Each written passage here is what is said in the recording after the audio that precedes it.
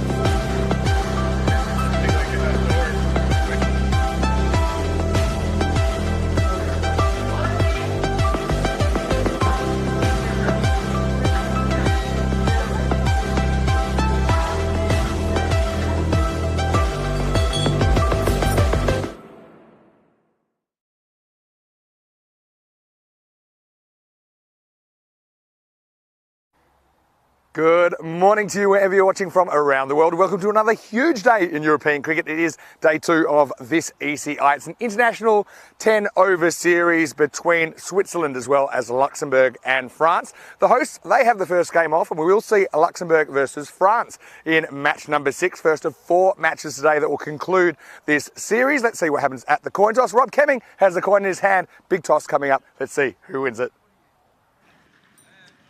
Heads is called. Tells it is your call.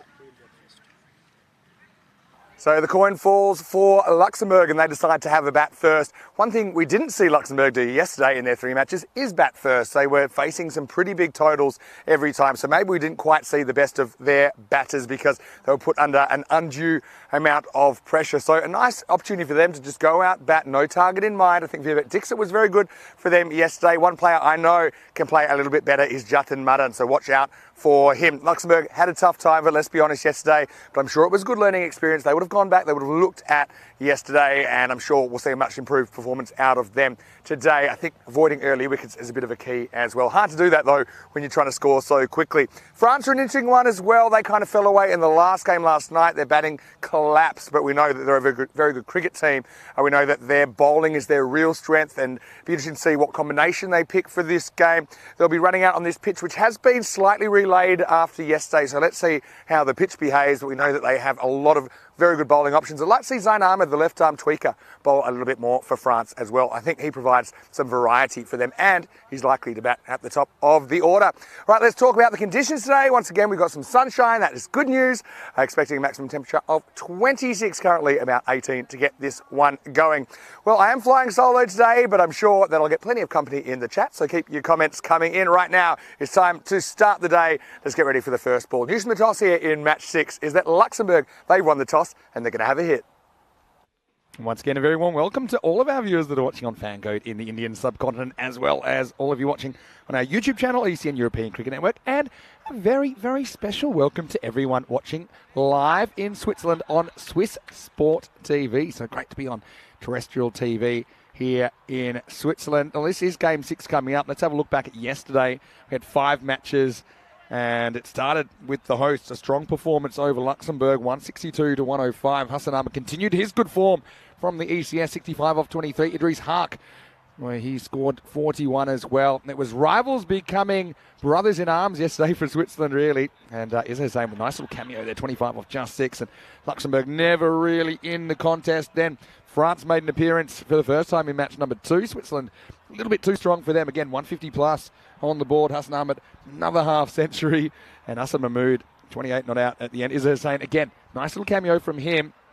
France, despite the efforts of Gulami with 46, Zain Ahmed opening the batting with 31, weren't able to get close. And probably flattered them that 17-run margin in the end, France. They were a long way behind in that game. But then France turned the tables as they met Luxembourg for the first time in match number 3. France putting 153 on the board. Bit of a team effort, bit of a collective side. Ahmed once again 40 off just 12. He was up and going. Jabakel 28 off 12 and Amjad 26 off 13. They were in some trouble at one stage, France. They were continuing to lose wickets, but they just kept scoring at a very good rate, and a very good partnership between Amjad and Jabakel there got them out of a jam. Switzerland then in match number 4 put some big runs on the board. 172, Osama Mahmood, one of the innings of the day, 78 off just 26. Izzah Hussain again in the runs, 42 not out for him. Luxembourg just couldn't go despite the efforts of Vivek Dixit, who was able to score a half century.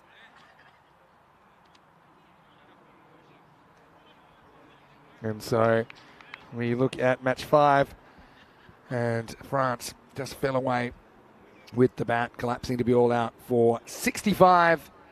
And they were bowled out within the 10 overs. It was all academic, really, as Switzerland chased down the score in the 7th over. Bit of a demolition job there to finish the day. So it's a case of the haves and have-nots, really, after day 1. Switzerland, it's possible but highly unlikely that they could be toppled at the top of the table. To do that, they'd have to lose both games today. They'd have to lose to France and Luxembourg, and France would have to win every single game today, and then it'll go down to net run rate. So it does seem a little bit of a foregone conclusion, but nonetheless, each game in its own right is a contest that both countries will want to win. Switzerland just playing twice today. France and Luxembourg will play 3 times. And Luxembourg in particular, I think they'll want to walk away with at least 1 win, and they'll meet France twice today. They'll meet Switzerland as well in the second match of the day. So let's turn our attention to this game here. We've got match number 6 on the cards, and it's going to be France who are bowling first up to Luxembourg. They won the toss and elected to bat. And these are the 2 teams. So France have got a very good bowling lineup, we know that. And you can see that we've got 2 Mungals in. You've got Ibrahim Jabakel, you've got Warnakul Surya in there as well. So you've got all 4 of their frontline fast bowlers. Warnakul Surya didn't have a great time in the first game. We didn't see him for the rest of the day. So Mustafa Omar, he retains his place in the lineup. So I'd like to see a bit more of him. As we get ready for the first ball, Luxembourg going out there. It's Vivek Dixit to face the first ball, and here it is. He just plays it out. And so a bit of an innocuous start to the day.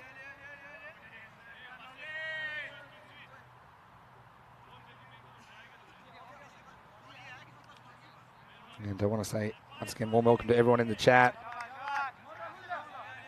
And Rico's already in Germany, I believe.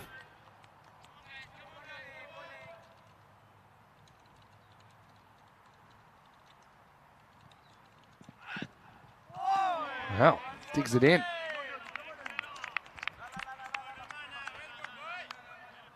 Let's have a look at this one. So yeah, I'm just testing out this pitch early. It has been slightly relayed. Yeah, it's a good bounce up. He's one of the few guys that can get away with that, Noman Amjad. Hello to Rob Thompson. He's taken aback at the amount of cricket I think that we're playing at the moment on ECM. It's all because people like to watch it. And if they like to watch it, I like to do it. Good end swing out from Amjad. This should be the first run of the day. Well handled by Usman Khan. He's a clever player, isn't he? We've seen him for Dra in the ECL. He's an ECL winner, which means we'll see him at ECL next year. The ECL is the Champions League of European cricket, of course, one of our 2 marquee tournaments during the year. Rob's excited, saying, well, let's go. Yeah, let's go. Why don't we get a bit interactive in the chat? Who's up early here? Who's up for this contest? No, Luxembourg are after 3 losses yesterday. Ed Packard, former Gibraltarian international, gets one upstairs. Well, here's the thing. If that's above the shoulder, it's no ball and it's been called now. Yeah, so let's have a look at it. Is it above the shoulder? Yeah, it is. So Amjad, who bowled a roller yesterday, now he's getting the ball to go upstairs, and it's a correct call. And the Packard will get a free hit. Something about these French trousers. I noticed this last time in Malta. The pockets come out. So you see it flapping around at the moment. Here's the free hit. Oh, it's high. Doesn't matter if it's caught or not. I'll be leaving this one alone. suppose Jackson's got the gloves. And then not the best throw I've ever seen with the new ball. And Packard's off the mark with your skied keeper catch. Well, that's cricket in 2023, ladies and gentlemen. Tell you what, I wish I got a run every time I hit one straight up in the air. These guys have it too easy these days.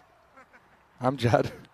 He's the one guy I think actually bowled with decent rhythm on this pitch yesterday. It kind of threw a few of the international players. As you can imagine, it is kind of a unique situation here in Switzerland. It's a beautiful field, but there's no pitch. So the pitch is a kind of an improvised solution. Wooden boards with carpet over the top. Another good in-swinger. Soft hands from Dixon who just gets a single.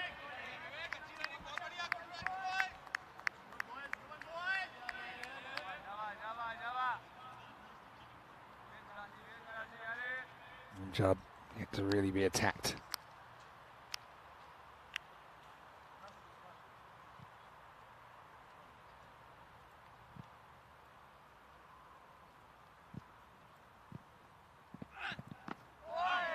Slides in, getting this new ball to swing, isn't he? Noman Amjad as we get to the end of the first over of the day. And the score is 5 without loss, so pretty quiet start.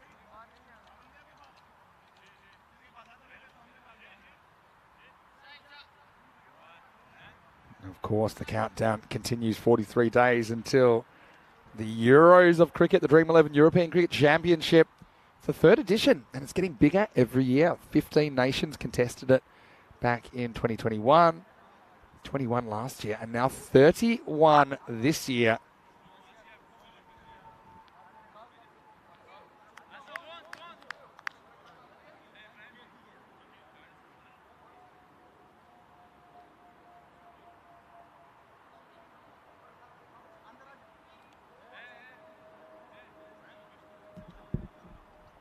So, as he gets the second over, looks like this is Rahmatullah Mangal who's going to bowl it.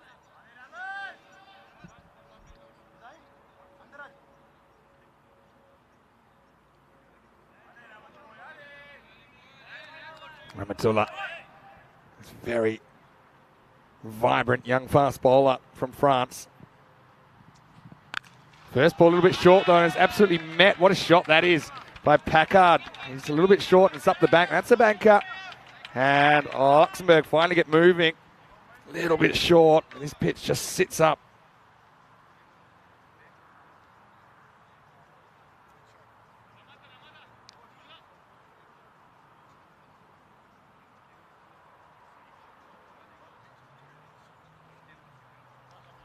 Mangal probably needs to go back to plan A and go Yorker.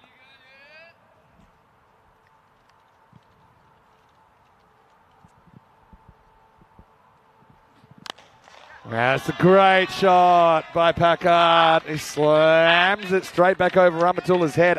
Maximo. Now that's something you don't see very often.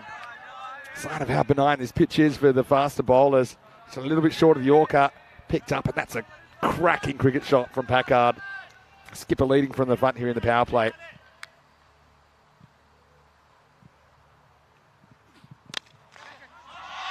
Now another boundary through the offside this time, and Packard lighting up the second over. Rahmatullah back to the drawing board for him. Look at the length of this. Again, it's not quite the Yorker, is it? It's probably a metre in front of the front pad. And that's a brilliant shot in any format at any time. I think Packard will be clipping out these 3 balls in a row. Rahmatullah Mangal is one of the best young fast bowlers in the whole of Europe. Okay, sure, he's running in. He's bowling on what looks like an ice lolly stick. It's not easy for him, but that's brilliant batting by Packard. It's be a wide. Well, this is for off the pitch. I didn't see it myself, but the umpire's a lot closer than I am. Check it out. Yeah, I mean, unless you're 100%, I'd like to see these called wide. See what we can pick up. Yeah, maybe. Doesn't quite feel right though, does it? It's going to be a free hit now. And Mangal's already having a tough time of it. Packard, the free hit specialist, gets another go. It's a bit wide, I think. Full wide. And yeah, straight over the tram line. So Mangal thinks he might have snuck that in, but I don't think so.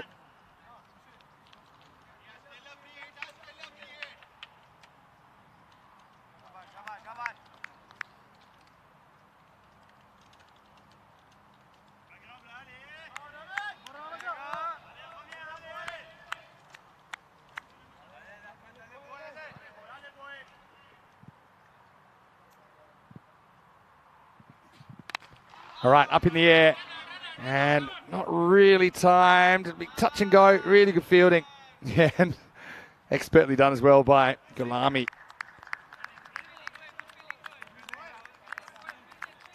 Have a look at that again. That's the power play for you. Very few outfielders. Then watch Gulami just quickly get that foot back inside to make sure that it's not going to be four. Oh.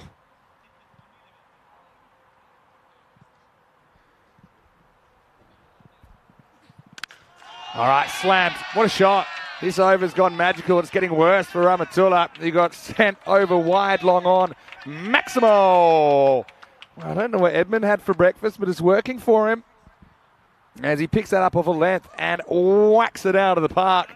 And this is more like it. Luxembourg, I said it before the match, they're batting without any pressure here because there's no target. Every time they've been chasing 150 plus, now they can just go out there and bat. And we're seeing a bit more of what I thought we might see from their openers, in particular Packard.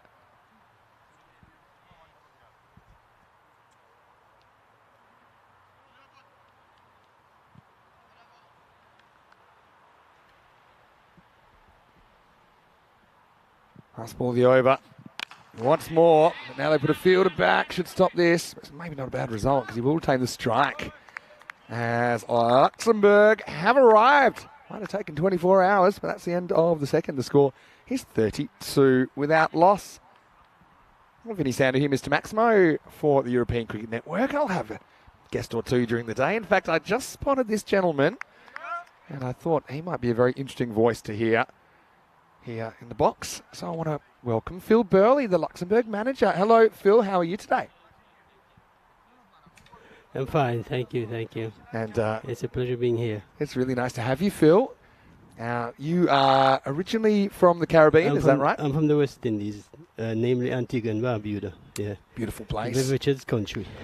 My favourite player growing up, when I first watched cricket, it was West Indies touring Australia in 88, 89. So kind of in the golden years, if you like, of yes, indeed. the West Indies. Here's Amjad coming back for a second over. Don't think this grabs anything down the leg side. Anyway, tell us a little bit about this Luxembourg squad and how you're feeling after day one. Obviously, it wasn't really the day you wanted yesterday, but how are the boys feeling this morning? Well, the boys are feeling a lot less pressured today. Yesterday being the first day for just about all of them. And it was kind of hard. Bowling on this pitch for the first time, it's a difficult track to bowl on. It's different, isn't it? Yes. Yeah, but they're getting the hang of it. And we just came out here today to play fancy free, or the footloose and fancy free today. Yeah, because we're not under any pressure right now, so I think it's a good thing we feel relaxed. You're batting first as Yes, well, yes, because I think it's a good toss to win. Obviously, you're chasing yesterday. It's a bit lucky for Packard that doesn't go onto the stumps actually. But I mean, obviously Edmund, he's a great pickup for you guys. Yeah, he's a very good player. He's kind of short of runs right now, and this morning we had a little discussion, and he said, well, he's just going to go for it today, and he's doing that.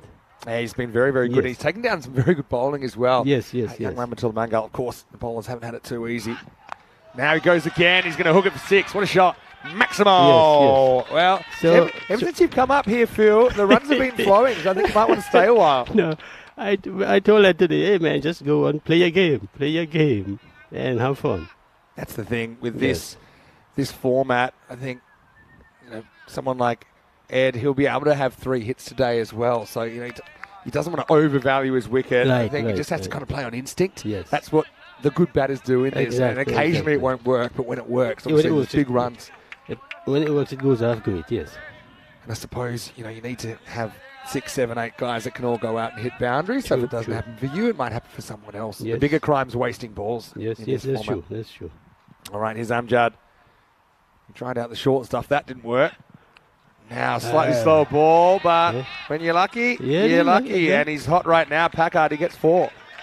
Flash and you flash hard. Yeah, that's right. You can tell he was deceived by the lack of pace. But in the end, like I say, I think batting, 90% skill, 10% luck, but don't dare try it without the 10%. Exactly. So tell us a bit about your background in cricket then. Well, I played cricket as a schoolboy. I left my country when I was just as I left school. Okay. And I didn't really play any cricket for about 25 years. Is that right? Yeah, yes. I went to the States, and then I came to Europe, spent some time in Europe, then I went back to the States.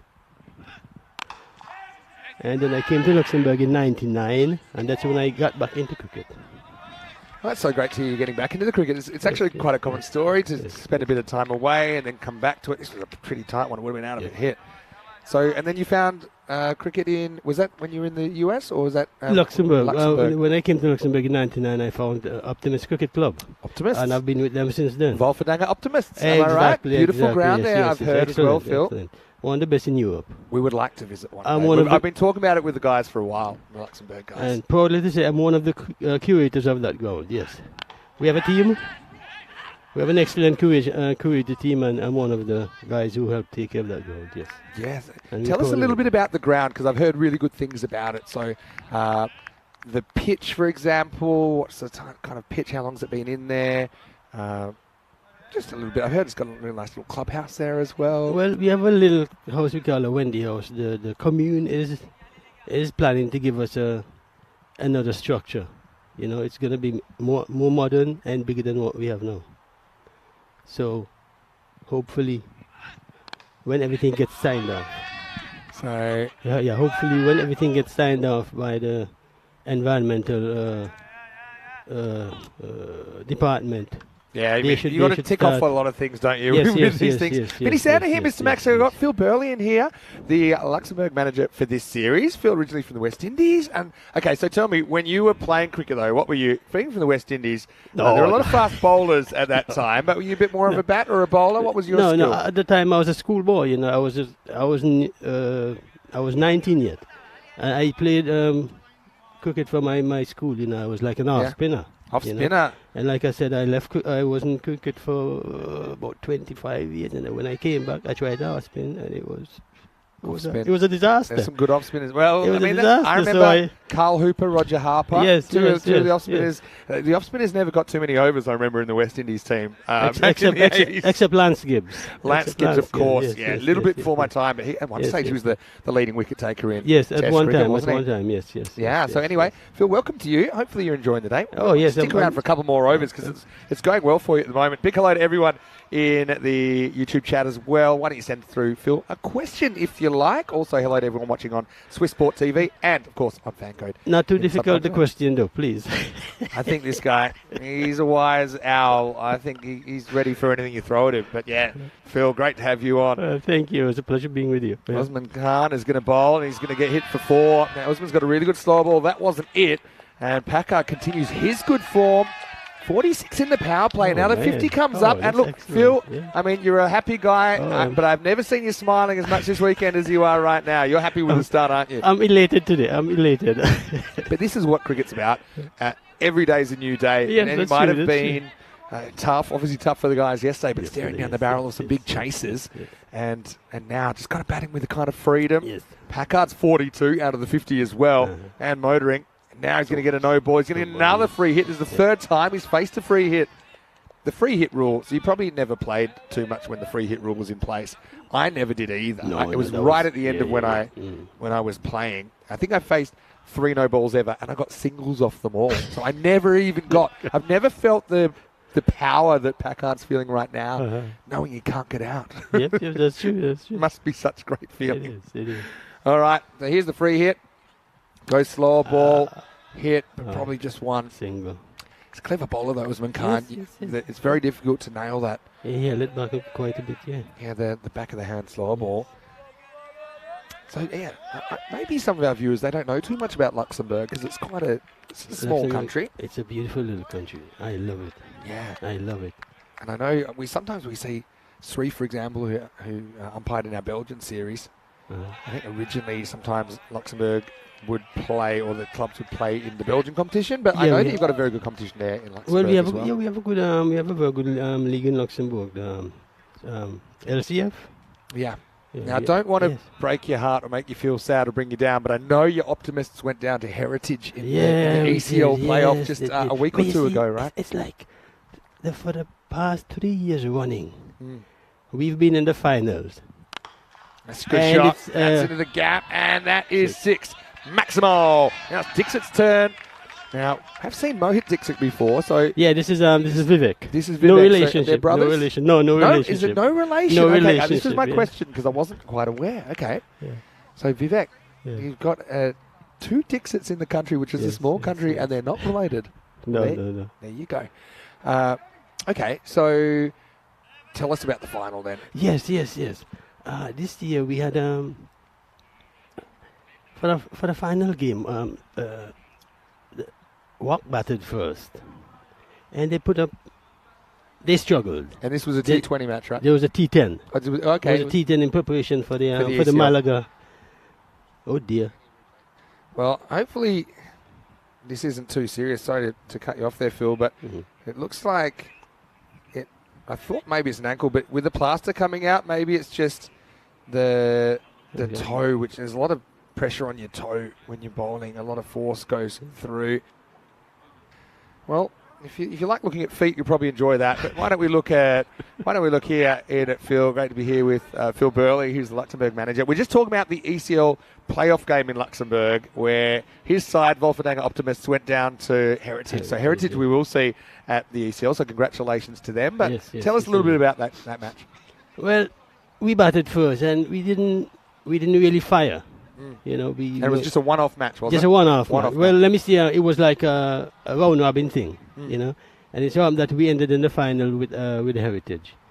We batted first. We didn't bat too well, and then after we got out, the weather started looking Started real. to turn a little bit. Yes. And Yeah. then eventually Heritage started batting, and they were like ahead of the run rate. Yeah. You know, and the heavens broke loose. It happens, and Yes, especially yes. one-off game. I It often was think like- if it it was like gets to the final, it'd be good if it Yeah. was the best out of 3. I think Yes, just yes. with so much on the Yeah. line, but I know that's the nature of the game. Yeah, but the thing is, we played against Star. Star went to, and Star we have beat been Star to ECL twice, Yes. right? Yeah. We beat Star to get to the final with Heritage, Yeah. and then You must have been confident. we had we lost, you know, rain affected game, Mhm.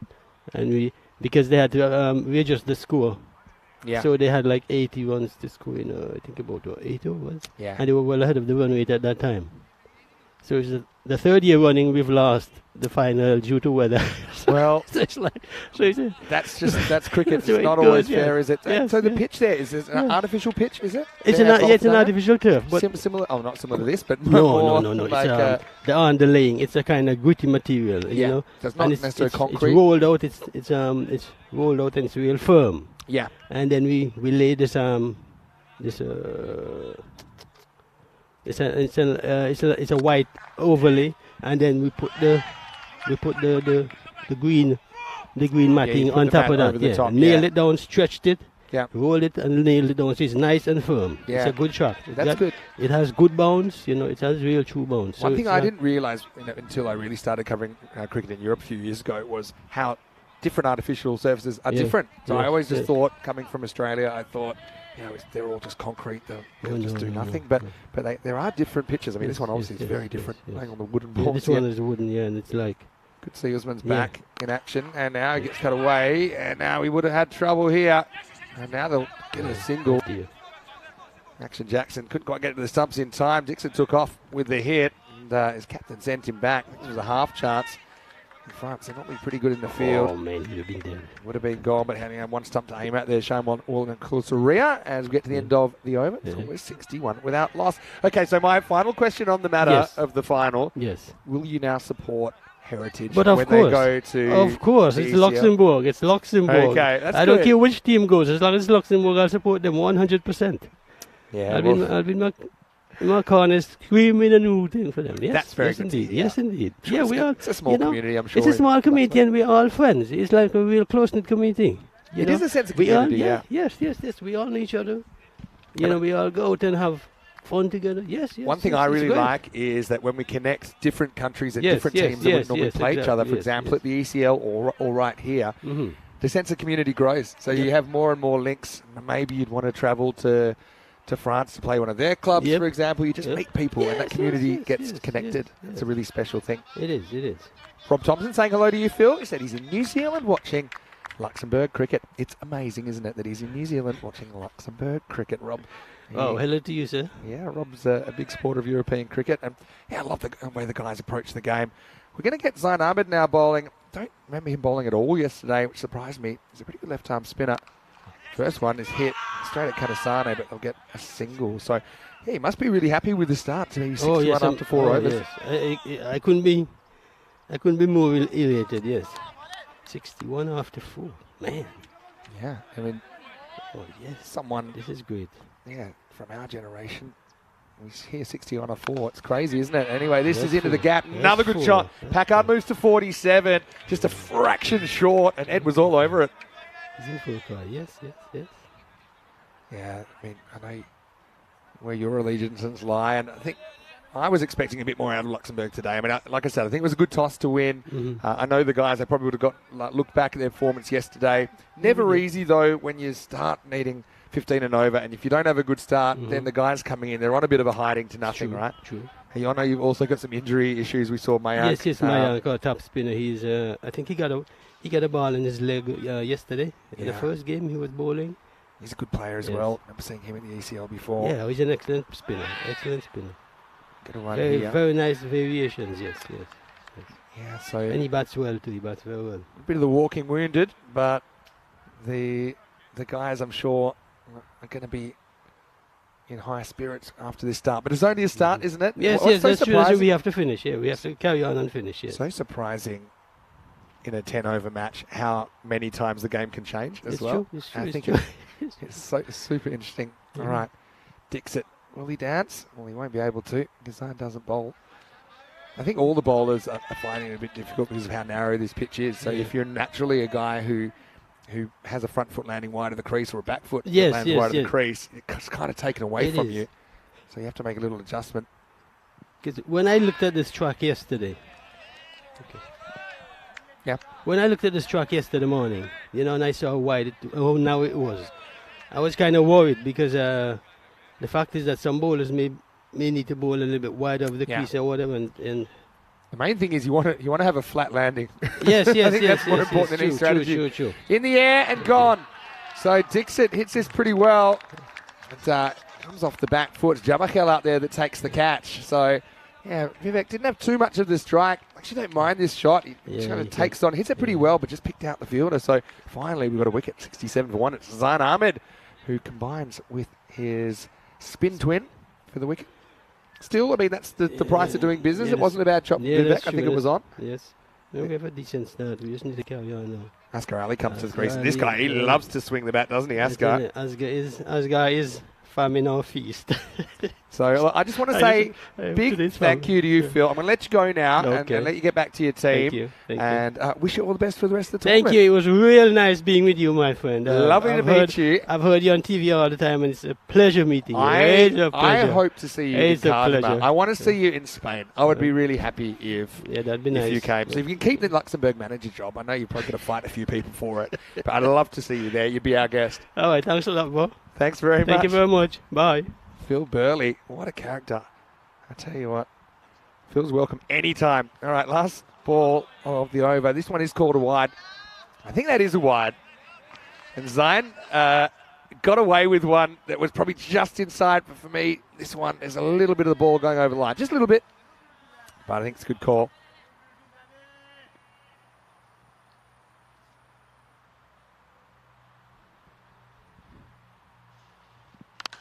Launch from Asghar. That's how you get off the mark. Maximo. And so, yeah, new day, new Luxembourg as we get to the end of the 5th over. It's 80 for 1. Vinny Sander here, Mr. Maximo for ECN. And what a great 2 weeks we've had. I've got to say that I've had plenty of guest commentators, but I've also had some regulars. We had Andrew Leonard, we had Rico, we had Jason yesterday, but I also want to take a serious moment now to think about the chairs we lost along the way.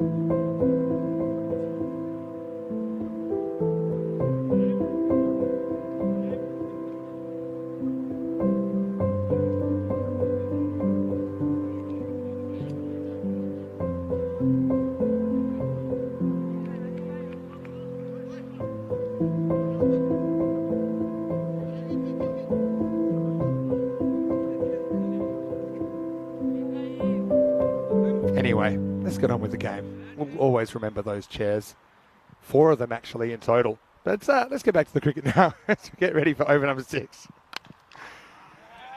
Yes, the old chair saga. And, I mean, Lenny broke 2. One of them, I think, is no longer with us. But there was a 3. And Jason, he was the quickest to break a chair, breaking only 14 balls. Right now, it's Packard who's going to get to his 50. And great innings here for Ed Packard. And you heard what we heard the instructions were for Ed to just say, go out there, bat. That's what Phil was saying to us. Don't think too much. And Ed just hitting the ball really well now. 54 and 22 balls. He's hit 5 Maximos, 4 fours in there. Good knock. Jamakel, the offie's on now. And so Luxembourg certainly more than competitive. The other thing is, if Luxembourg were to win this game, then it is confirmed that Switzerland will win the trophy. Because France, to have any chance, they'd have to win every game today and hope that Switzerland lose to Luxembourg.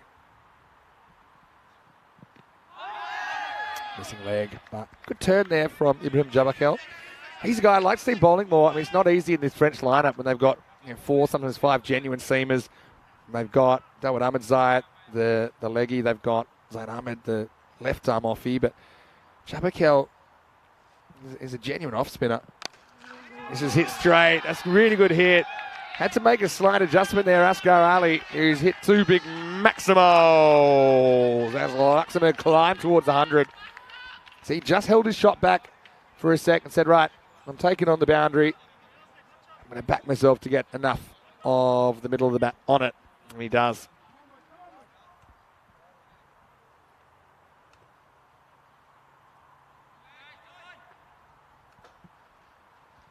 What does Jamakel do here?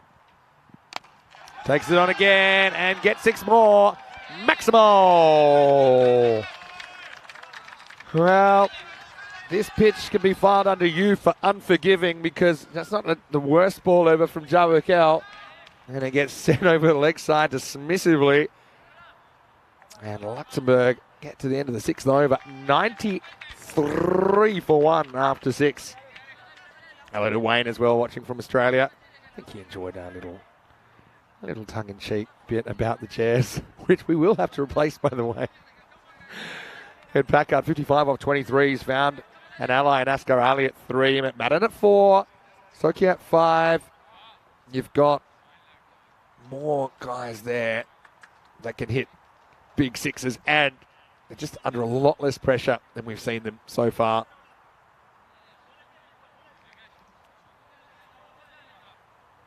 So Ed Packard now.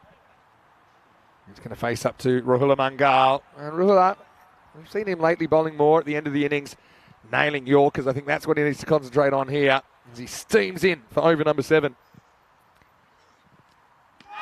Oh, is there a little nick on this? Maybe not. Maybe it's just the back pad.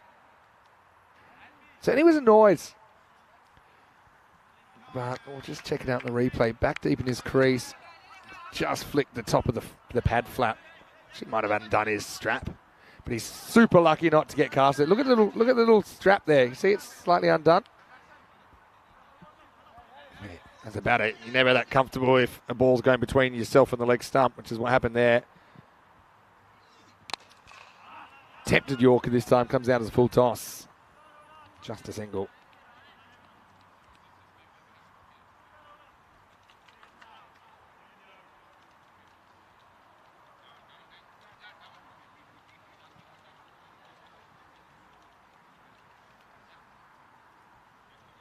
Asghar to face up. Again, tempted Yorker, gets it wrong. Margin for error is next to nothing here in St. Gallen. This turns out as a low full toss, and we've seen a lot of runs flying that direction when the Yorkers are missed on the full side. Nice timing there from Asghar Ali. 22 off just 5. Yeah, looks like we've got some of the Swiss guys arriving. Just spending a bit of time chatting to some spectators around. Of course, Switzerland will be playing in the 2nd and 3rd matches today. That was a better Yorker. Shot it onto the foot. Rahula comes in. The world's slowest flick hits the stumps. France love their cricket. They love playing this format of the game as well. That's the length I think you've got to concentrate on. If you get it wrong, you get it wrong. Doesn't mean that the plan's wrong. It's just in the execution.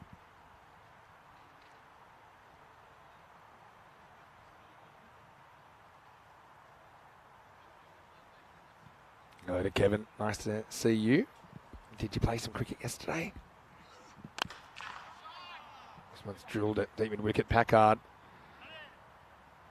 making a huge difference. The difference of someone stepping up and playing a big innings. I don't really know what the highest score for a Luxembourg batter was yesterday. I suppose it was the 50 by Dixit, but that was kind of in a losing cause. Apart from that, we're kind of talking 20 odd.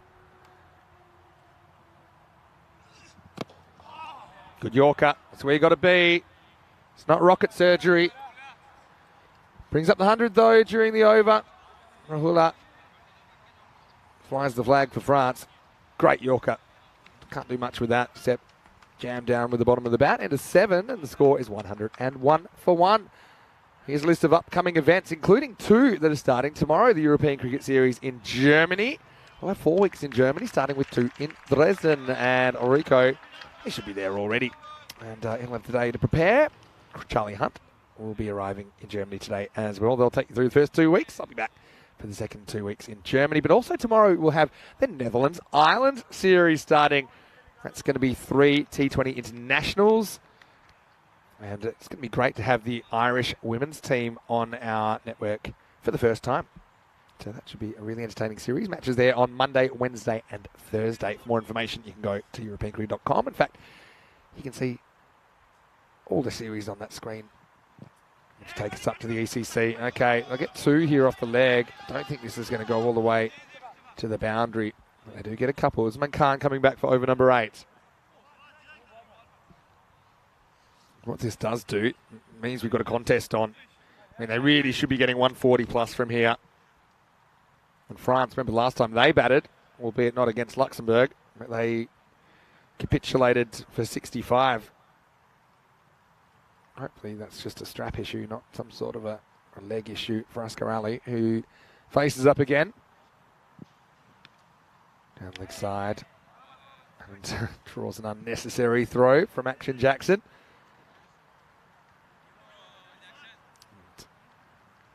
Usman starts shaking his head. It's rare that he doesn't locate that slower ball.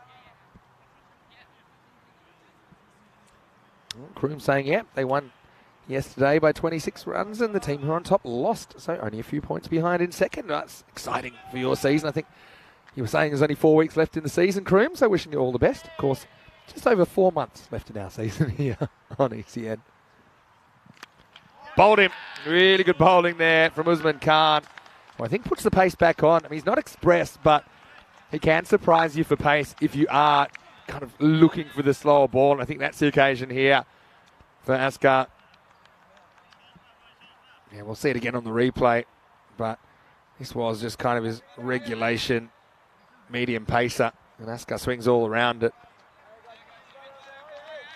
Well bowled by Usman as France fighting back, and the score 104 for 2. This will bring Kamal Sokia to the crease, and he's batting 4, so he's batting ahead of Jatin Madan, who was listed higher. And they think that Kamal is the man for the job here in the 8th over. Here's Usman. Well, this could be trouble in the air, and it's straight through the hands of Mustafa Omar. They're going to come back for 2. I think he's just got home. I'm going to have a look at this because I don't think it's the best backgrounding I've ever seen. Omar just couldn't locate it. Again, Jackson takes the glove off. I'm not sure why. Oh, just down in time. It felt like a plonk, didn't it? But I think you can see it's just in time. A quicker throw here as well.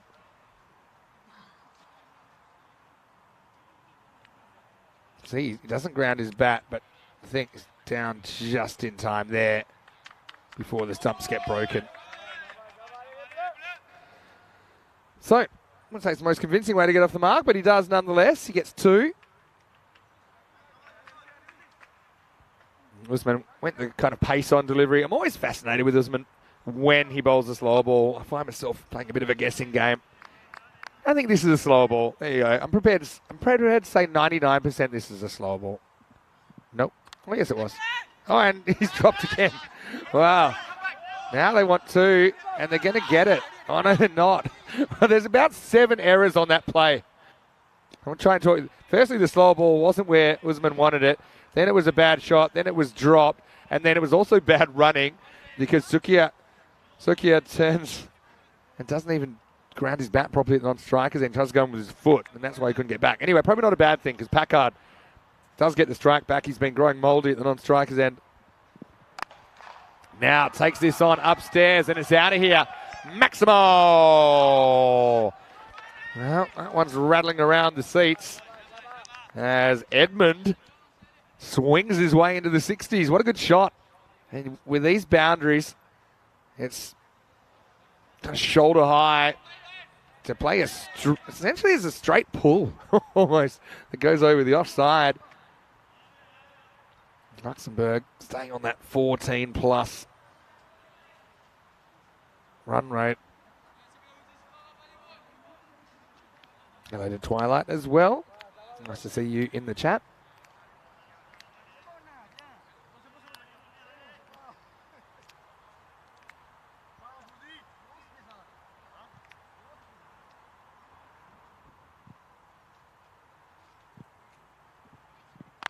Last ball of the over. It's a really good shot. Really good shot. Goes and fetches it from the tram line and puts it over the leg side. A little hint of premeditation as Packard moves to 69. And also, it's the end of the over. 119 for 2 after 8. Excellent shot from Packard. Leading from the front here. Luxembourg. Look at new team here on day 2. Beautiful weather, as you can see in the background. Currently 21, but heading for a maximum temperature of 28 degrees. Wayne in the chat saying he's going on holiday for 2 weeks, and he's just put in where he'll be staying. That looks very nice. Surfers Paradise in Queensland. Nice choice, Wayne.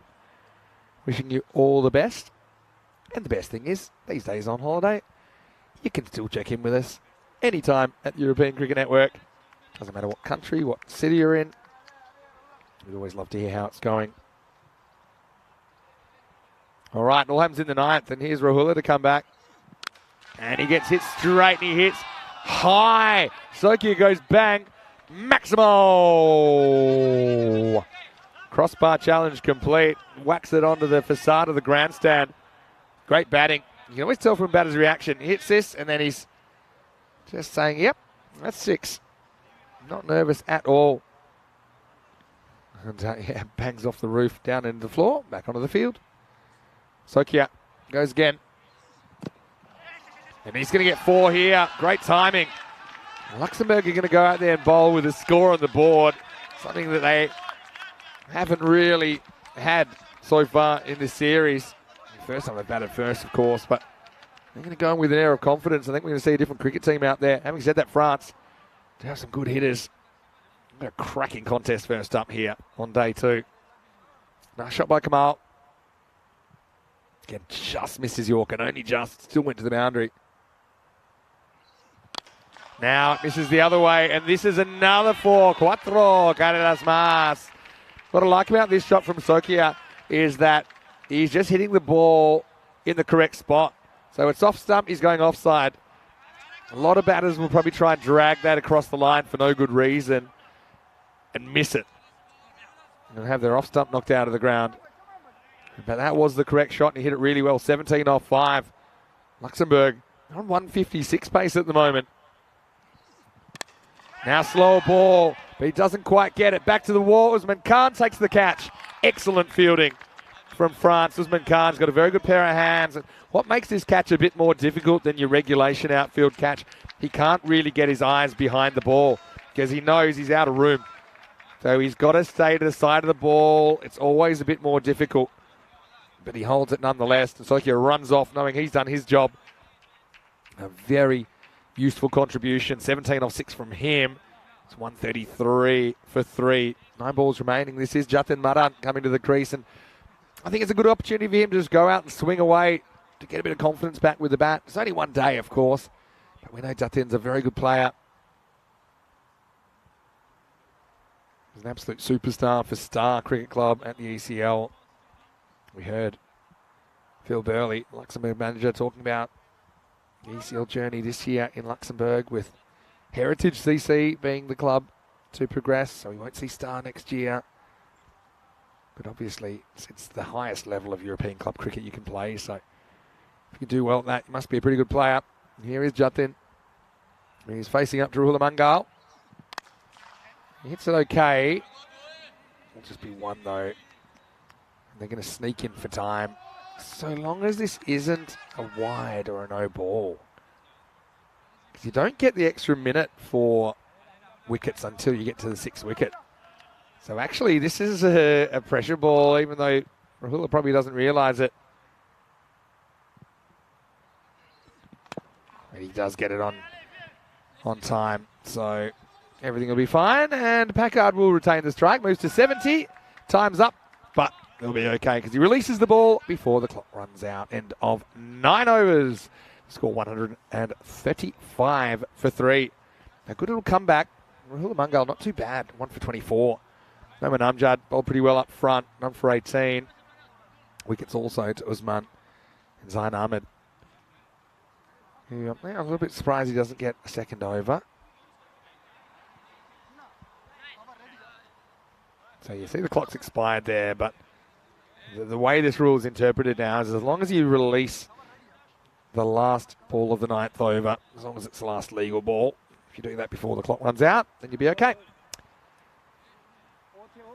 So 6 balls remaining. What can they get to? 150 plus, I'm sure, is what they're looking for. Packard. Really nice to see him just bat with a bit of freedom. No real pressure on him. And he's struck 70 already. More to come. Hit straight. Hit well. Hit for 4. Good batting.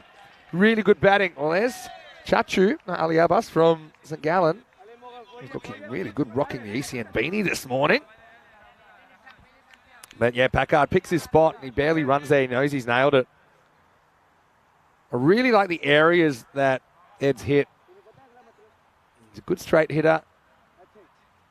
Rahula, though, he kind of opens up that Pandora's box by not bowling it right up at the toes of the batter. Allows him some length to work with.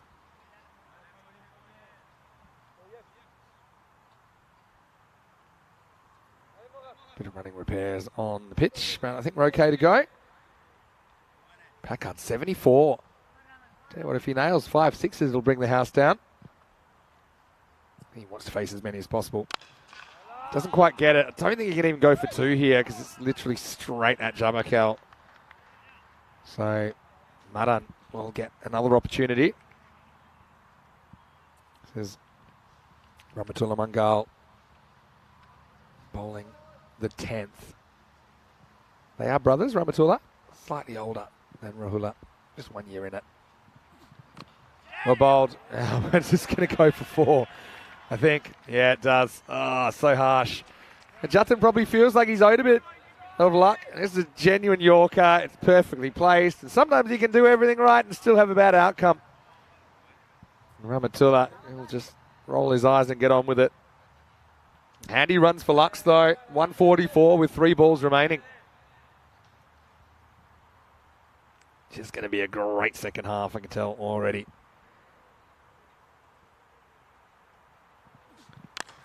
Now, a bit of length.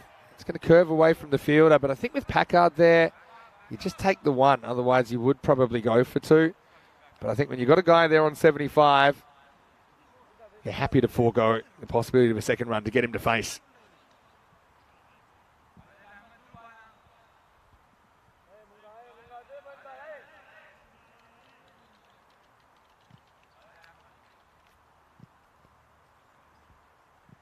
Two to come. Full toss and out of the ground. Maximo! Little errors, big consequences. That's been the story for bowlers all the way through this 2 weeks. Packard maybe makes that a bit more of a full toss than it was by going on the march. And Edmund finds himself in the Grady 80s with the ball to go. And here is the last ball. Pretty good Yorker. Gets it away. They'll go for 2.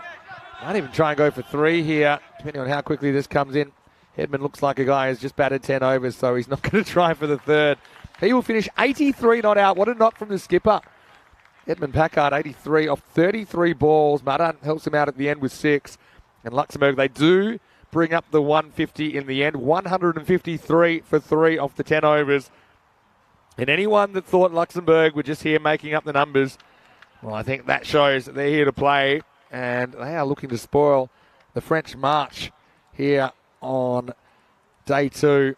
Fantastic individual effort from Packard. But the other batters complimented him nicely as we look back at the highlights of the first innings of the day. Luxembourg winning the toss. Packard elected to have a bat, and he batted really well.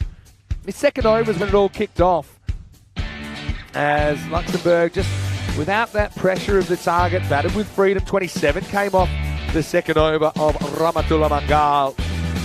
And it was the captain, Edmund Packard, doing the damage. Had a bit of help there from Vivek Dixon, who played some nice strokes as well. Didn't have a lot of the strike. Eventually he holed out 13 off 12, just at 1 maximo for Vivek. Well caught by Javakel in the deep. Askar Ali came out. He was swinging it and eventually swung all around that one, but not before a pretty handy 26 runs with 3 sixes and a 4 for Askar. Kamal Sukia came out. He also was supposed to live a little bit dangerously early, but he played some good shots as well. Usman Khan again with that expert slower ball, but it wasn't one of his better performances. That was a nice one. Really like that. Just worked through the offside. How about that? With just a tiny little error from the bowler that cashed in. Usman Khan eventually ended the knock of Sukia, but not before. Nice little cameo of 17. Madan came out, but it was Packard that marched onwards and upwards in this last over. All the way up into the 80s, and he gets Luxembourg over the 150. Well, the shoe's on the other foot today for Luxembourg. Instead of chasing something 150 plus, they'll be defending something 150 plus. To be exact, it's 153 on the board. Great knock from Packard. 83 not out for the skipper, the former Gibraltarian, doing the job for his adopted nation. 8 Maximos, 5 4s in there, striking it over 250. Dixon with 13 up front, 26 for Askar Ali, and Sukia with 17. Nice little cameos from them as well. Madan, not too bad from him as well. Did his job when he came out late in the piece. France then, they're going to be chasing a bunch, and we know that last time they batted in the series, they only made 65. But the funny thing for me is that when these two teams met in match 3, do you know what France scored? 153. Exactly. So if they do that again, we'll have a golden ball. Look at the bowling figures. Amjad was decent up front, but didn't break through. None for 18 for him. Wickets for Usman Khan as well, Zain Ahmed and Rahula Mangal. But they had a hard time keeping the Luxers quiet. We'll take a break.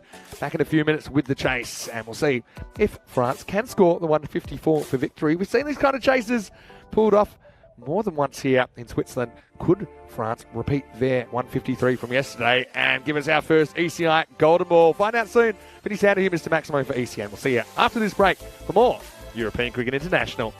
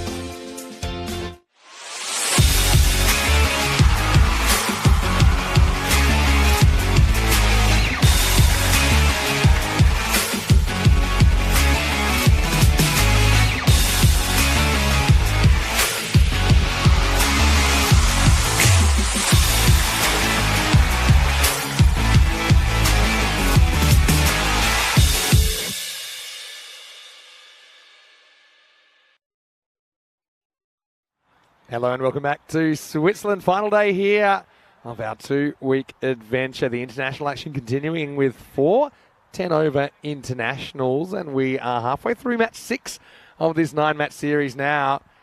And this should be a cracking second half because Luxembourg, who were disappointing yesterday, but they've come out and they've been undisappointing. They've got 153 on the board off the 10 overs, 154 the target for France. So we're going to have to bat very, very well to take the points in this one. That's Zain Ahmed, who's ready to face up the left-hander. We saw promoted to the top of the order recently in the Valletta Cup. It's been a pretty good move for them. Also gives them the flexibility of his left arm spin in the lineup. It's Mukhtar Ali Ghalami at the other end, a.k.a. the Beast. And it will be Milad Momand to get going. And let's go. First one will be a single. France, coincidentally, when these two teams met yesterday in match 3, they won 153 to 86. France batting first on that occasion. And if it was 153 again, that France scored, and we'll have ourselves a golden ball. Rob with a very, very astute comment in the chat about the scenarios in the second innings. Roman gets angled away, using the pace. Not sure if this is going. It does go in the end. Wow. Couldn't really get down. I think they probably should have been stopped. Again, have a look here. He goes with the foot, but if he dives hand first, then you stop that. Askarali just tries to get over and back heel it. That's going to be a boundary, and Mukhtar Ali Ghalami's away.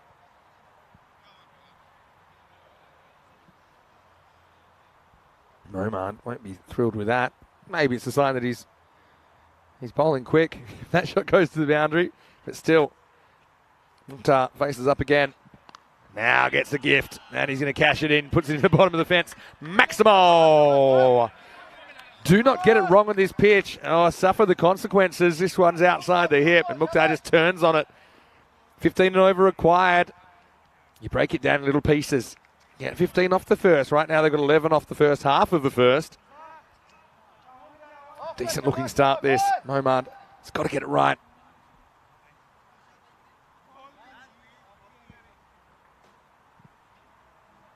Maybe this is golden ball type score. On this field, we've seen a lot of runs scored. Over 14,000 runs in the ECS.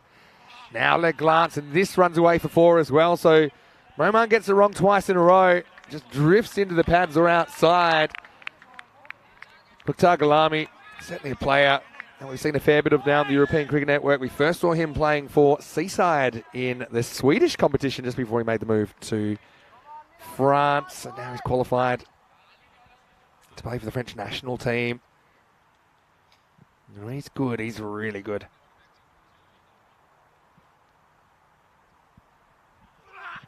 Again, probably a bit straight, but it'll just be a single this time.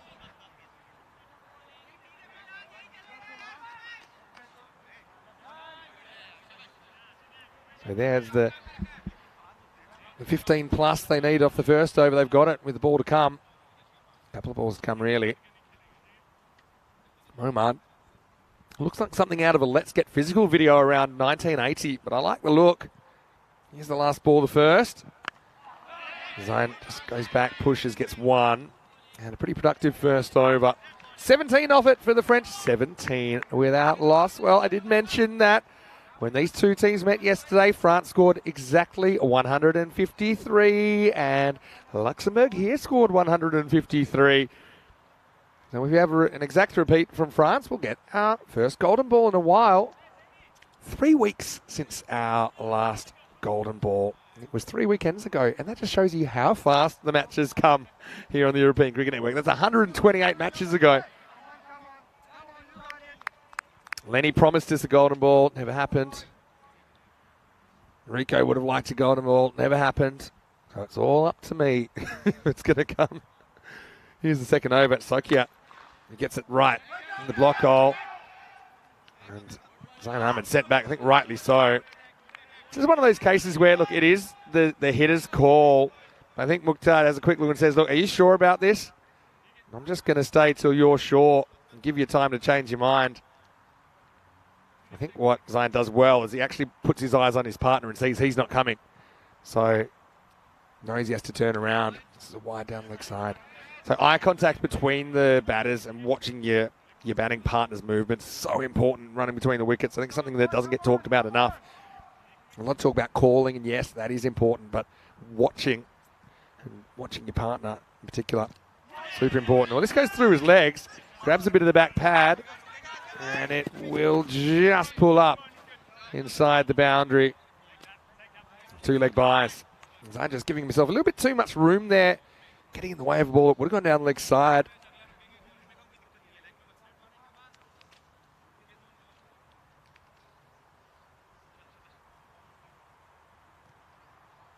Sukia. Just be a wide. Now, we were calling Sukia ankles yesterday, and the reason was that he was making us nervous because he does like to kind of get wide of the crease, but look at where his feet land. Still making my eyes water. I'd like to see him just get a bit closer to the stumps. Oh, there it is. Called it. This is almost a no ball back foot as well, because does he get any of the pitch? Maybe gets a touch. Yeah, so it's not a no ball because he touches the pitch, but only just. And here's the thing, the bowler's not really aware of how wide he is. We can see it. Now, it'll be just 4. But yeah, he's creeping towards that sideline. Actually a pretty good ball considering he slipped over. Got drilled straight back down, and just happy it didn't go in his general direction. Yeah, better, but not a better result. This is 4 as well. So, Sain Ahmed keeping his cool amongst it all. Yeah, it's very easy for us to see where he's landing. I don't think he has that awareness because you're not looking at your feet when you're bowling. But maybe we should know that from yesterday and going back and watching where his feet were landing. Now another wide. They'll get another one as well. So Gulami will steal the strike back.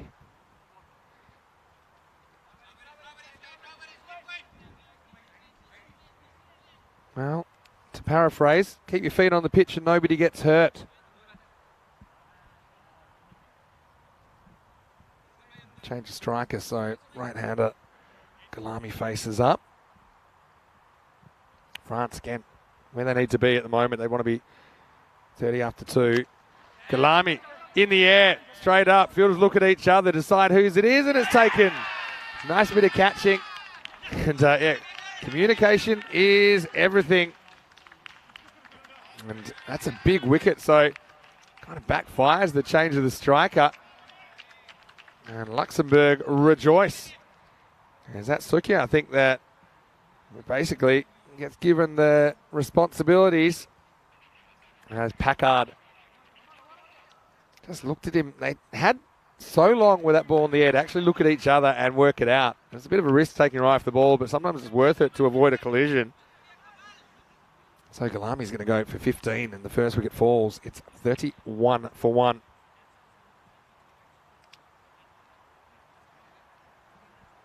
Yeah, Gulami just didn't quite get that in the middle. Maybe slight leading edge. Went very high.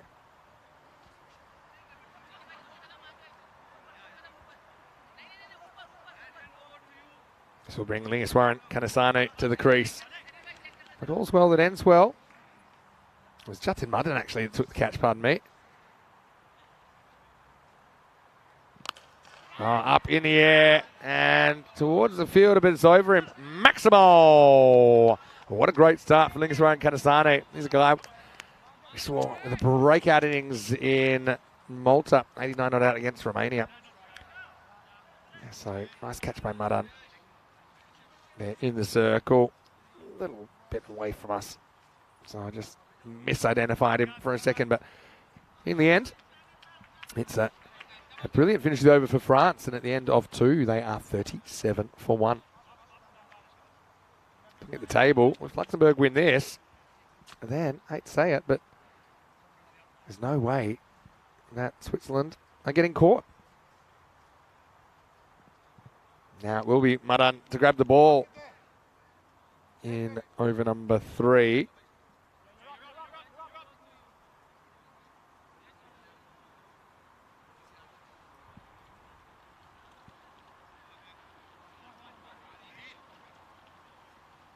The left-hand, right-hand combination stays in effect. Madan, who is a Golden Ball hero back in the ECL when they edged out Helsinki Titans in a thriller. Shot. Really good shot from Zain Ahmed. Slightly over-pitched. Or slightly under-pitched for a Yorker. That's going to rattle around in the seats before being spat out by the grandstand.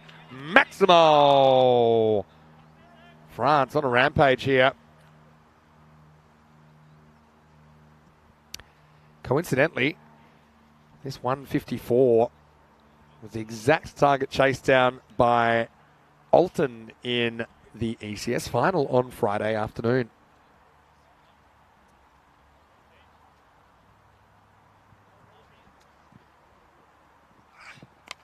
Now it's going to be more runs. That's going to be 4 more. Good shot selection from Zain Ahmed. Madan bouncing it, which just isn't a good plan. Excellent batting though. Doesn't really bowl a Yorkers.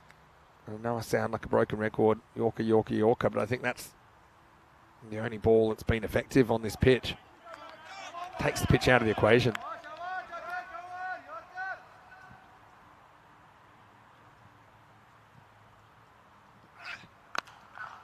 Hit and 4 more. Excellent batting again. There's length to work with, isn't there?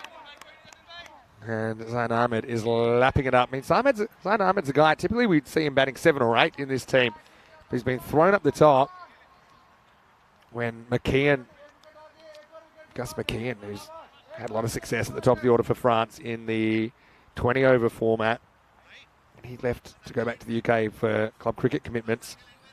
He's really taken that opportunity on, Zain, and it's had another dimension to his game. Oh, he's dropped him. Oh, he just knocked it up. Let's have a look at it on the replay. This is a bit too close to play that shot safely. Knocks it up. Tries to grab it on the second opportunity. Asghar Ali.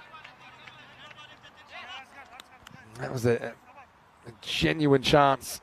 Zain Ahmed dropped on 26.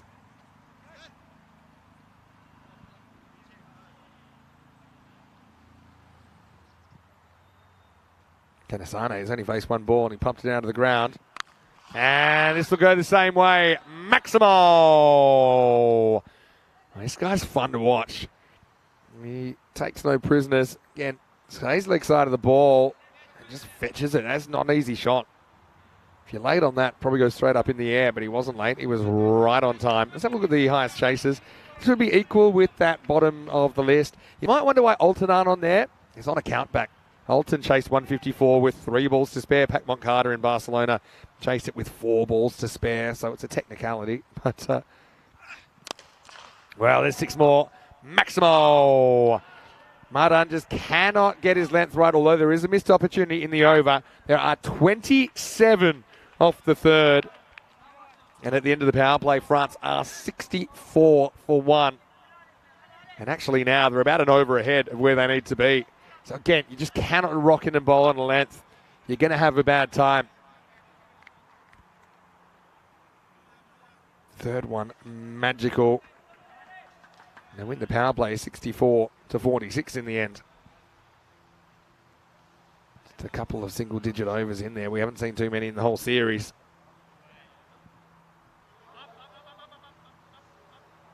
Change of bowling then. It's going to be Asghar Ali Khan to bowl over number 4. There's Asghar Ali and Asghar Ali Khan in the lineup for Luxembourg. This is Asghar Ali Khan. He's going to bowl to Zain Ahmed. Both these batters looking very, very confident at the moment. Goes up. Does he get the distance? He does not. And Dixit takes the catch. And a little bit of the boogie, oogie, woogie from Vivek Dixit as well. Zain just doesn't quite get it in the middle of the bat. New bowler, so maybe not quite timing him up. Miss hit brings about a wicket, and it's an immediate strike. And a little bit of the surfing on grass there from Vivek Dixit. And you can see Askar Ali Khan, he's thrilled about it as well because Zain Ahmed, he was looking dangerous, but he has to go for 27 and the score is 64 for 2. Just what Luxembourg were after. You know this French team, they're pretty good at continuing to score heavily even when they lose wickets. Kind of went off the rails yesterday in match 5, but apart from that, in fact, in this very game yesterday, match 3, when these two teams met, France, they lost wickets, but they found a way out of it. It's always a bit different when you're chasing. Usman Khan comes out at number 4. Again, he has now established himself as a genuine bat. In addition to the overs he provides with the ball and his very clever slower balls.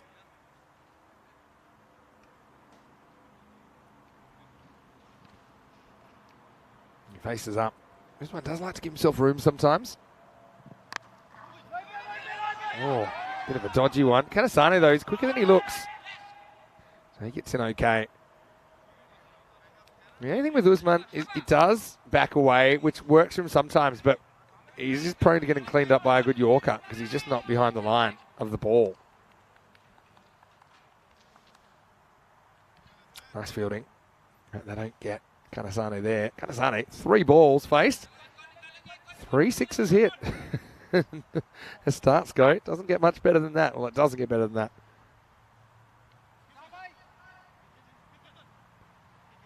Liking the fact Luxembourg out there having a bit of fun as well. Always a lot more fun with 150 plus on the board. Vivek with a little twist again manoeuvre after taking a good catch. This is fairly full, hit straight. They pitched the straight fielders, so it's very hard to hit between them. It was well cleaned up by Jatin Maran. You can see the field. Got the soccer stadium, or the football stadium across the road. We can have a camera that goes the other side of the grandstand, but there's so much going on behind us as well. There's the football fields, many practice fields, a mixture of artificial and grass. There's even American football I saw last night. Kanasane just changing his bat there. Wouldn't have wanted to do that after he's whacked 3 sixes, but see that one just might have cracked it down the bottom.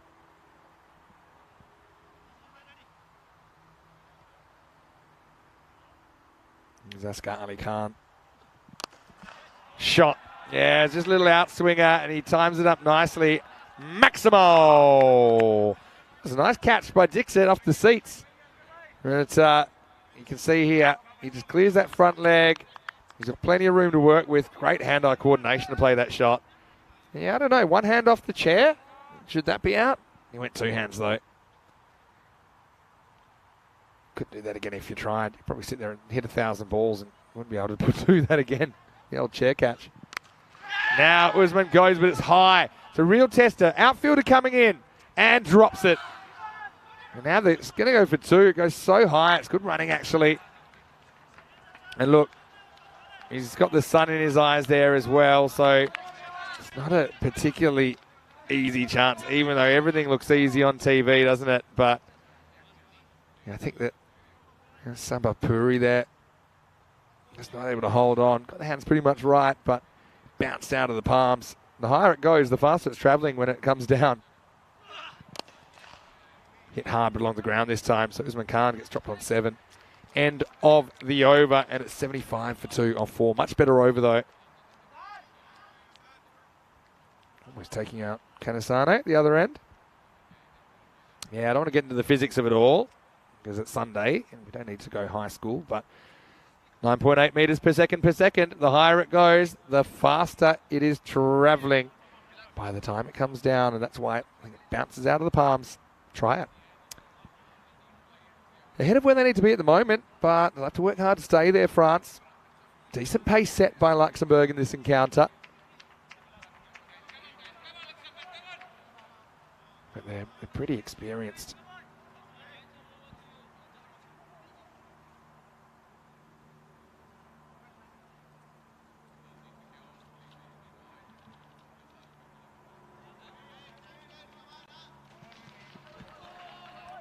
So now we're going to get Vivek Dixit with the ball. So a little bit of a change of pace here.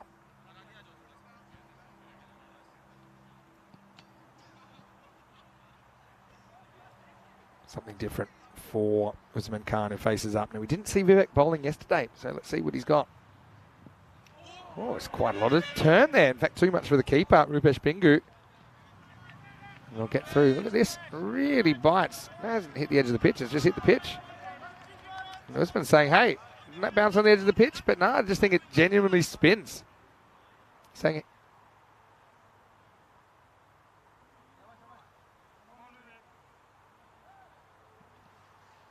So I think Usman just querying it, but it seemed to me like it was a fair delivery.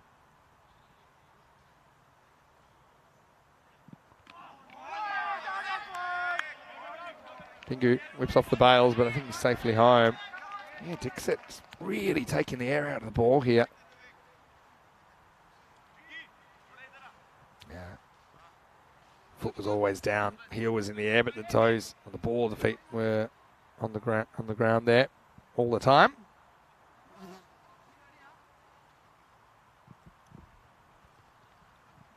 Yeah, so surely you're coming at Dixit here if you're Kanasane. Times him up. Does he get enough? Touch and go. And 6. Maximo. And the thing that saves Lingiswaran Kanasane here is he hits into the gap. If there's a fielder right on the rope, I think he catches it. But when you're running around the rope, you never quite know if you're inside or not. You can actually see here that he ends up kind of a metre inside, which makes all the difference. And he's also worried about his teammate coming around in the other direction. So France catch a break there and get 6. That's 4 sixes now to Kanasane.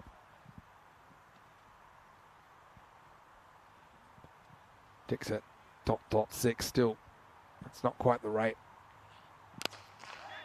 This is hit hard. In fact, it's going to go for 4. It's going to be a no ball for off the pitch this time. So this one looked like it was going on that line, that it might be off the pitch. You won't be able to see it there. And it was hit pretty well. Again, we'll see it here. I mean, for me, that does look, even though his head's slightly in the way, it looks like it's hit the dark green, which means it's no ball. So that's actually a bonus. It'll be 5 plus a free hit now for Kanasane. These guys, they'll run hard. Won't matter if it's caught or not. You'll only get 1. This one doesn't go too far from the bat, maybe 20 yards or so. So have a look at that rate required. France only needing in the 12s now after this very, very good start.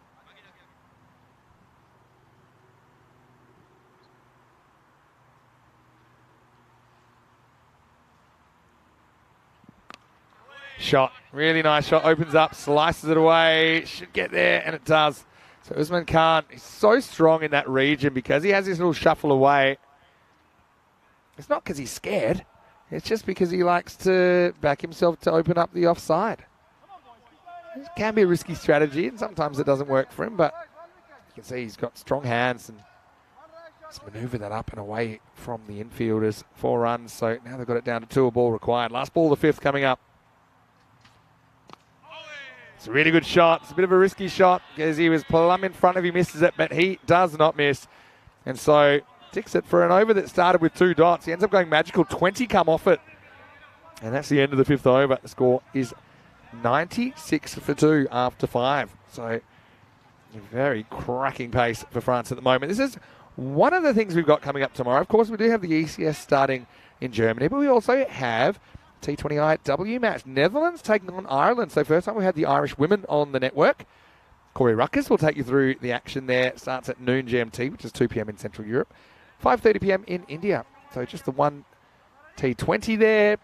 And it's the 3-match series, matches on Monday, Wednesday and Thursday. Tune in. That'll be nice to have the Rut back behind the mic. Doing a great job there in the Netherlands. Asghar Ali Khan gets the second over. Oh, that's out. I don't see how that's missing. It's just a poor shot selection for a guy who's just T-boning the ball everywhere to get Funkalicious at that time. It's just not a good choice. I think Lingiswaran finds out the hard way. It's full and it's fairly straight. It's a premeditated shot. Don't see what that's missing. And he takes off because he's nervous and he kind of knows the right leg's on the wall. You can see he hits him on the knee roll. It's not going over. It's not going around. That is out. Yeah, that's a ball that if he just stands still and drives, he probably smacks it into the seats. So that's the end of the over. The end of Kanasane, I should say. 96 for 3. Noman Amjad comes to the crease at number 5.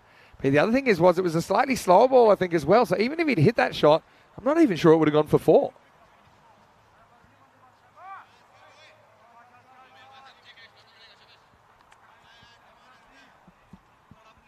Amjad's a good player. Just seems a bit of a waste. I mean, if Kanasane gets out driving down the ground or gets caught in the boundary and long off or long on, you can say, okay, that's fine. But yeah, it seemed a bit of a waste, didn't it? Amjad, though, doesn't seem too perturbed as he puts the first one 6 rows back. Maximo brings up the 100 for France. Looking like they're going to do this, aren't they, at the moment? What a solid shot first up. Need to keep taking wickets. If they can have any shot here, Luxembourg.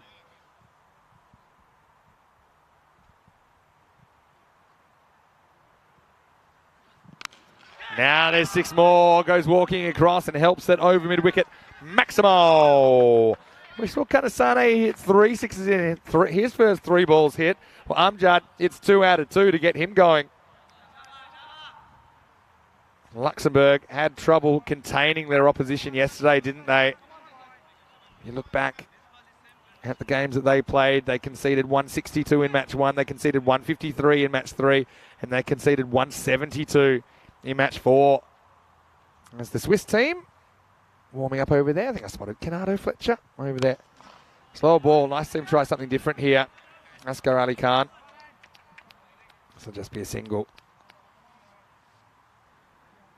Yeah, so Switzerland will be playing Luxembourg and then France. A win over Luxembourg will no doubt send the trophy in Switzerland's direction. There's Osama Mahmood, Hassan Ahmed's there as well. And, excited to see the 11 they put on the park with the pad. And so this will just be one. That's a slight win for Luxembourg, who are fighting to stay in this contest. A couple of big ins for Switzerland as well, by the way. Ankush Lal's been drafted into the squad. He smashed 134 for the Lions earlier in the week. Kenardo Fletcher in. And a bit of big team news coming up as well for Switzerland. Bring you that breaking story in just a couple of minutes. Low full toss. Should just be a single. That's handled by Kamal Sukia down there. And that will take us to the end of the over. It's 111 for 3 after 6. Mustafa Roma, who's a player we only saw on ECN for the first time yesterday, hoping to make an impression. Listed to come in next. Need to have a really good over here. They've put together some good kind of parts of overs, Luxembourg, but I mean, the Vivek over was probably a good example. Vivek Dixit started with a couple of dots, ended up going for 20. Amjad, just the man for this job, really. Played a slightly poor shot last night in the last game, which I'm sure he's had some second thoughts about since. Without first ball. Right now they're going back to their opener. It's going to be Milad Moman to bowl. Luxembourg needs to turn this around and quick. He's over number 7. First ball in the air. Fielder back to the wall and can't do anything about it. Maximo. Amjad. Love the way he's hitting straight here. Correct shot. Got into trouble hitting across the line yesterday, or trying to hit across the line, but this is a banging shot first up. France in complete control at the moment. Luxembourg chasing the game. Need a miss hit. Need something to go their way. You can hear Mingu saying, yeah, only takes one ball. Oh, it's not the ball though. It's on the pads, and it's adios, Maximo. Well, Amjad's come out. He's hit 4 sixes in his first 6 balls, and he's pretty much shutting the gate here on Luxembourg, running away with this at the moment. Again, it only takes 1 ball, but they are running out of time. Luxembourg, again, Momard, that was his problem early as well. He was getting a bit too straight. He was getting on the pads and outside. Amjad 26 off 6. He's already gone past Usman. He's been there a lot longer.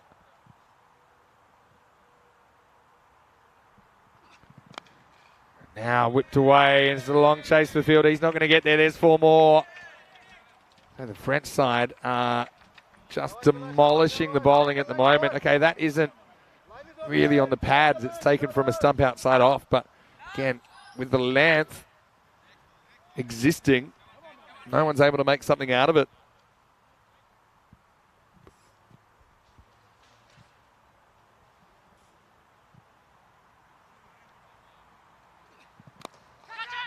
This one was straight as well, slightly mishit by Amjad, who wants to, and now they're going to get it, but the hesitation might cost him here. I've got this as in. It just took a little bit of time for the ball to get there. You see on the bounce throw, we'll have a look. Oh, he's gone. Well, there you go. So their hesitation cost him in the end. And yeah, he hasn't made it. So Amjad probably feels like he's in. I felt like he was in. But yeah, look at this. It's a little bit, is he coming, is he not? And that hesitation cost him in the end. So Amjad can't believe it. He felt he was home, but he might have had the back of his head a few little doubts. And yeah, credit to Luxembourg, and they finish it. But it was all about the hesitation. Because Usman, he's coming, then he's not. Amjad's always looking for it. There was a big fumble. The fumble actually ended up working in Luxembourg's favour. See, if he'd gone straight away, he would have made it easily. So does that open a little window of opportunity? Because Amjad was absolutely boning them out there. But now he's going to have to go. 31 off 8 for the skipper. What a cameo. And he was about 3 inches away from staying there and maybe whacking a 50 that wins him the game. But instead, we're going to get Mustafa Omar throwing his 2nd innings on ECN. So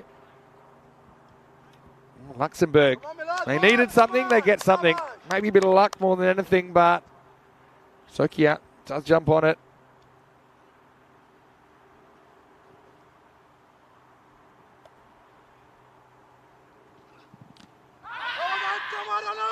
This is going down the leg side.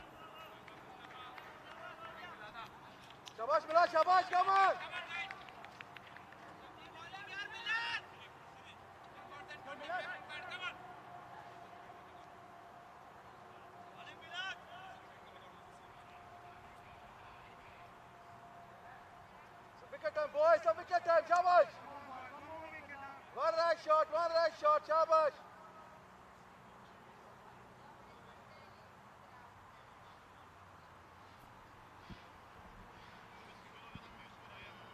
So Momad getting a little bit of the treatment, but I suppose he's in the hot seat. He's still got 2 to come.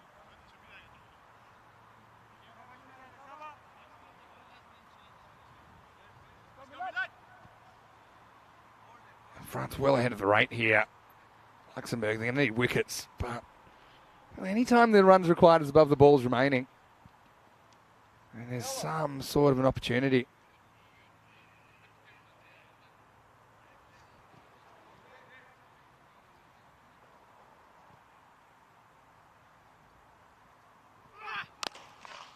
Just one. Luxembourg will settle for that at the moment. Try and keep that gap.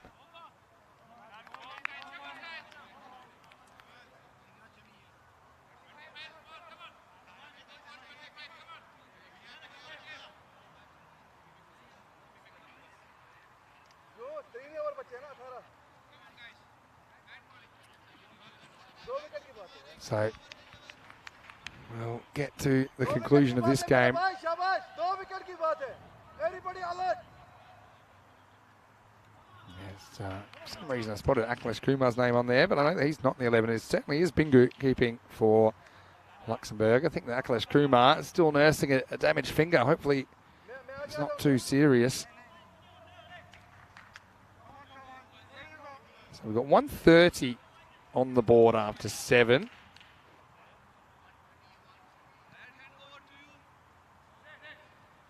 And it's going to be Sokia to start us off. The big swing and a miss first up. Come on, come on. So big news in the Swiss side. Hassan Ahmed having a rest in match number 7. This is coming up in around about 25 minutes. Luxembourg winning the toss and batting. Why not? Ed Packard at the top of the order. Batted very well. And Kushlal comes in listed at 3. Shot. Really good shot. We might have missed the first one, but he doesn't miss the second. A lot of footwork here, but it's all about the timing. And this is really well hit. Hits down. His outfield's really quickened up over the last couple of weeks.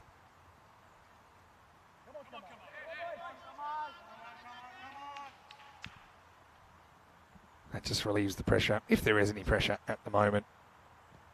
20 off 16 required. That's what bowled. Yeah, I mean, that's what you got to do. Turn that into something more. Look at the length here. Right between the feet.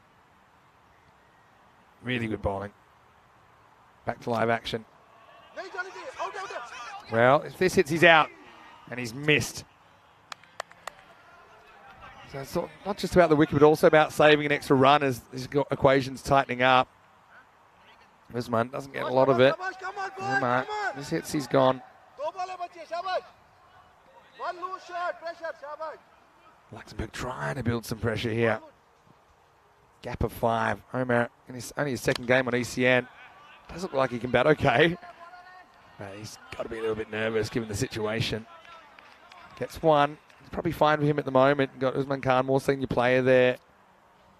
To make most of the running. Just needs someone to stay with him. Get that one a ball at the other end. Nice ball the over. Well bowled.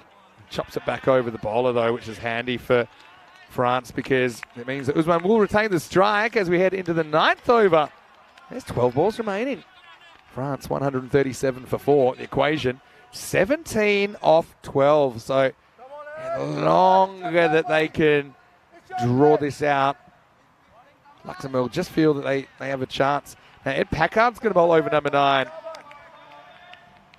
And there really is so little margin for error. It's not going to be easy for Packard to come out and hit his spot straight away. He'll only get the one over in this innings. A lot of support for both sides in the chat at the moment. Good contest this one in a series that hasn't really had a real close match yet. Is this the one? Packard to bowl the 9th. And he bowls him. What a fantastic delivery from Ed Packard. What a game he's having. It's full, it's straight. Usman tries to work it square of the wicket. It crashed into the off stump. And this game takes another turn. 137 for 6. And we'll have a new batter at the crease. Ibrahim Jamakel walking out. Usman, again, as he likes to do, gives himself a bit of room. Look at the footwork there. And just slides on, crashes into the outside of the off stump. So Luxembourg come to life. That run out of Noman Amjad has just set off a little bit of a chain reaction that now puts this chase in jeopardy. 17 off 11 required. And Ibrahim Jamakel, who was part of a very important partnership yesterday with his captain Noman Amjad, coming out to bat at number 7. So he's very, very capable. But he's under the pump. Here's Packard. Well bowled as well. Long chase. Oh, it's going to go for 4. That's incredible timing from Jamakel first up. And Packard only just gets this a little bit leg side. Just a little bit compared to that first ball. And I thought it was 1, maybe 2. In the end, it's 4. And that's such a pressure relief for Jamakel, who feels that things might be just rolling his way. Nice little flick. And again, you see this tiny, tiny margin for error for the bowler.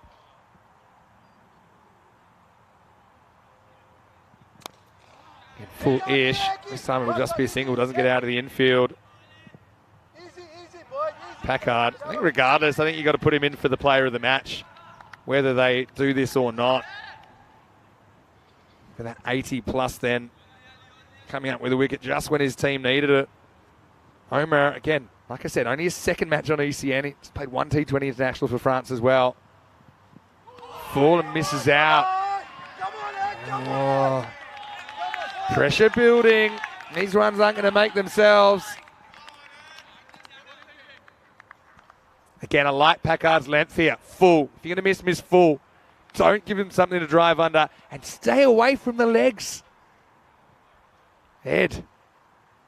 All happening in the ninth for him. Ball gives him length, and it's not a good shot at all from Omer, who tries to launch it over the leg side. And Ed Packard having the game of his life here. Maybe the only thing is that he should have bowled the 8 so he could bowl 2. Because he won't be able to bowl another one. He's only going to get the one. Again, this ball is everything. If it goes for 6, it's France in the driver's seat. Can Packard hold on here? Last ball of the 9th. And he bowls him.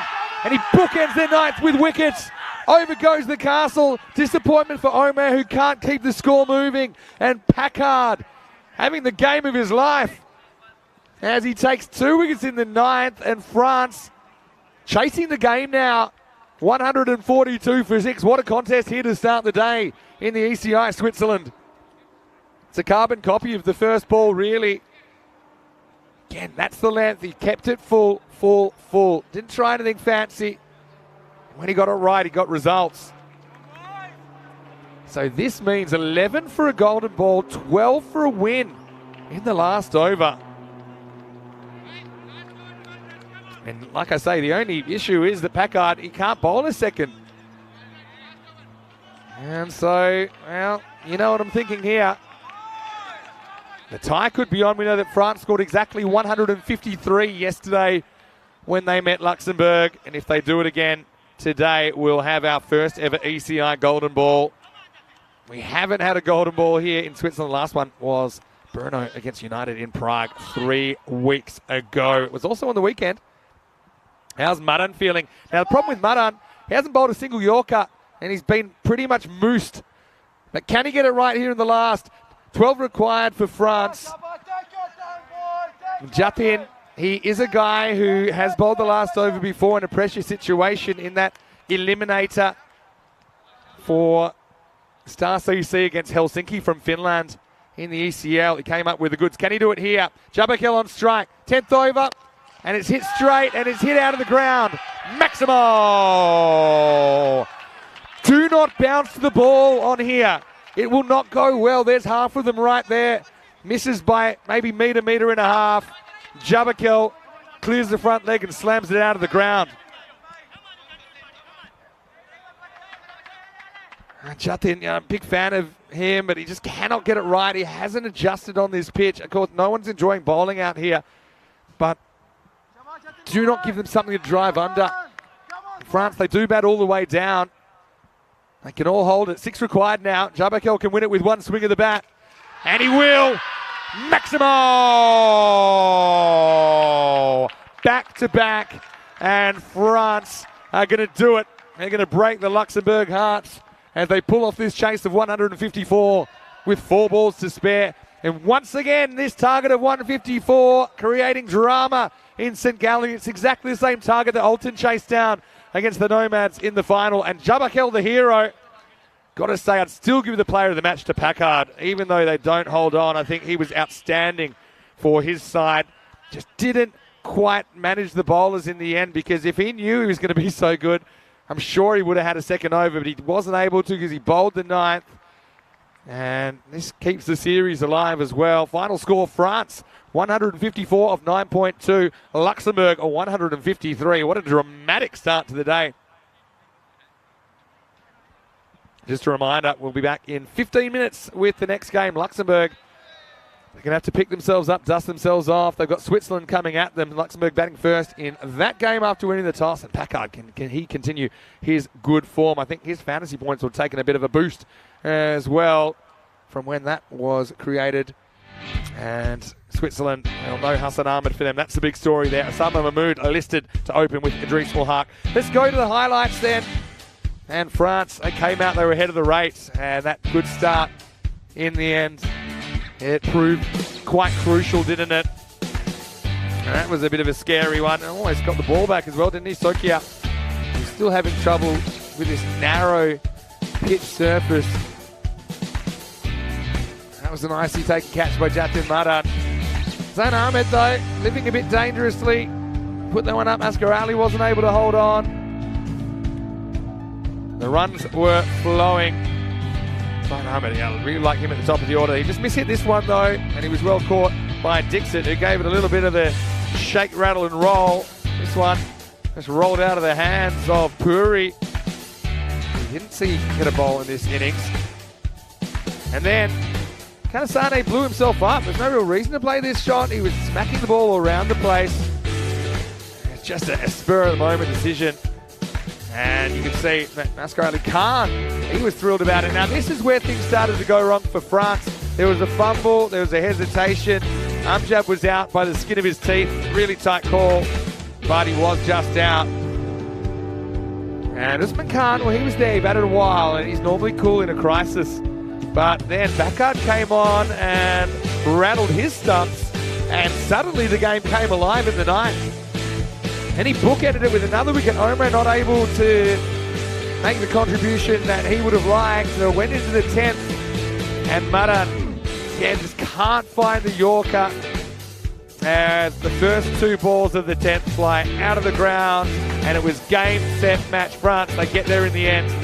And three little hijinks there in their highly organised dugout. Well, Luxembourg, well, they're just looking in the mirror saying, how did that get away after they'd played themselves into a potentially winning position? Looking at the scorecard, bit of a community effort, wasn't it, from the top five? Noman Amjad, top scores in only 8 balls, 31 for him, but he ran himself out. Slight miscommunication, hesitation that cost him his wicket. Kanasane was brilliant as well, 30 off 9, but the 9th ball played a poor shot, and he was gone. Zain Ahmed with a decent start. Galami chipping in. Usman Khan was important, but how about Jabakel? Under pressure, he goes bang, bang, and he finishes the game, much like that Alton final the other night when Shahid Waridu came out and did something very, very similar in the 10th. Bowling figures, well, Packard has to be the best of the bowlers, despite only bowling 1 over, 2 for 5. Put them right back in the contest. 2 wickets also for Askar Ali Khan, who I think did a very good job. Sokia with the 1 wicket. But yeah, Madan, he'd like those 2 back, I think. He just needs to really work on releasing that ball a little bit earlier, getting it up in the block hole, because it's not a good length that he bowled in that 10th over. And unfortunately for Luxembourg, it means they are still winless in 4 attempts. We'll take a break, back in just 10 minutes because we're running over a little bit. Just a quick break then. We'll be back as we'll see the Swiss hoping to put the series away with a win in the next game. It's Vinny Sander here, Mr. Maximo. Hope you're enjoying the action so far. Hopefully another thriller on the way. You're watching ECN. This is the ECI Switzerland.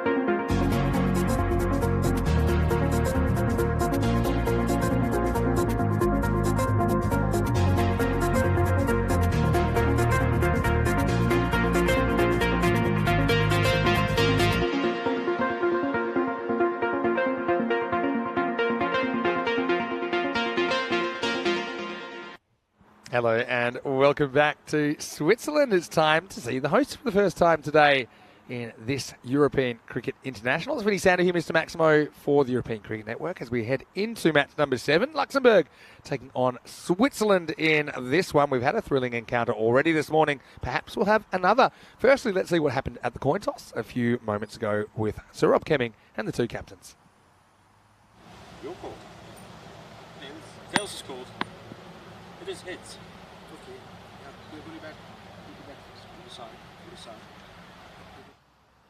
side. So, the news from the toss is that Luxembourg, they've won the toss and they've elected to bat first.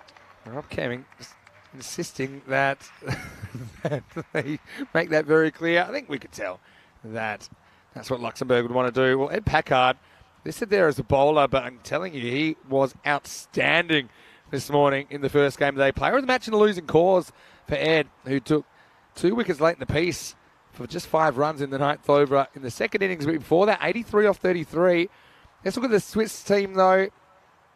And Osama Mahmood at the top of the order. No Hassan Ahmed in the lineup for them. Ankush Lal comes in.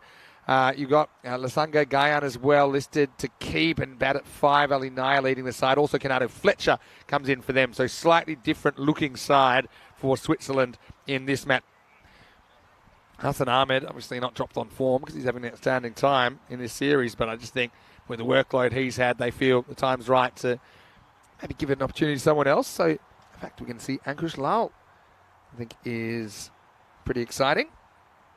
Also, Ashwin Vinod in the side, and I thought maybe we'd see him released to play for Kosane today, but he is here representing the national side.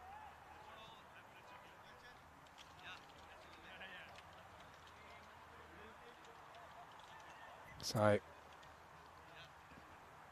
looks like Ashwin Vinod will open the bowling, which is what we normally see. I had a question in the chat that I put out saying, can the Swiss seal the trophy here, or can Luxembourg surprise? Obviously, these two teams, they have met already twice, and both times it was fairly one-sided. In match 1, Switzerland won 162 to 105. In match 4, Switzerland won 172 to 124. But Luxembourg, they've only batted first once in the series. That was early this morning. And they did a pretty good job putting 153 on the board. In the end, they couldn't quite defend it.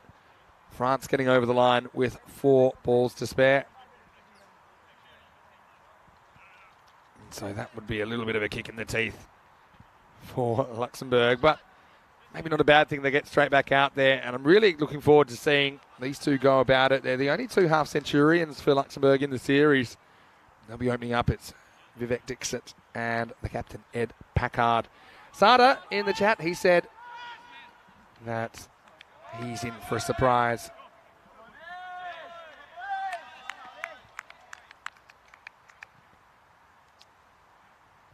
Shake, rattle, let's roll. Match 7 live from Switzerland. Decent ball first up. Sanger with one of the slowest overarm throws I've ever seen. Takes out the stumps, but it's a dot ball to start. Vivek just a bit nervous energy there, charging at the first ball. He batted better when he just stood still. Surprised that knocked the bails off. Hello to a few of the French people watching as well. I'm getting messages from Nabi right now. Hello, Nabi. I can see that he's also got the shoe phone man with him. Wahid Abdul. And this is up, it's in the air, and that's going to be 4. The first boundary, not a good ball this time from Ashwin Vinod. A genuine full toss and helped over the offside for 4. Yeah, hello to Nabi, hello to Mohamed Nisa, and hello to Wahid Abdul, who I know are all watching from France. And wouldn't we love to see them potentially meet the criteria and I suppose add another dimension to this French side that we've already seen do some pretty cool things on the network. Another full toss, another boundary. So Ashwin just misses his spot again. And Dixit smacks him over the infield for 4. Cuatro carreras más.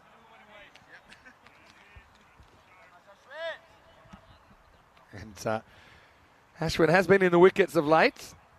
He's a pretty good bowler, I think. We saw him opening the bowling in the Valletta Cup for most of it for Switzerland as well. Beautiful conditions right now, 23 degrees and plenty of sunshine Hasn't always been that way over the last 2 weeks.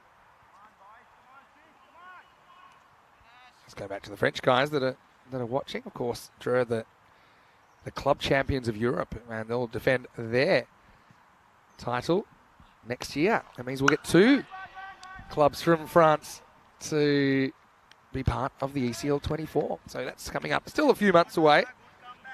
Around about 6 months away, but it'll come quicker than you think.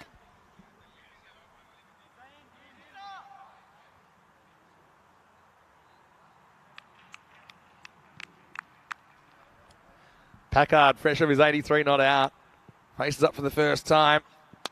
And he's going to hit the first one down the ground. Fielder comes around, can't get there. In fact, it goes all the way. Maximo. Well, Packard, he's given himself the personal lobotomy. He's just gone clear-minded today. And he's just hitting. He's not thinking. And it's working for him. Gets a bit lucky there because it was a bit of a miss-hit. Hassan Mahmood was herring around from a straight long-on position, but the ball won the race. Now it's a change of pace, and I think it's trouble for Ed. Coming down and caught. So 6 and out, and very clever bowling from Ashwin Vinod, who gets the danger man. Again, Ed just, I think, a little bit early on this shot. It's a good variation, loses his shape in the process. And a fairly simple catch taken. And so Switzerland with a very important early strike. The score, 15 for 1 after 1. And speaking of the European Cricket Championship and Khartoum in particular, 43 days until the Euros of Cricket, Dream 11 European Cricket Championship. 31 nations will be competing for the crown. We're just talking about potentially the French team. Of course, a lot of them watching at the moment. Luxembourg, of course, they'll be using this to help select their team. Likewise with Switzerland.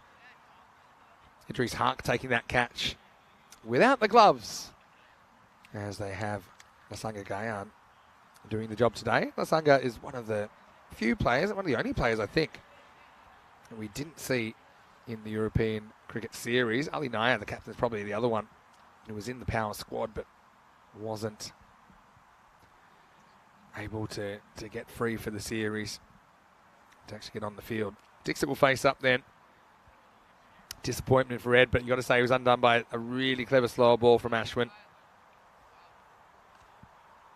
Well, Sada in the chat saying that he thinks Nabi could have scored the first 200 on the ECN. Well, if someone scores a 200, that would be something. Because you're probably going to have to face 50 balls and go at 400.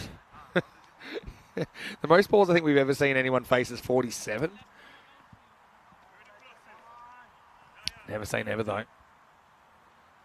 Rob Thompson. He said, oh no.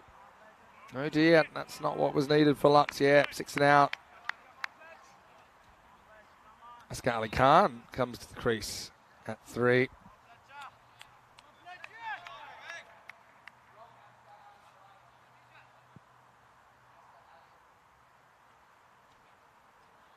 It's Asghar Ali, in fact, coming out at 3 as before. As Canado Fletcher comes out. And the first chance to see Canado in a red shirt for Switzerland. Though we did see him a couple of times in a red shirt for Power CC.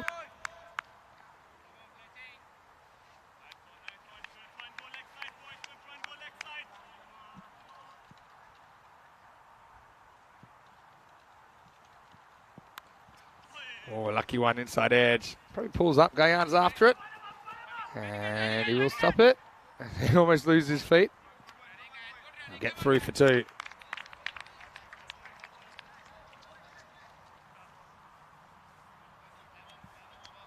Yeah, Canado. Certainly a character. Don't think we've seen him really having a decent bat in this series. I might see him put a few bombs on the roof.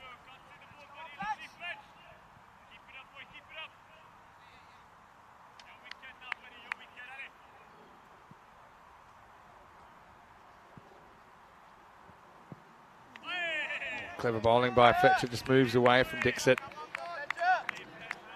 Hassan Ahmed, 12th man, but he's actually on the field because Idris Hark, who took that first catch. Idris has done a fair bit of keeping in the series, but he might have just injured his finger taking the catch. So Hassan Ahmed is on the field at the moment. So much for getting a rest. Hassan finds himself out there.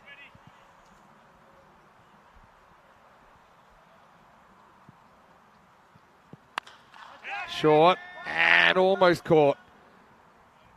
Not quite out of the middle from Dixit. He hasn't quite found his touch yet today. He's got a nice half century in the losing cause yesterday. The equation is pretty simple. If Switzerland win this game, then we know that they'll win the trophy.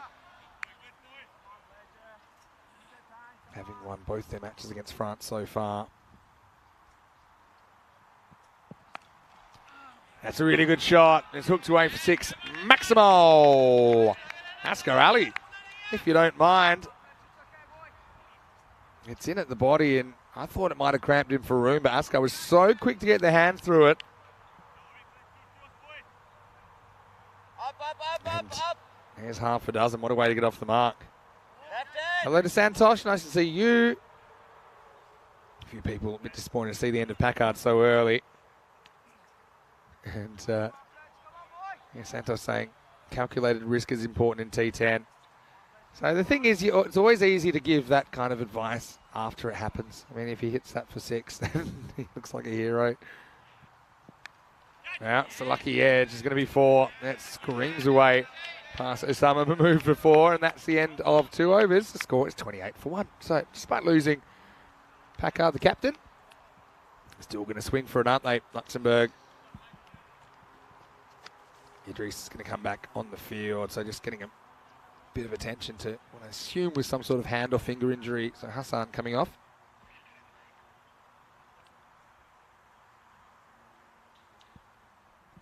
Ashram Vinod's going to come back for the second over. Yeah, here's the equation, because France, their best case scenario is they win their last 2 games. They finish on 8 points. And so if Switzerland go to 10 here, then we have our winner, even with a couple of games to go.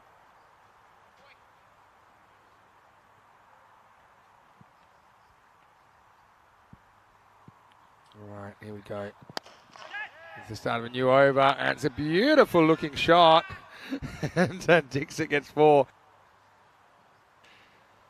I was going to say that Shoob's fielding had improved a bit. I know he had the day off yesterday. I don't know if we got this on the camera. I was about to give him a big rap for a good stop, but yeah, just blasted straight through him. Took a good catch, though, last time we saw him on Friday night.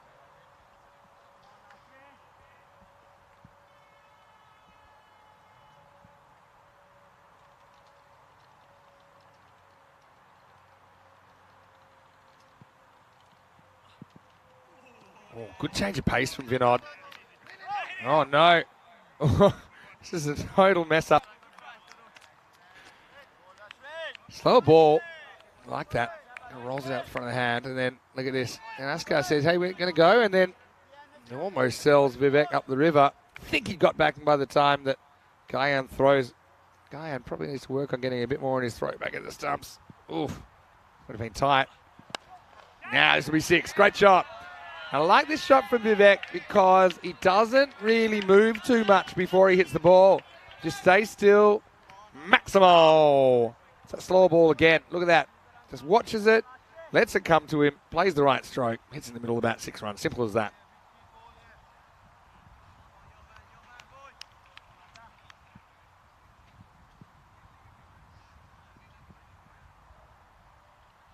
It's a little distraction. Dixit pulls out. I think maybe he just wasn't ready. He said, actually, hold on.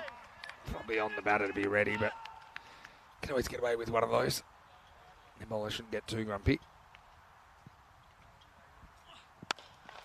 Low full toss, square drive, Maximo. What a great shot that is from Dixit. It's the attempted Yorker slightly over pitched, and he smacked it. This will be a great view of it here. Look at this. Just misses the Yorker full. Again, keep it uncomplicated. That's what I would say.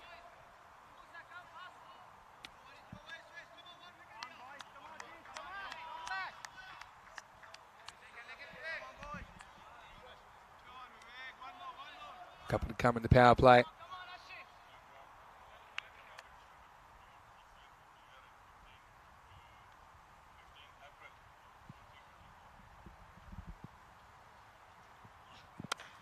And again, oh, why not? Puts this one over the fence. Maximo. And Dixit's on a heater. I have to say, he hasn't hit him that well to this point this morning, but he's turned it around in 5 minutes here. Great batting. And Ashwin, despite that 1 wicket in the first over, he's getting the treatment here on a Sunday morning. He's gone for 37 now off his 11 balls.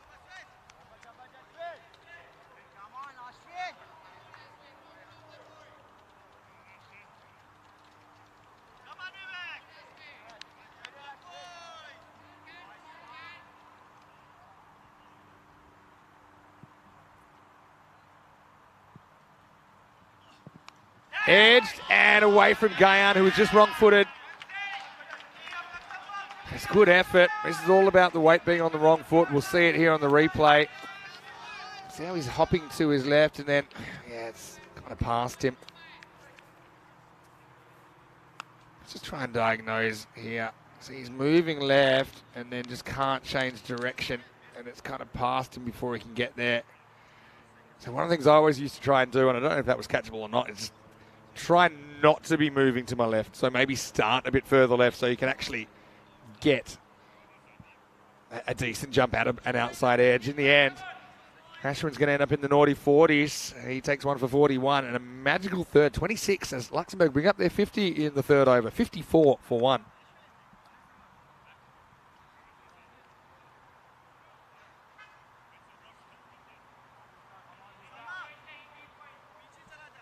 Into the middle overs now. And we're going to get Musa Ahmadzai bowling.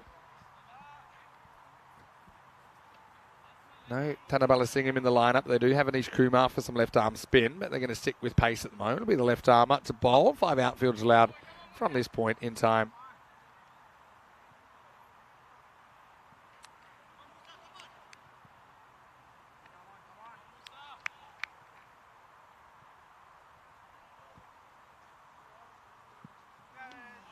Gets it outside off stump first up. Big swing and miss from Asghar Ali. Well, if you gave Asghar Ali a kitchen sink, he'd throw it at you. I mean, pretty much every time he's trying to whack a 6. Don't mind that.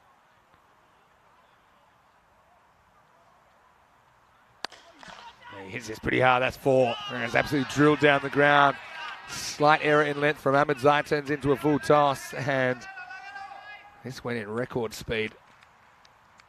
Musa, he bowls that ball. He actually knows how to hit a pretty hard cricket ball as well.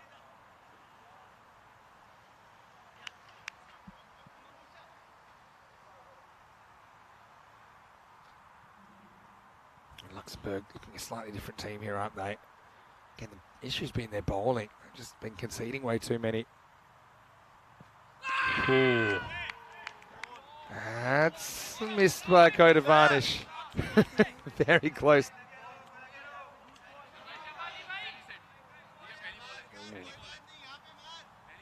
Pictures tell the story there. That's very close to knocking the off stump out. Good length. Well, it gets back under Ahmadzai. It'll be single. I think Gayan, because he hasn't played in the ECS, he's behind the stumps for Switzerland in this game. I'm loving his enthusiasm. He is certainly pumped. That little appeal, last ball, wants to be in the action.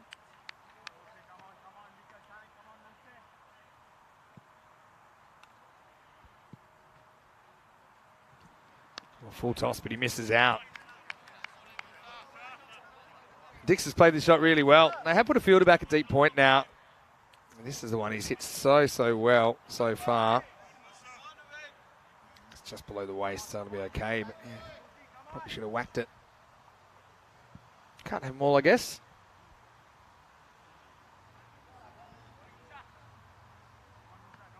Sadu saying he thinks maybe Luxembourg shouldn't have batted first, but I think it's a good call. And he takes the chance and it pays off for him. Dixon into the 40s, gets 4. Shows his stumps to Ahmadzai, who challenges him, says, all right, yeah, I'll give you one on the stumps. But gets some bat on it, uses the pace of the bowler. 4 runs to finish the over, and Luxembourg off to the races, 63 for 1.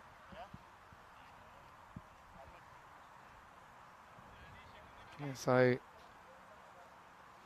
suppose Luxembourg trying to put a complete game together. Certainly look decent this morning, putting 153 on, but they're not able to defend it. Look at the run rate.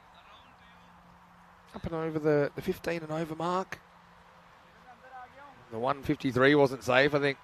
Luxembourg might need to go 160s plus and hold some catches against a strong Swiss batting lineup, but they won't have to worry about Hassan Ahmed. He's not in the lineup. Anish comes on with his left arm spin. So, a bit of a change of pace here. Ooh, that's really close. Gaia wasn't super enthused about this. Ooh, have a look at that. This will be one, and they're happy with one. Weird, there's no real appeal on this one. Let's have a look. He's not down yet. He's not down yet. Probably just down there.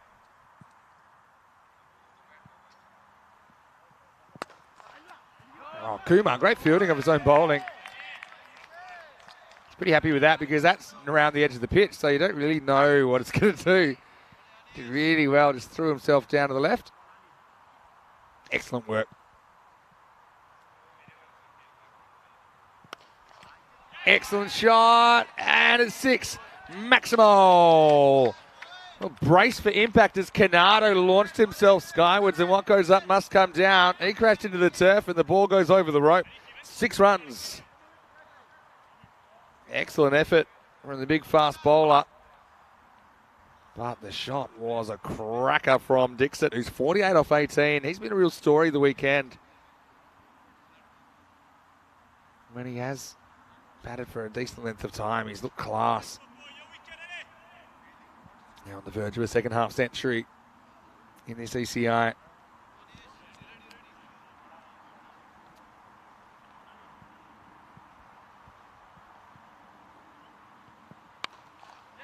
Can't quite get this one, but he will move to 49 with a single. It should be interesting. Ascarali's going to face up to the spinner, and I think he's thinking about one thing. How far can I hit this ball? Last ball of the 5th. Well, pretty far. Not for 6, but it goes for 4. Finds the gap. That's all about the timing. As Anish bowls an okay over, goes for 12. I suppose is less than average. But yeah, Askar, he was always attacking that delivery. As we get to the end of the 5th over, and Luxembourg batting first after winning the toss, 75 for 1. Of course, Switzerland and Luxembourg will be playing in the ECC, which is the Euros of cricket. They're both playing in week 3, but they won't meet each other in the group stage because Switzerland are in Group E, Monday, Tuesday, Wednesday, 9th to 11th of October. And then the very next day, Luxembourg will be playing 12th, 13th, 14th, Thursday, Friday, Saturday. You can see the teams that they're meeting there. Of course, France, they will actually be playing in the very first match of the ECC in Group A on the 25th of September. They're drawn against Spain, based on a little sneak peek that I saw of the fixtures. Musa Ahmedzai comes on, it's catchable, and it's gone. So Dixon's going to go for 49, and he takes on Musa Ahmedzai, who gets a second over straight away, and he won't get his 50 in the end. Backing away a little bit, didn't quite get enough on it. Ali Naya, a very good pair of hands, Swiss skipper. Takes it shoulder high, so it's a little bit disappointing for Dixon that he doesn't bring up the 50, but he does leave his team in good shape. I think he needs some other players to bring them to that 150 as he leaves pretty much at the halfway stroke of this innings, 75 for 2.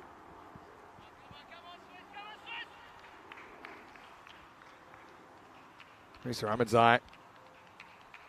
I'd love to see him maybe just throwing up at number 3 or something like that. Maybe number 4. To see some international cross-hand batting.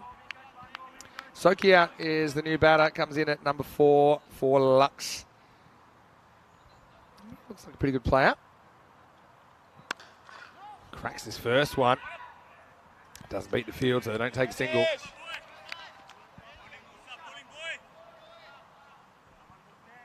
good start, but it's only a start. In fact, already a couple of balls, that run rate's dropped almost a full point.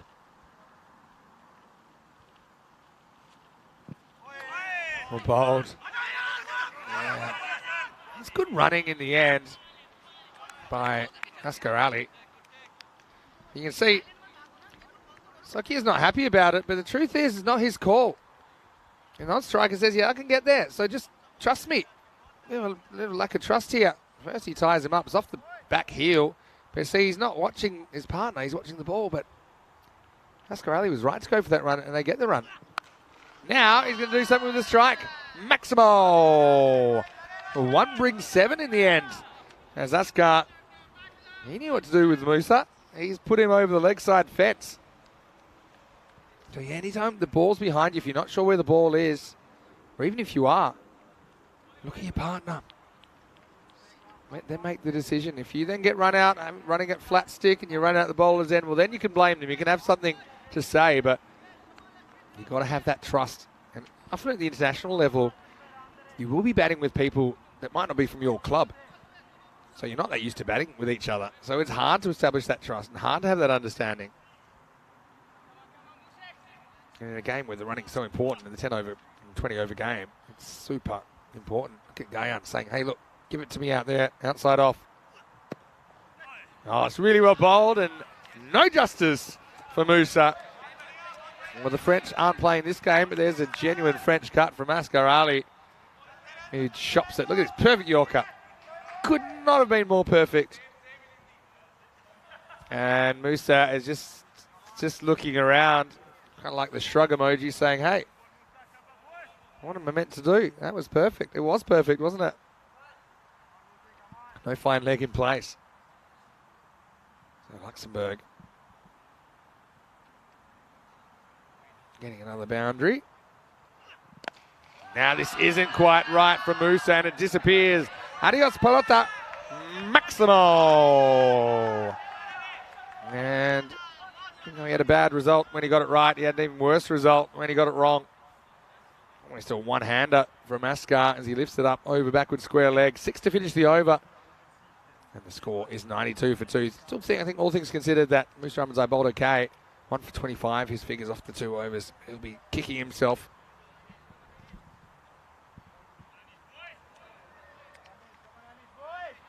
Sakia will face up now. So they're back up to 15 and over pace. The run rate started at 15 in that over, dipped to 14, and now it's back up with those last 2 shots, up above 15 again.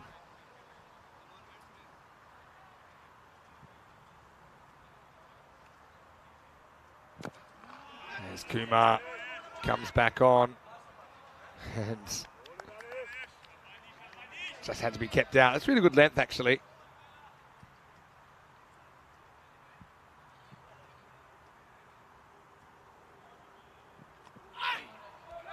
This is a little inside edge. I think we'll just get 1.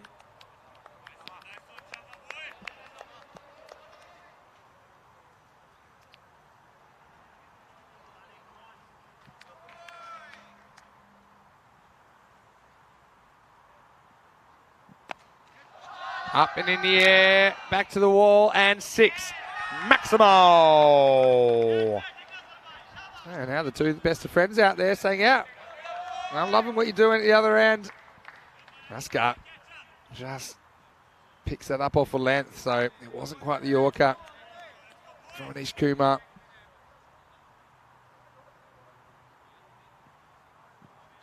Oh, this one climbs over the top of the stumps. He can't believe that's bounced over.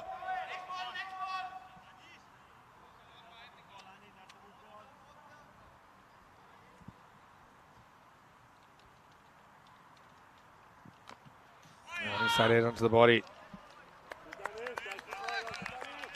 And so, yeah, Anish Kumar, I like his bowling. We've seen a fair bit of on the red shirt in 10 over cricket. He does a pretty good job.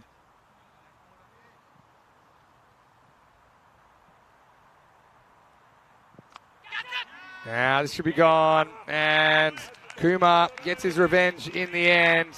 Asghar Ali, Not as comfortable with the pace off the ball. Did whack a 6 in the over. Again, he takes his chances here, doesn't he? Takes his chances and says, all right, I'm going to give it a go. But it's a fairly simple catch for Osama Mahmood, even with his injured finger there in the short third position. It will be the end of the over. 7 overs down. It is 99 for 3. Coming up tomorrow, we have Rico and Charlie that are going to take you through the Dresden leg of the European Cricket Series. So in Germany for the first time in the east of the country. LB Tigers against BCA. First up, Berlin Cricket Academy. Of course, we know them pretty well. USC Magdeburg. Well, they had a golden ball thrill last year. We've got Eski Halle, who are back as well. Join them. Slightly later start time in Germany. Just starting at 7:15 a.m. GMT, which is 9:15 in Central Europe and 12:45 in India. So half an hour later than we've been starting here in Switzerland. I'm sure that Charlie and Rico will enjoy the extra half an hour sleep. This would have been out of a hit, but it had to be a direct hit.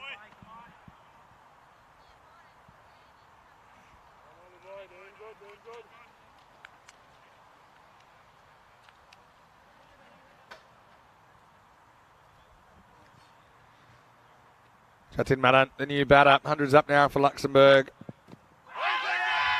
Just missing leg stump. Well bowled nonetheless from Ali Naya. I think he knew it was going down leg. It's a good result at this stage. Madan just hasn't been able to get going with the bat or the ball in this series. It's so tough. It's a tough game when it's just not happening for you.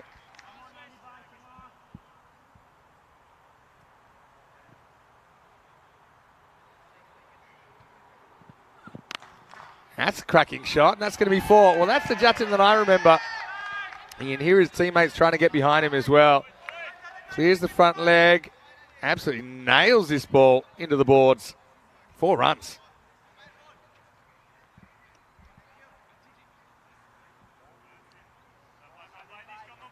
Naya just kind of rocks in balls on length and pays the price.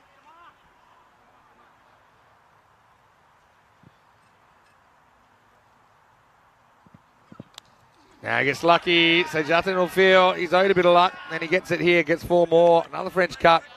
I wonder if you start thinking about just putting a fine leg in. There's been so many runs go in that direction. It's always a nuisance when you feel that runs are unearned like that. Luxembourg, their care factor is next to nil about how they get these runs. They just need them. 140 is a bare minimum. I think they still need 150 plus. Again, premeditating clearing that front leg. He may be just not holding his shape enough, but we'll get a single here.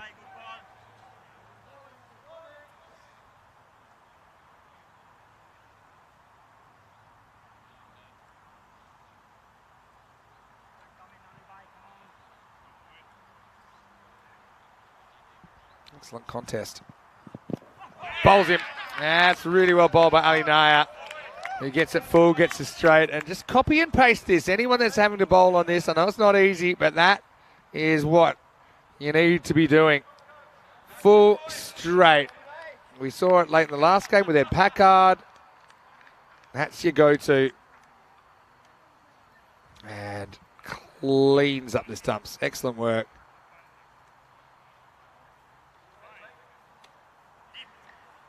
Very nicely done. And also will take us to the end of the 8th over. Suki are not able to move the needle too much. 109 for 4 after 8.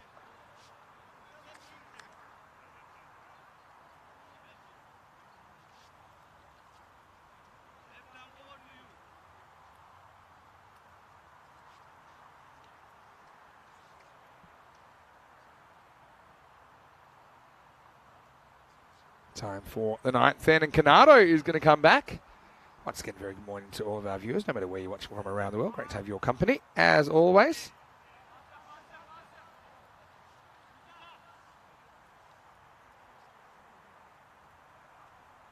So, Hurricane Canado, he's a bit of a cult figure here. Anyone that comes in and hurls it down like he does, is sure to get some attention.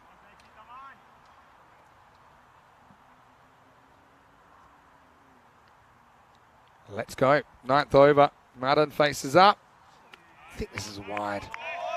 Almost stays inside. Canado.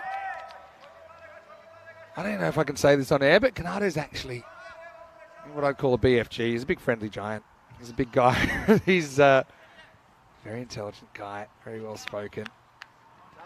Sometimes I find it hard to believe he's a fast bowler. But he's certainly one of the players I enjoy watching. Madden takes him over the leg side, and this will run away for 4. Nobody back there. So it works out pretty well for Luxembourg. You get another boundary here. Trying to keep it moving.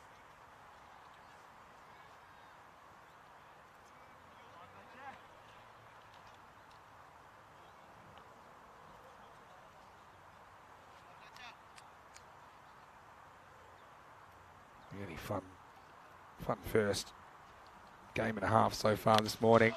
This is going to be more runs. In fact, I think that's got all the way. I'm calling that 6 Maximo. Very nicely done. Again, kind of turns Canado's angle back on him, doesn't he? Let's have a look at where this bounces. I'm pretty sure this carries. Going, and... Oh. Actually, now I'm looking at it, it looks more like 4. Let's have a look. Well, going, but is it going far enough? I think that's 4. Look, yeah, it's definitely 4. So, yeah, that'll just be 4 to the score. Still, it's a good result.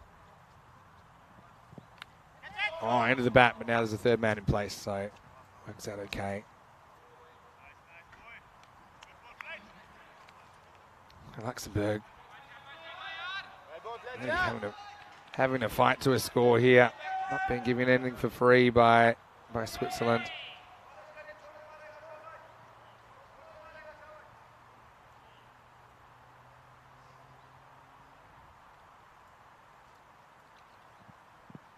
That's well bowled. That's definitely inside. Shake of the head there from the umpire, and he's absolutely spot on side. It's a very good job. Umpires here, we've got to realise as well, they have actually been doing so many matches here. And I think they really can be proud of themselves.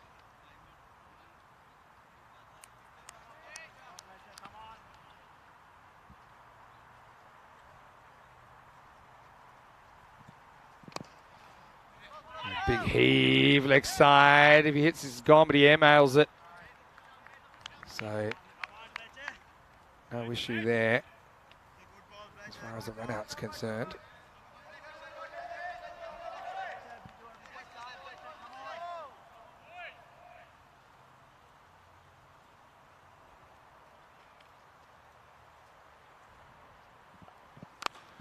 Now goes for it. Has he got the distance? Don't think so. Asad Mahmood, he will take the catch, although I wouldn't say it was textbook. Just fumbled around. But it will be taken in the end. Nicely held. All's well that ends well. It wasn't a particularly convincing effort, but gets the results. And Martin will have to go for 18, end of the 9th as well. So Fletcher gets his first wicket of the series. He finishes 1 for 24 to score 120 for 5 after 9. All 5 bowlers used have taken a wicket. Ali Naya will finish things off for Switzerland.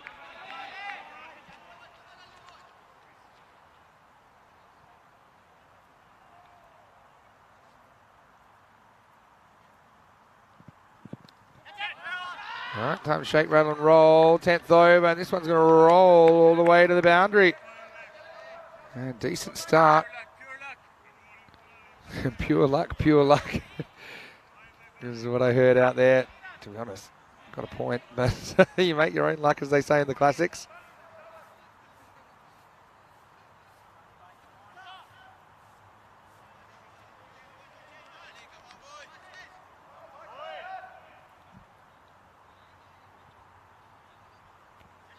Ali Naya, good player, isn't he? Leads the team well.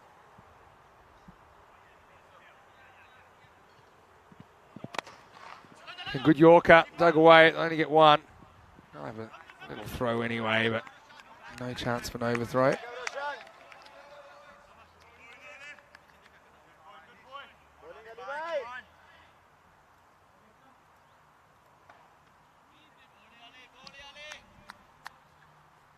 Pat will get a bat then, with 4 to come.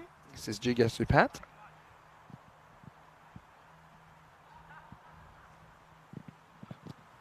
Ooh, maybe just going down, maybe not. Umpire.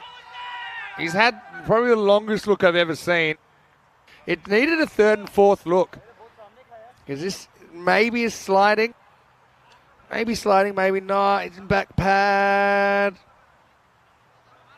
I'm going to say it's fair enough, that decision. Because it hits him in line with leg. I got an instinct it might have flicked the leg stump, but there's an element of doubt there, so I'm going to say it's a good decision. Anyway, up and in the air, and this one's going to be 1 bounce 4. Asghar Ali Khan coming out and swinging it at the end. Just lost a bit of pace here, haven't they, Luxembourg, but still something to bowl at least.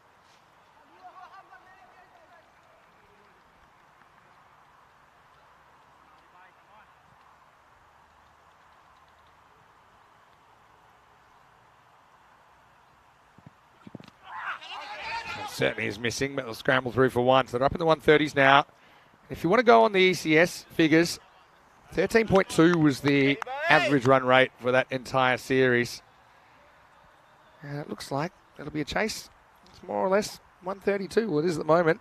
I suppose plus what they ever get, whatever they get off this ball here.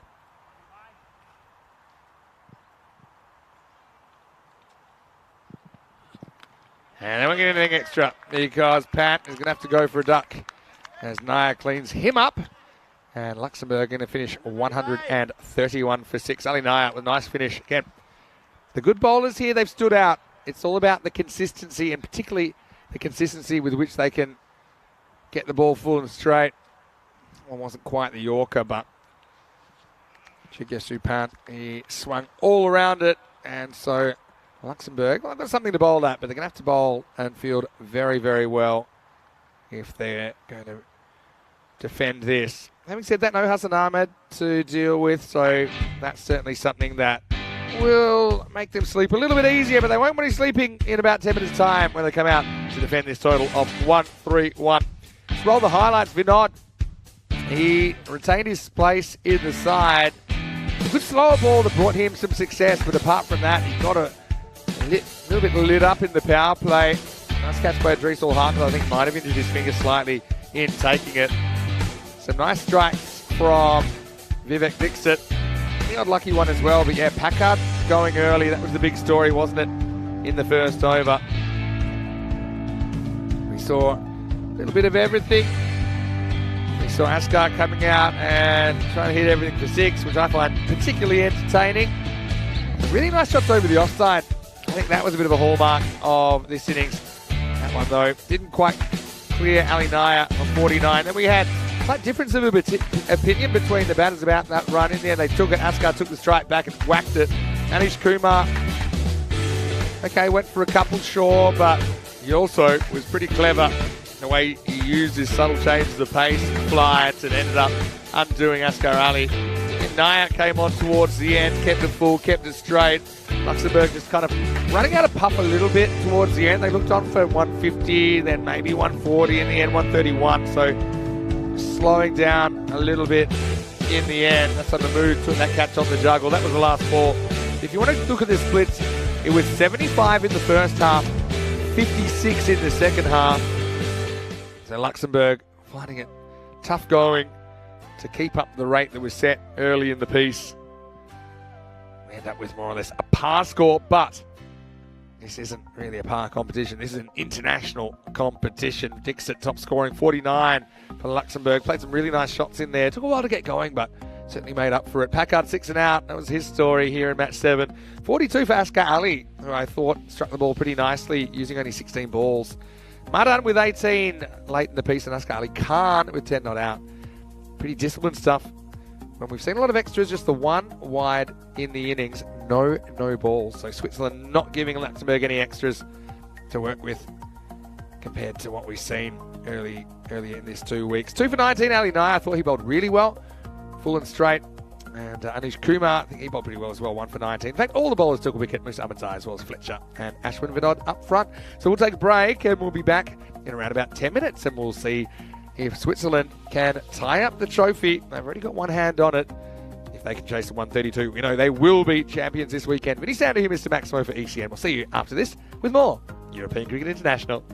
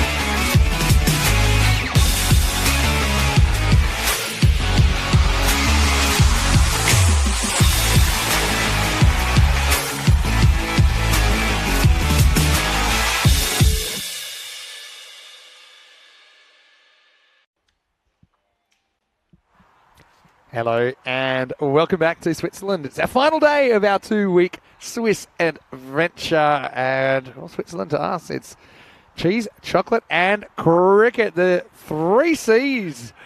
I will say that there's been some wonderful cricket played here. The scenery's pretty nice as well here at the Grondamer Stadium in St. Gallen as we get ready for the second half of this match. Right now, we are watching Switzerland, who are going out to chase 132 for victory. And here we go. Milad Momad to get us going. And the first ball disappears.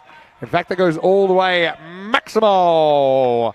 It's Idris Hack who is out there at the top of the order. Playing we saw doing some very good things for Geneva during the ECS. Playing as a specialist bat in this game. And he whacks the first ball away for 6. Easy as you like. Osama Mahmood is his opening partner. No Hassan Ahmed in the side. Left out of it today, I think, just to give Hassan a little bit of a rest. He still is carrying that broken finger. He's really got nothing to prove. I think Switzerland, of course, as all the teams are, using this as another opportunity to have a look at some players before the ECC starts in 6 weeks' time. Gone. And he drills it straight to mid-off. It's Askar Ali Khan that takes the catch. So it's 6 and out to start. Idris is a dangerous hitter, but it'll go no more. Momad with the breakthrough. To be honest, Idris, I think more often than not, this disappears over the fielder. But he was just a little bit late to strike the ball. And I suppose that's the price of doing business when you're batting in the power play. Luxembourg, can they play the role of spoiler here? I know that France, they'll be thrilled if Luxembourg can upset Switzerland here, because that'll keep the series alive. If Switzerland can chase this down, we know that they will be the champions this weekend.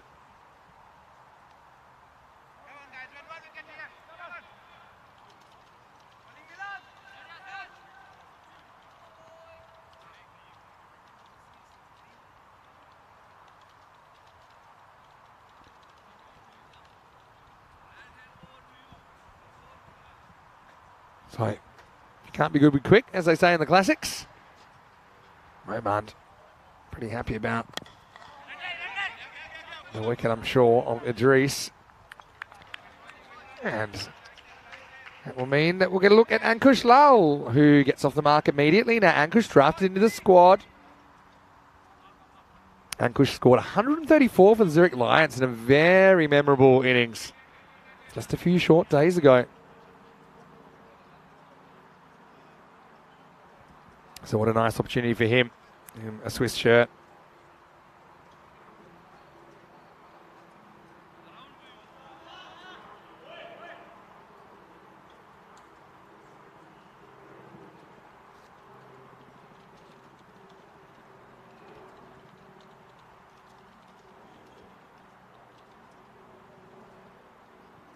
So left-handed Osama Mahmood. Cracked a really good 70 yesterday. Oh, that's not great though. And well, I won't tell you what Momad said, but I picked it up in my effects microphone and it did describe the delivery. It just falls away, lose it down leg side when you're chasing, when you're trying to defend it. A spot on 50-50 total. You don't want to be giving freebies. And it's a nice effort from Bengu, but he couldn't deal with the second bounce. 5 wides.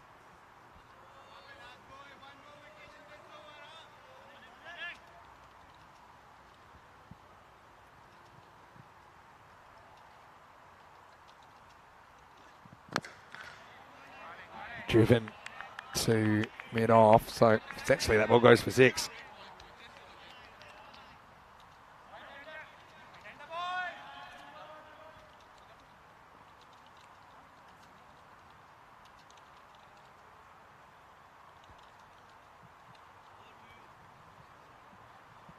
And Kush, nice to see him out there.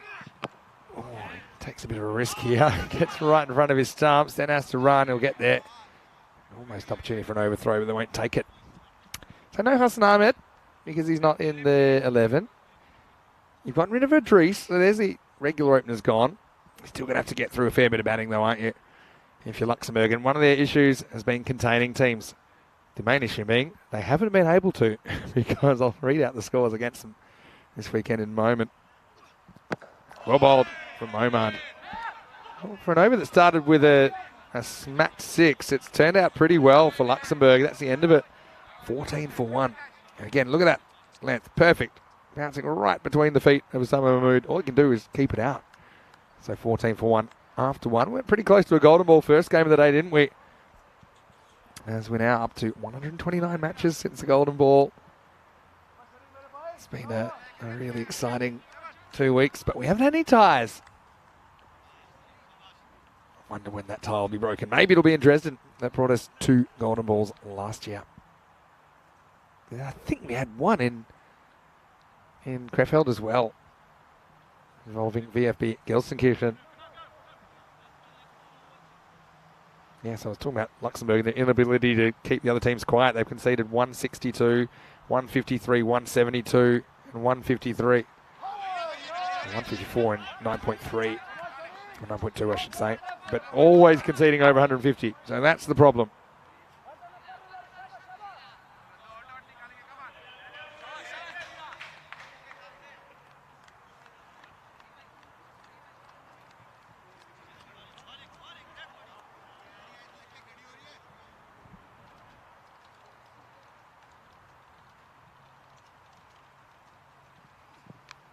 Well, that's going to be 6, I think. Yeah, it is. So he just swings across it. And Lal goes Maximo. I will say it's probably an Aximo or an accidental Maximo because he's not trying to hit it that direction, but flies off the top edge and flies all the way.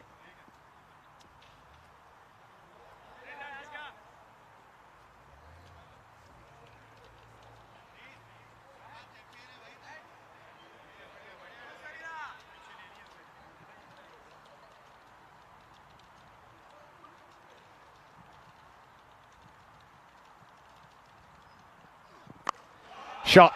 Really good shot from Ankush. And he leans, gets length here. Sarius Shah, the bowler. Well, the first one, I don't think it was his fault. This one kind of was. It's not quite the length to bowl on this pitch. It is completely unforgiving for bowlers. That's a junior banker as it rolls into the bottom of the hill.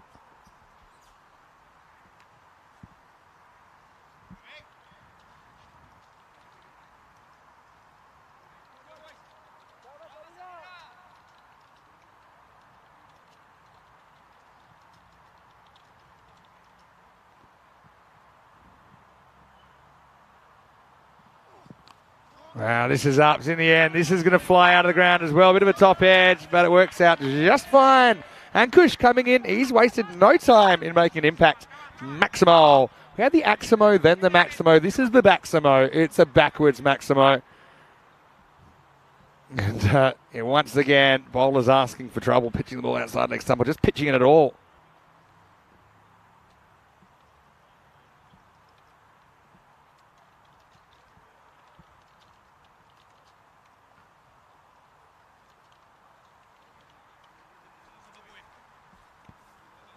So, Sarius Shah, I should say, needs to sort this out quickly. Is this over? Looks like it's going to go magical. 2 to come. Maybe not. Ankush basically dares the keeper to throw, but rare dot ball. Ankush the right choice of shot here. Pitches his wagon to the leg side. Hello to Kroom, who is just leaving us for a little bit. Hopefully well. Rob Thompson as well in New Zealand. What do you think about Switzerland in this chase? They've already got it down to 100 required. Belted. And that's going to be 4. So the over does go magical in the end. Ankush Lal starting very strongly. End of the second, it's 36 for 1.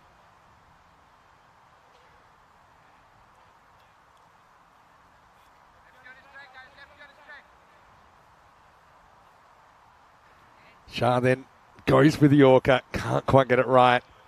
Looking at the table. We can tell you now, if Switzerland win this, they're out of sight. They can't be caught.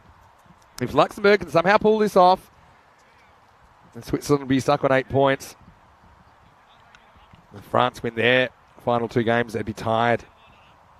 But I suppose one of the issues is that the net run rate's pretty heavily in favour of Switzerland as well. This is dragged to the leg side. Probably pulls up just inside. Come back for 2. Remember, Osama Mahmood, who's batting there at the moment, he has a quite badly damaged finger.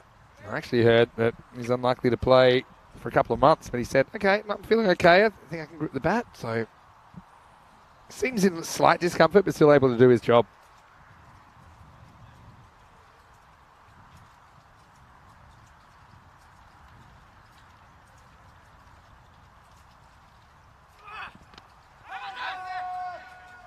This is going to be just a leg by.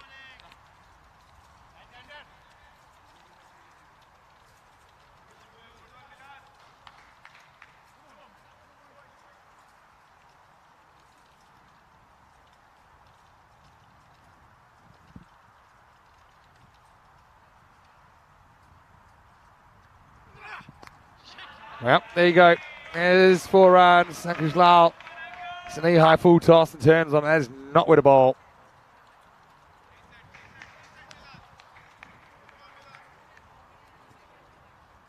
Yeah.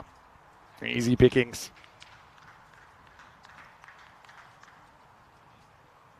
This side. Nah, check your line.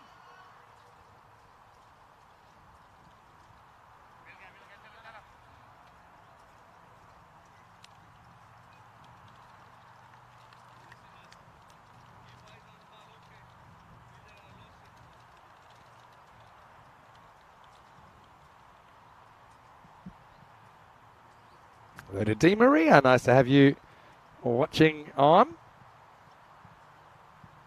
Right now, Lal is looking good and he gets fed again. Look, I know this is an outside leg stump, but it's a length which has constantly been whacked. And you look at who's had success and look at when bowlers have had success. Where have they been bowling? They've been bowling full.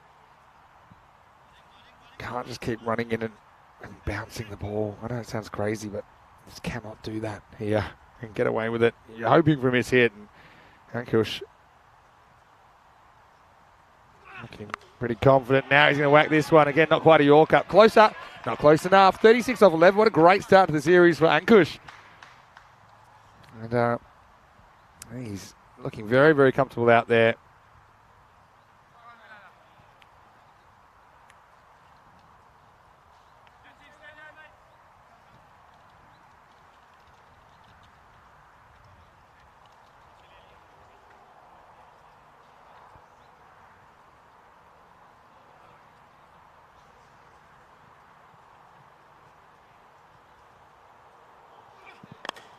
Low full toss. That's better, even though he misses full. It's not quite the knee-high full toss. It's a bit lower. Now, this is such clever cricket, or is it? Yeah, it will be. So they take one off the edge of the pitch, and Luxembourg wondering what had just happened. As we get to the end of the third over, the score is 53 for 1.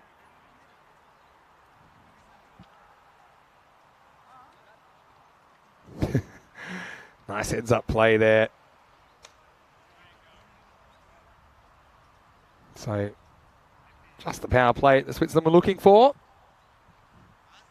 Pretty productive stuff, 14, 22 and 17. Can see how Luxembourg, they cracked 75 in the first half. They're on 150 pace and then kind of even up the pace a little bit to 153 pace after 6 overs, but fell away a little bit in the last 4. 132. I mean, if you want to go on the numbers over the 2 weeks we've been here, it's pretty much a par run rate, but it ain't looking like it's enough at the moment. Sokia will be the new bowler, or ankles as we like to call him, because he always looks like he's going to do an ankle on this surface. Hopefully he doesn't here. And the first one down leg side. It's going to be a wide. It's got to be a bit off-putting, though, when you're used to bowling a certain width of the crease and you can't do it. Also got the left-hand, right-hand combination out there at the moment. Again, loses this one down the leg side. I think anytime you can get a left-hand, right-hand combination, it just causes hassles for the bowling side. Even the fielders having to constantly move their position as well. Better ball, though. Much better ball from Sokia. Tapped away for 1.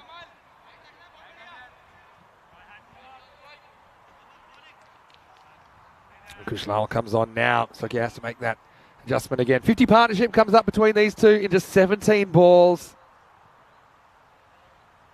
Running away with it at the moment. But as we saw in the first game, 1 or 2 wickets can change everything, can just change the feel of the game.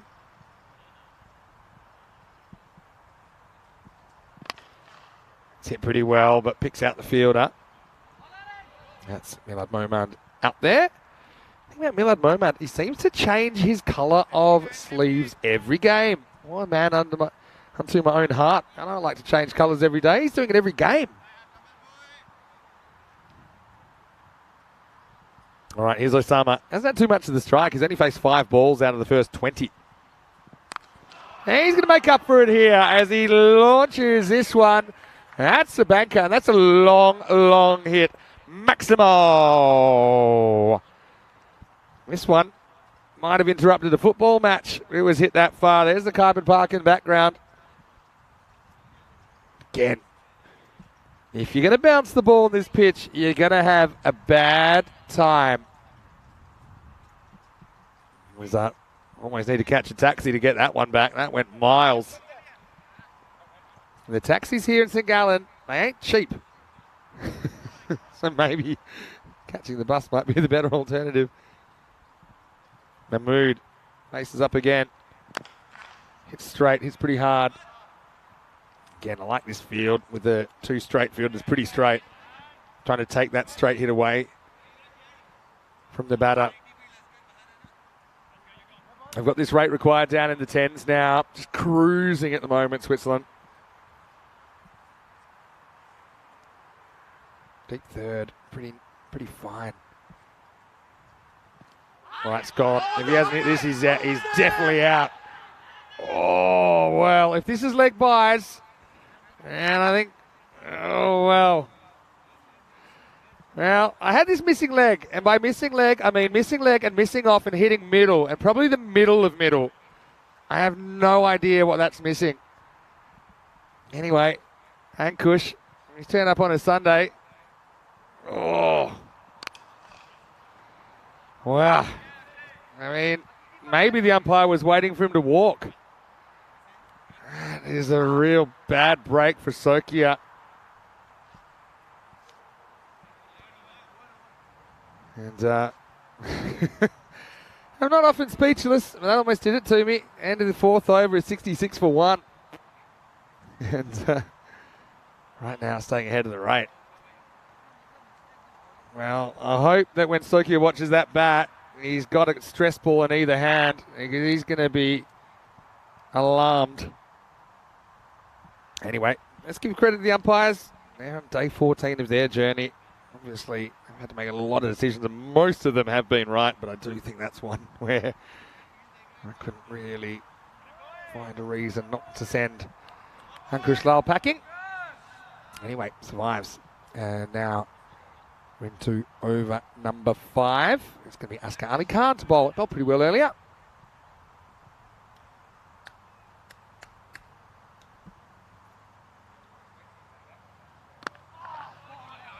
Full and straight and pretty well bowled. Askar Ali Khan has adapted better than I think most of his teammates to how to bowl on this pitch.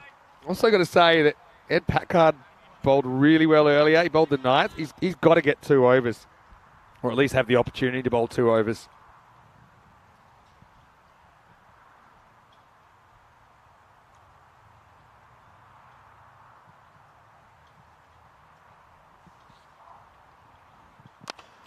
Almost a Yorker. Gets a fair bit of bat on it. Dixit will handle it. Again, if you almost get a Yorker, then sometimes you get away with it. That's one that potentially you can get up and whack it out of the ground. But the closer you get, the better your results will be.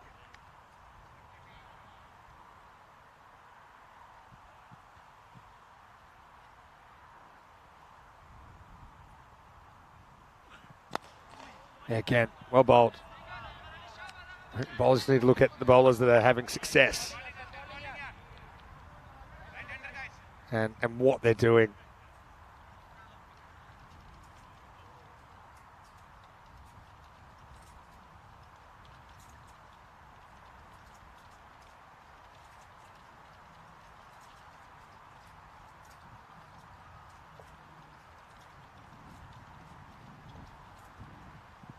Slow ball. This one's going down the leg side, but if I was appealing, I would have been saying square up, square up. Because this is an off-cutter, hits him just outside leg, going further down. Sometimes you get umpires to correct themselves. Not saying that two wrongs make a right. Nice change of pace, though, by Askar Ali Khan.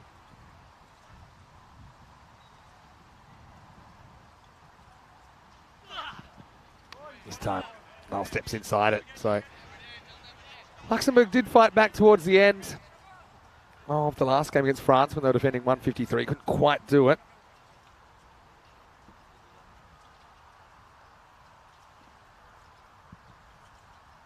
See a bit of discussion, which is expected, but like I say, give the officials a break. There's that slow ball again. I like this from Askar Ali Khan. I think he's certainly rolled a really good over here. Only 4 off it. But let's see if he can finish it off. It has a very different feel if the last ball gets hit out of the ground.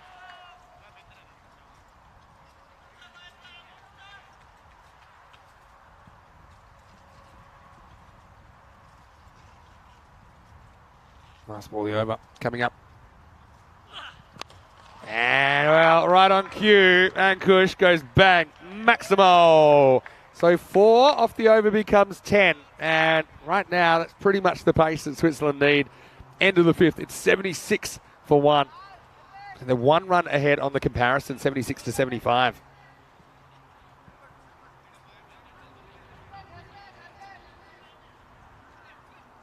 Some of the highest chases we've ever seen. I do think we'll probably see, once that gets updated, France sneak up on the list because they're tied with Pac Moncada chasing 154 in 9.2 overs. Alton also chased 154 in the final the other day. Chased it off 9.3.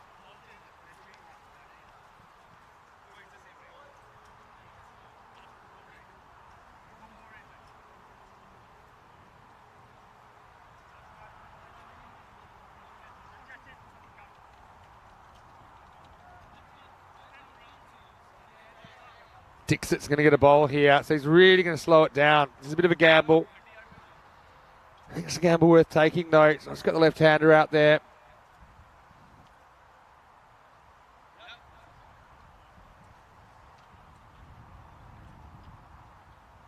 Let's see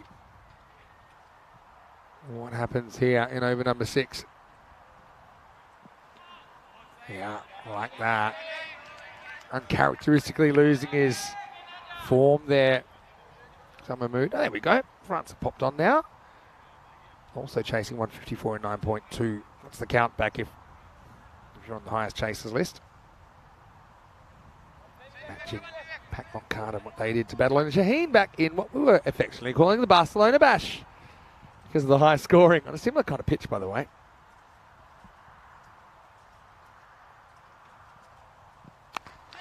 In the air, does it have the legs? Fielder comes around, and he can't cut it off. So if he's not going to get the catch there, they still like to save the boundary. So this is sometimes where we see a fielder straight down the ground. Kind of runs past it, doesn't get off his feet there. Askar Khan probably noticed there. That's another match from this series. Pakdun Zalmi chasing 161 against Kostane back in match 46. That was earlier this week. So we've had a lot of high chases lately. That looks like it's hit pretty well. Well enough. Yes. Maximo. And into the gap. Mahmood gets 6. Okay, Dixit. Like I said, he's a bit of a gamble, isn't he? He's going to take all the pace off. He's going to try and force the batter to overhit, maybe hit their way into a mistake. But that's another case of if the fielder's on that line, he probably catches that shoulder high, but because they're having to run around to it, makes it difficult. Also, you've got your teammate running in the opposite direction. That's got to be on your mind.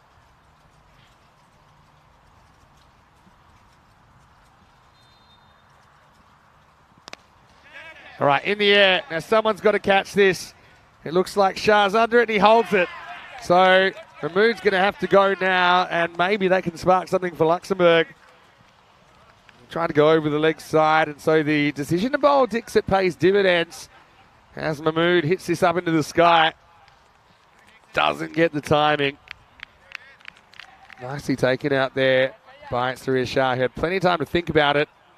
And, well, Dixit, he's enjoying his time out there. He's giving it a bit of the old getting jiggy with it as the second wicket falls, and it's 86 for 2. Decent knock there from Osama. Gets his team into a decent position. Here's Roshant Karunamurthy for Switzerland, coming out to bat in his Alton helmet at number 4. And this guy is a really powerful striker. I love replacing a left-hander with a left-hander as well.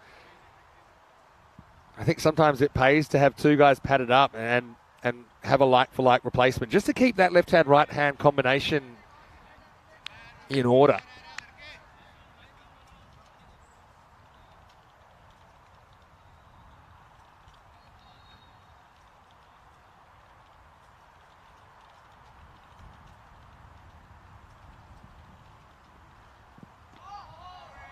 Well, missed out the first one. I suppose maybe in this case, he's got an off spinner. He probably enjoys the fact he's bowling to another left-hander.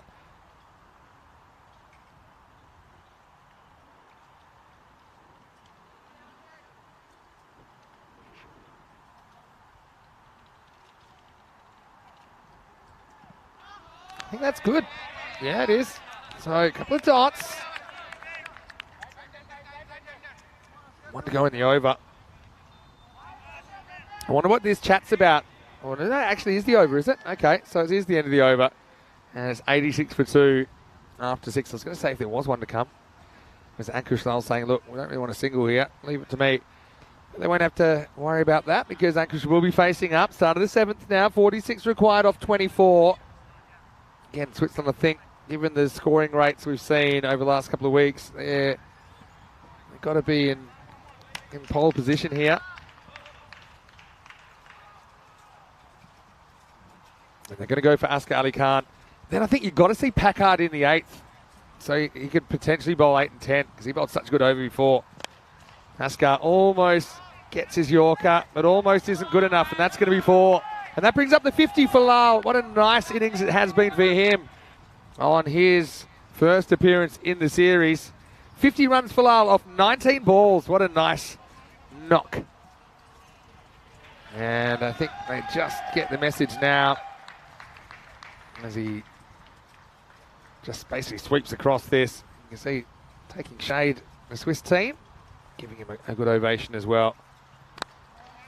We'll say, might have been a bit lucky to survive that LBW appeal, but hey, that's not his problem. The key is you got to get rid of him while that runs and balls equation is still this kind of distance apart. Plus 19 at the moment. 41 off 22. And Murthy just not able to time this one up. He'll get a leg by. That's not a bad result. So we'll keep an eye on that space between the runs required and the balls.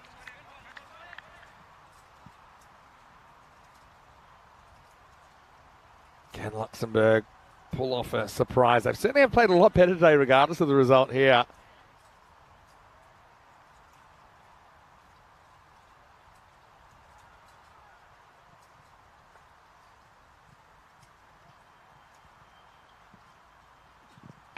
Well, that's going to be gone. What a catch.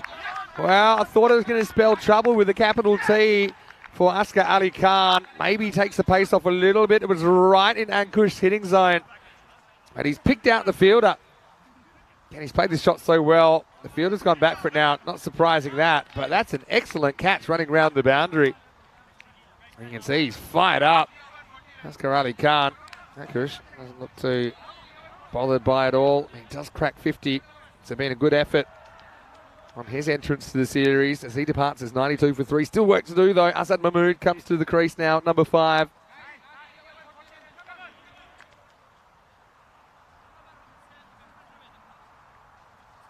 Hello to Ben. Nice to see you in the chat. One thing I will say, Because cricket always looks a lot easier on TV than it actually is if you're at the ground, or even more so if you're out there in the middle.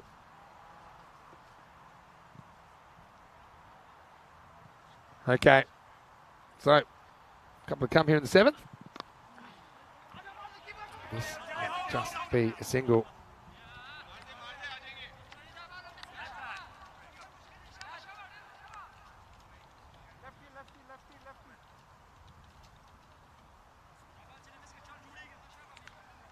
Murthy.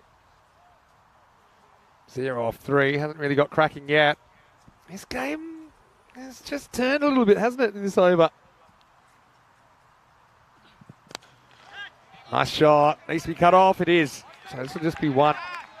Nice fielding there from Moman. So a couple of good pieces of fielding there. For the first step of the catch from Jigasoo Pant was very, very good. He had to move sideways to catch Ankush Lal, and then a nice stop from Moman as we get to the end of the 7th over. 94 for 3. This is what's coming up in the next match, Switzerland versus France. Just looking at that, looks like Piro Bakaran is coming in for France to give Rahmatullah Mangal a rest. The news from the toss, Switzerland winning the toss and batting first. Hassan Ahmed is back in the lineup. Idris probably likely to open up with him. And Ankush Lal looked good at 3 there, didn't he? So a few little tweaks there. Tana Balasingham comes in to the lineup as well. And I didn't see Anush Kumar there, so spinner for spinner switched out as well. All right, well, can Switzerland put this tournament to bed and get 38 runs off these last 3 overs? I still got to say, I cannot believe that Packard's not bowling. They're going to Dixit. I can understand why you want to give him a second, but now Packard can only bowl 1. And it's not going to go too well for Dixit first up. He's launched out of the ground. Maximo brings up the 100 for Switzerland. Yeah, I just cannot believe that Ed Packard, after the fantastic over he bowled earlier on, is not putting himself in a position to bowl 2 overs.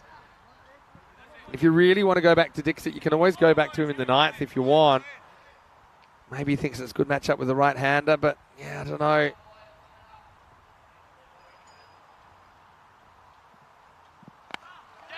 Karuna Murthy needed that as well. We'll just get 1 here. There's a big gamble to bowl Dixit again. I'm not saying that he's not capable of bowling this over. I just think that you've now basically forfeited the right to have yourself or Packard bowl 2.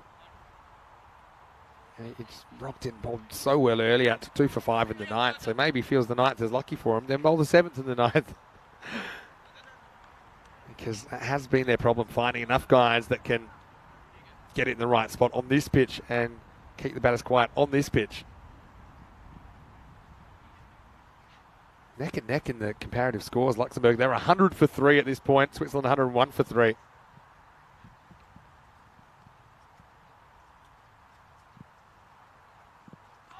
Oh, just climbs over the stumps, and even that's pretty annoying, I think, at this stage, because Bingu just doesn't track the ball and gives away a bye. It was a pretty regulation take. That's the way it goes, I suppose. Karuna Murthy going to face up to Dixit, who's going around the wicket, trying to bring it in and turn it away. It does spin the ball pretty well, actually, Dixit. And he's going to get launched. Going, and gone. Maximo. That one's up in the seats. That one ends up in the seats and fielded by Swiss teammates. Don't know who grabbed the ball in the end. But again, I know when you're out there, there's a lot of things going through your head as a captain, but surely Packard, after his first game and player of the match winning performance, he'd want to give himself the opportunity to at least bowl 2. Not going to happen here. 24 or 14.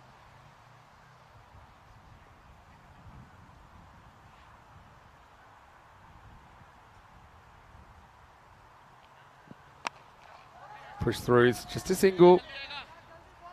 So remember earlier we looked at the gap between balls and runs remaining. Now we're at 10. It was 19 earlier.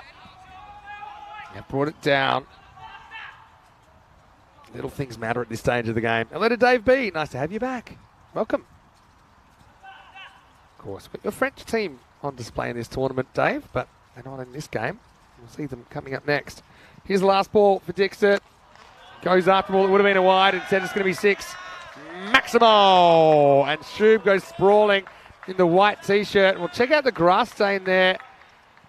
Now, Shub's back, the normal Shub that we expect. This he doesn't even have a prayer at this one, really. Oh, it might have been a no ball from off the pitch, you know. Just think where that bounced. In fact, yeah, it has been called a no ball. So free hit coming up. So well spotted by the umpire. That hurts. So the last ball of the 8th is a free hit. And he's going to go after it. Shouldn't go to the boundaries. Need to keep this in the field play. And they're not able to. There's 4 more. So everything going wrong really at the death. Dixit's over's expensive. Ends up going for 26. Again, when you've got a guy that took 2 for 5 in the first game, how does he not get 2 overs here?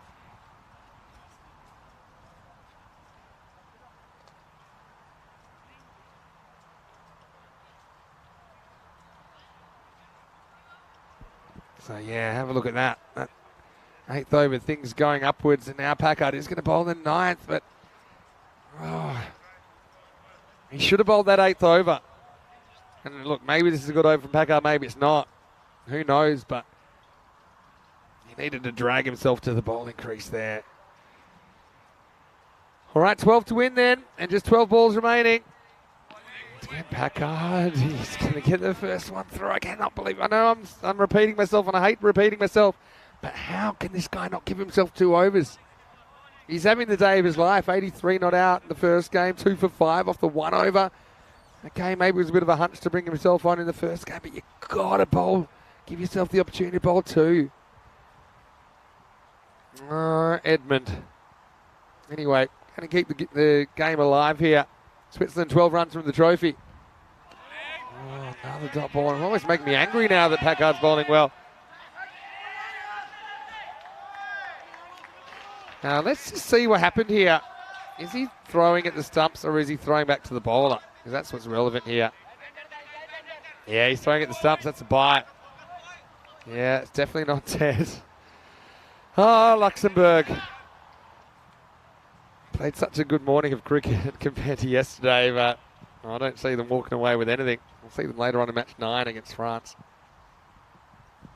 Oh, another top ball. Oh, Edmund. Well, where have you been all my life?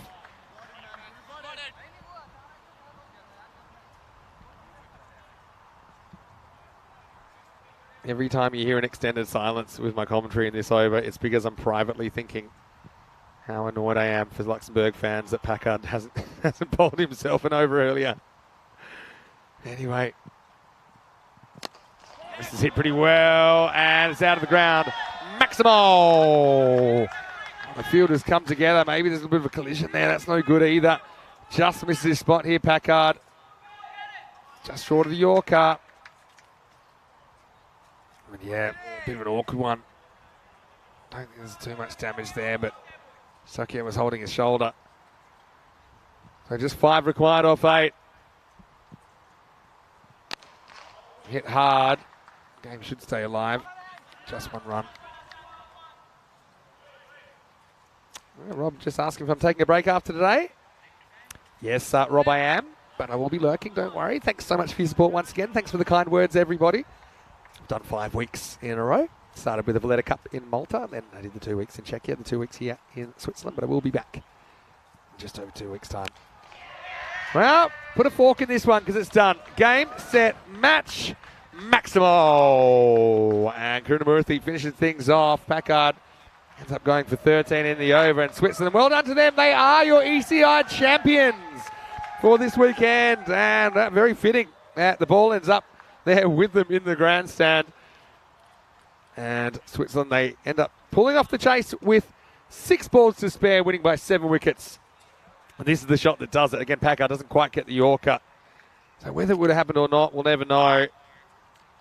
But ultimately, Luxembourg, although they bat a lot better today, they just have problems with the ball and adjusting to these unique conditions. But congratulations to Switzerland. And in particular, Ankush Lal with the 50 there, set them into a good position to pull off the chase, and they do it at the end of the ninth. This is what's coming up next then. Let's see if France can get one back on the champions there. Switzerland, they're 5-0. They want to make it an unbeaten run here. Can they go 6-0? Switzerland winning the toss and batting. A few changes there. Hassan Ahmed comes in, back into the side. You've got Tanabala Singham, who's coming in as the spinner. They leave out Kumar. Asanga Gayan will retain his spot behind the stumps for France. Ramatullah has a rest as Pira Bakaran comes in for another match. That's coming up in around about 25 minutes. Okay, roll the videotape. Let's have a look at this chase. And it was 6 and out for Idris early in the piece. Nicely held by Askar Ali Khan at mid-off. Ankush Lal, though, came in for his first match in the series. And he certainly made the most of a few slices of luck, but also some very good shots in there. I think they learnt their lesson with the shots to the leg side being the predominant strength of Ankush. Went out there and was very, very confident. Summer Mahmood as well was able to get this one just far enough. Again, Luxembourg will look back at some of these moments. I'll say, oh, if only it had been slightly different. That was nicely taken, though. Into Osama. A little bit of the jiggy from Dixon. Well, maybe his dancing is what got him a second over. Not really. When it came down to it, well, got them far enough towards the finish line. Survived a very tight OEW shout on the way as well. Bruno Murthy was slow to get going as well, but ultimately, Luxembourg were probably 20 short, weren't they? Schub, we messed up his whites there, which I'm sure was pretty amusing for all those in that part of the ground. And this one again, not quite cut off. It's a tough one. Pat gives it everything. Packard comes on, but it's too little too late, and they literally throw away a run here. So Luxembourg just can't quite put a complete game together. They'll get one more opportunity in game 9, of course, which is coming in just over 2 hours' time. But Switzerland looking pretty relaxed, and why wouldn't they be? 5-0. We know that they will raise the trophy this afternoon. Right now, they are pretty focused on their 6th game of the series against France that will start in just over 20 minutes' time. Let's have a look at the scorecard. 51 for Lal on his first innings in the tournament. Just 21 balls in there. Struck the ball particularly well through the onside. Osama Mahmood with 24. Grunamurthy finished things off with 21. Unbeaten, and Asad Mahmood again looked pretty comfortable out there, didn't he? 18 off 7. Just a bit of disappointment for Idris there, who goes 6 and out at the top. But he didn't waste any time. That's the name of the game. Another thing here is the extras. 14 extras. As we had 8 wides and a no ball. I remember there was only a single run given away in that fashion. Just the 1 wide in the first half of the game. So maybe that's the difference between the two teams as well in this match. Askar Ali Khan, I think he's had a good morning. 1 for 17, the best of the bowlers. Wickets also for Milad Momand and Dixon. Although, and once again, I think that they missed a trick by not bowling Packard earlier and giving the opportunity to bowl 2 overs. So that's the tail of the tape. Switzerland win with 3 wickets down with 6 balls to spare. We'll be back in about 20 minutes to take you into a mouth-watering clash in match 8. The last time we'll get to see Switzerland on the park taking on France. Join us then. Many sound of here, Mr. Maximo for ECM. Back soon with more ECI Switzerland.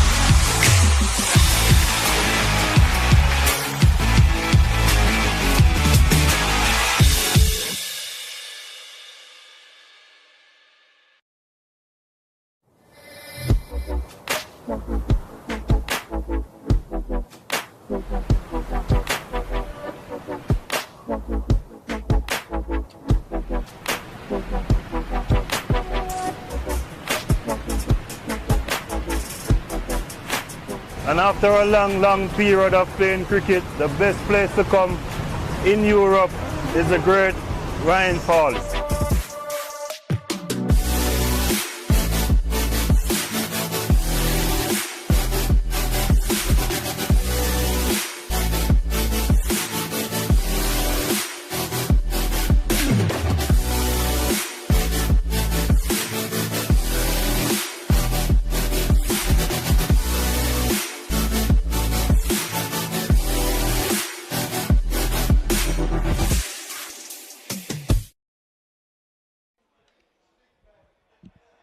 Hello and welcome back to Switzerland. Still 2 matches to go in this European Cricket International weekend here at St Gallen on the European Cricket Network, live all around the world. Now it's time for match 8. The host there, last chance to impress. They're taking on France.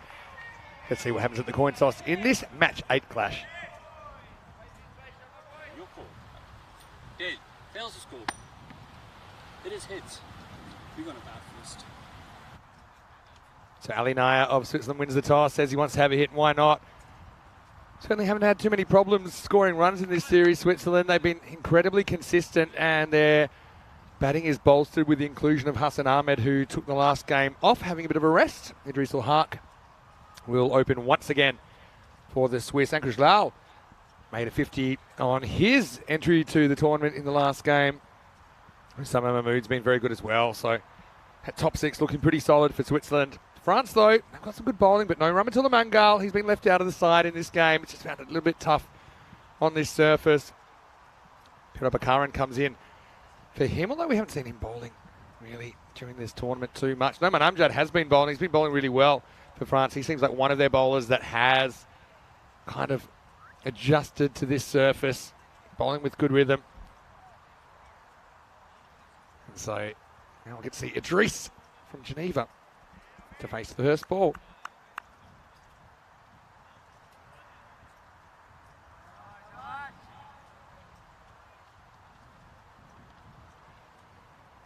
All right, Hassan at the other end, waited for him to get involved, and he will.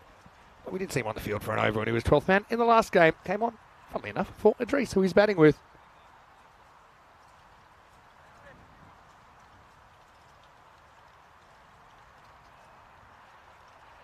Waiting for the clock to tick over. We're running early, which is always a good way to be. As far as the series goes, we know that Switzerland, they now have a locked up top spot because they have 5-0. France, at best, could get to 4 wins and 2 losses. Luxembourg winless after 5 games. We'll see them in match 9, though, which is the final match of the series. Okay, I think we're ready to go now. Clock ticked over. Idris to get going. He went 6 out earlier on. What will he do this time? Facing the very, very impressive Noman Amjad. Oh, his first one bites in viciously. Noman's been getting some really good in-swing in this series. You can see that one surprised Idris.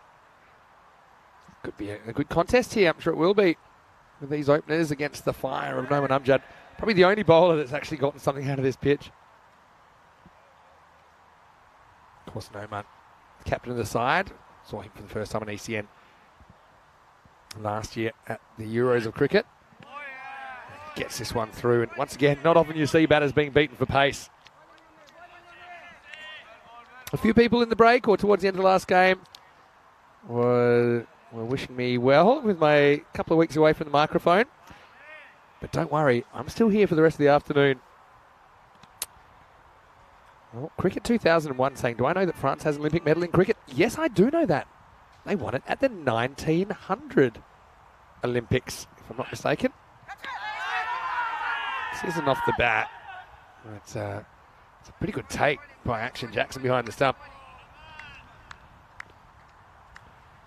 Does deflect, but yeah, when you see the ball going that way, it typically is a sign that it's come off the body.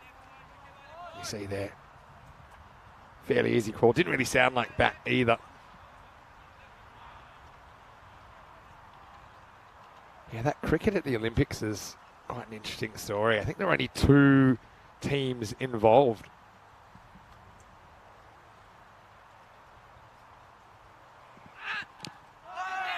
Edges this onto his pad.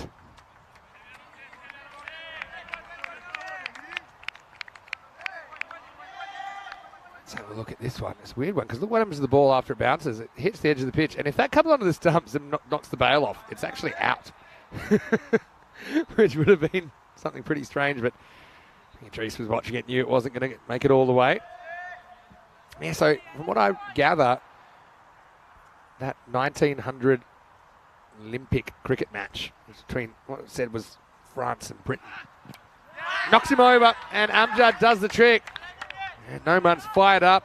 He's a bit disappointed, I'm sure, that he hasn't been able to get one over the Swiss this weekend. And Idris was really done like a dinner in that over.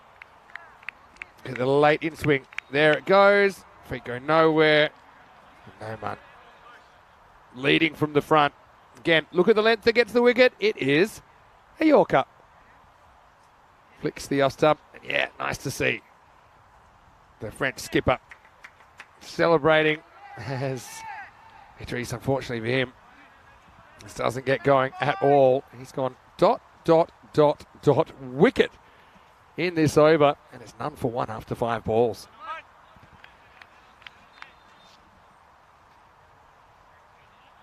Yeah, so what you might not know is that cricket was actually meant to be in the first modern Olympics in 1896 in Athens, and it would have been the only team sport at those games.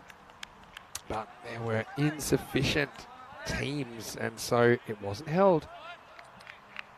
Despite that, they held it with only 2 teams in 1900. And the French team were mostly actually English. They were expats.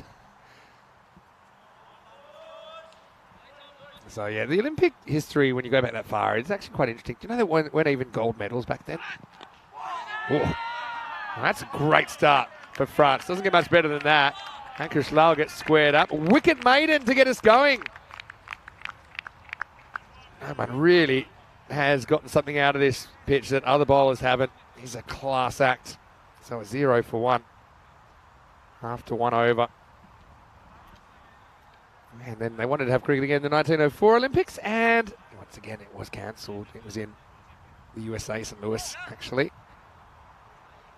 And the cricket in 1900 was different to the cricket you see today.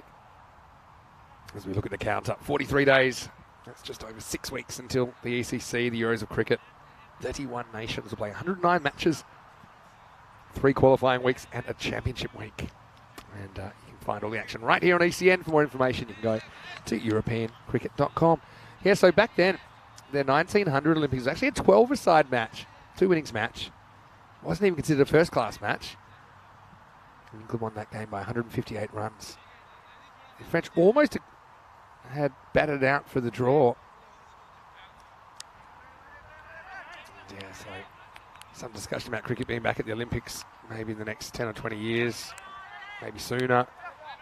I've got to say, you've got to get the format right. I think 20 overs is too long for most of the world that aren't cricket people. I think the Olympics is an opportunity to showcase the best bits of the game to the world, maybe attract some new supporters, some support in new places. A bit like rugby sevens is a kind of fast-paced version of rugby. It all happens a lot quicker. Great shot by Hassan, and it is 6. Maximo, and actually held up way more than I thought.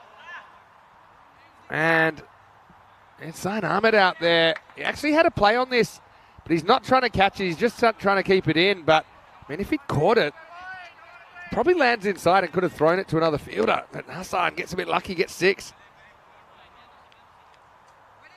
Yeah, so I'd like to see a similar sort of format that you're watching right now if we're going to have cricket at the Olympics with more countries involved.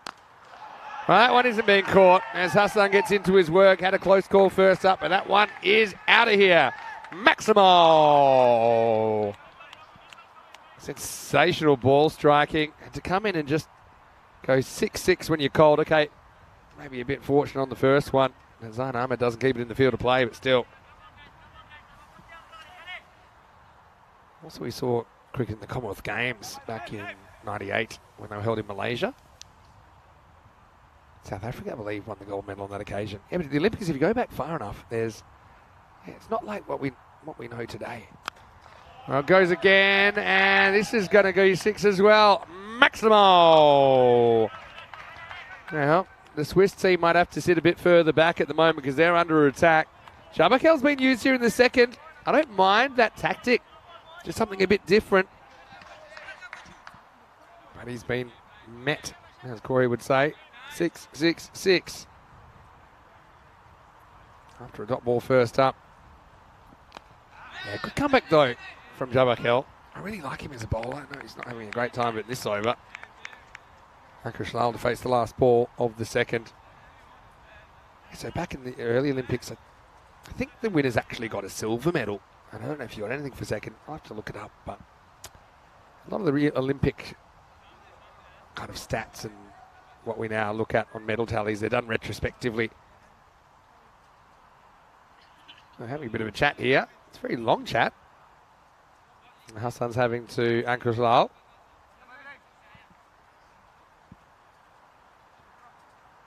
Thanks for the updates. Chris Smith in the chat. A bit short, pulled away. Probably get two here. They will, though he's going to have to hustle. He just stumbled slightly. And Ankush Lal will get back for two. And it will take us to the end of the second over. It's 21 for 1. Just have a look here. I mean, I thought there was always two there. Ankush ball watches a bit and then decides to come back. See there, just a little half stumble. If this had come in right next to the stumps, I think Ankush might have been in trouble, you see. But Tawad Ahmadzai kind of gets himself in a weird position in front of the stumps. And so the batters get home safely. The score 21 for 1 after 2. Looking at the table, a very quick look at the table. Switzerland 5-0 can go perfectly if they're able to win this game. That would be quite the statement. In home conditions, of course. I know this pitch is a little bit different. But France, they're hoping to get one back on the men in red.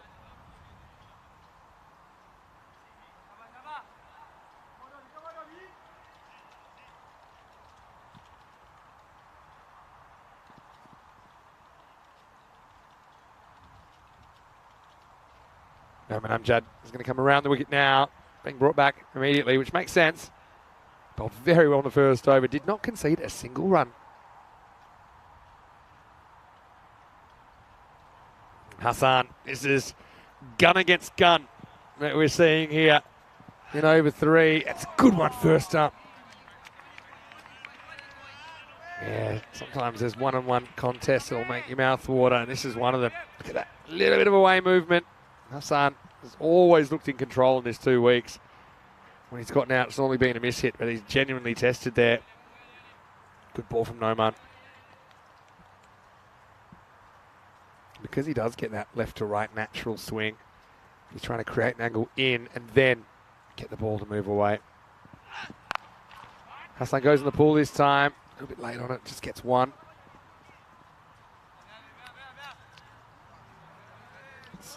Mukhtar Ghalami, that's doing the fielding down there.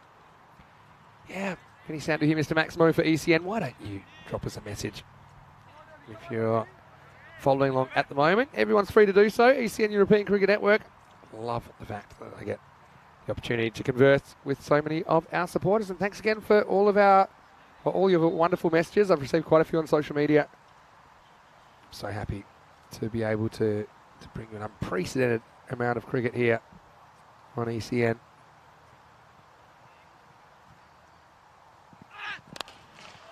Goes leg side and goes long. Maximo! Well, that's a pretty good shot by Ankush Lal against the guy that's given pretty much nothing away so far. He goes with the movement. So we had a look at the first one. Wasn't a particularly easy one for him to deal with. Last ball the first over Ankush, but now he's ready to counter-attack.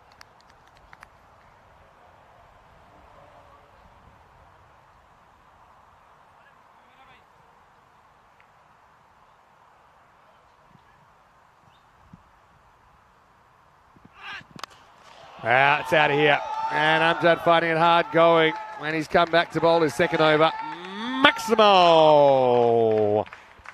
Ankush Lal goes boom, boom, and turns this game on its head. So hard to believe that the first over was a maiden, because now They're 34. And all 34 of those have been in the last 10 balls. Actually, if you want to go further, they're in the last 9 balls.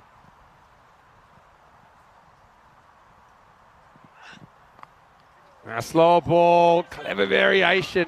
And Pirabakaran can't quite make the ground. There's going to be 4 more. Very clever bowling from Amjad, but it was just a little bit too straight, wasn't it?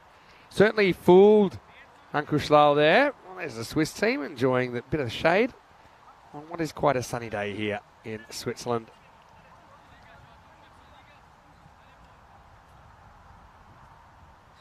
Amjad has gone for 17. They've all been in this over. Hurries him up a little bit this time, but Lal's good enough to get the hands in front. Gets one into the power play. And momentum swinging strongly towards Switzerland after a very good start for the French. It's 39 for 1 after 3. So I suppose, all things considered, it's about an even power play. Have a look at that. 0 off the first over. And 21 then 18. Now we're going to see Dawud Ahmadzai. We didn't see him bowling earlier today. The thing is, they've got 3 genuine spinners in the side. France, I really like the balance in their attack. They normally carry 4 seamers, and then they've got 3 spinners, but they're 3 different types of spinner. So they've got a left-arm spinner in Zain Ahmed, they've got a right-arm offie in Ibrahim Jabakel, and they've got Dawud Ahmadzai, who's going to bowl now. And he's a leg spinner, and he's just a bit of a handful normally. I know he's found it pretty tough on this surface, as most of the bowlers have. He's very expressive, Dawud. And here he is bowling to Ankush Lal. First ball hits a point, no run. Dawud gets a lot of top spin with his action. It's a very whippy action. You see it'll hurry on and it'll bounce a bit more, but he's not getting a lot of help out of this pitch. He's very busy, isn't he? The way he flicks that ball from one hand to the other. There you go. Really good example of what I'm talking about. Kind of hurries on off the surface. This will be a good test for Ankush Lal because he wouldn't have seen anything like this over the ECS. He's not an easy guy to take leg side. You certainly take a big risk if you're trying to sweep a ball off the stumps. But he tries anyway and he smacks it. And he says, hey, you know what? It's not that hard. I'm just going to go for it anyway. Takes it from 5th stump and sends it up for a junior banker. Maximo. Well, if you can't pick him, whack him. I think that's what Ankush does there. He got all of that, Darwood.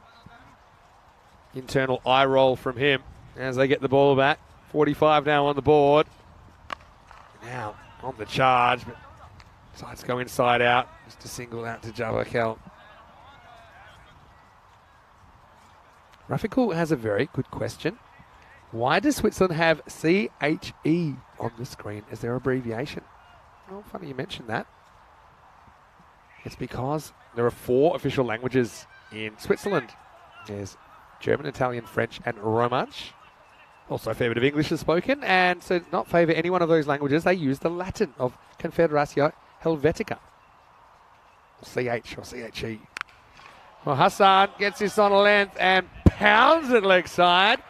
Maximo. That one was in the Cube's general direction. The Cube have just subletted to Rob Kemming for the last 2 weeks. It was under attack there.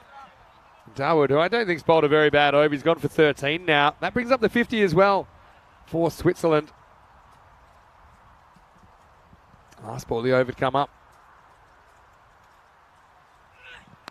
Oh, quicker one, but Hassan's ready for it. He smashes that one 30 metres over the boundary. Maximo, and 19 come off that 4th over in the end. 58 for 1 after 4. And if you want to be more technical, all 58 have come off the last 3 because the first over was a maiden. So, what a format. And if you can find more action jammed into 10 hours anywhere in the world, I've seen it all. We've talked about some of the strange sports like chess boxing. Again, I would like to commentate that. It's half chess, half boxing. But I just don't think you'll find anything quite like the European Cricket Network. Usman Khan's going to bowl the 5th over now. And he's a very, very good limited overs bowler. He's got a stock delivery. He's got a very good back of the hand slower ball. Mubin's asked me to learn new languages. Well, I am working on it, Mubin. It's a bit tough when I'm talking in English for 10 hours a day, but I'm learning a bit of Spanish when I can. Edged and gone. Yep, there is the finger going up, and Ankush just tries to hit across this. It's probably not the right shot. I know he is really strong here. This is a fair distance outside the off stump to be trying to hit it there. Action Jackson behind the stumps with a fairly simple catch. Pretty healthy edge, I think. So Ankush, that'll be the end of him for the day with the bat. Still pretty useful contribution from him here on day 2. And a nice send-off for Ankush, who did strike the highest individual score of our 2-week adventure, 134 for Zurich Lions. As he departs, it's 58 for 2. So yeah, hopefully that explains why Switzerland have CHE, Confederatio Helvetica, the Latin. And then I've got another question from Sandesh. Why is Arif Sangha not in the Swiss team? Well, you've got to realise that these are played under ICC criteria. So there is a period of time you have to live in the country to be able to represent your country, according to the ICC rules. Ooh, bottom of the bat here, I think. Murthy is going to hustle through. I think this is off the bat. Yeah, it is off the bat. So he gets off the mark right off the end of the bat. So yeah, Arif hasn't quite fulfilled the residency criteria yet, but I'm sure if and when he does, it could be a very useful pickup. The other thing is if you are a citizen of a country, then you automatically do qualify to play in international cricket. So hopefully that answers your question, Sandesh. Thanks very much for the question, and keep the questions coming. Hassan Ahmed, 32 off 9. Just another day at the office for him. And now he charges, and he's going to smoke another 6. Maximo. Well, Ankish, now maybe why he's not in the 11 anymore, because he's just put down a sitter. Anyway, it won't matter. He'll be happy that it went in his direction in the first place. Well, it's never easy when you're off the field to try and take catches, as Ankish finds out. Now, better from Usman Khan.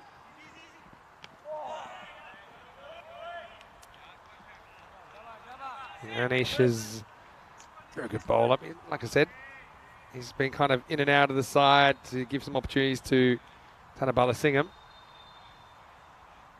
Nice little sneaky chuck onto the stumps from Action Jackson, but safely home.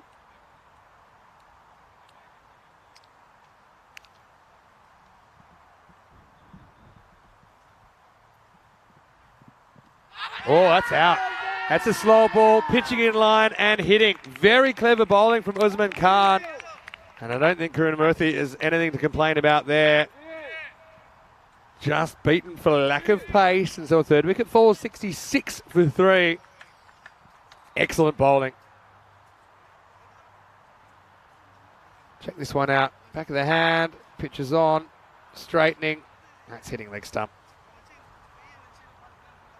Just done by the variation in pace. And Usman Khan bowls that one really well.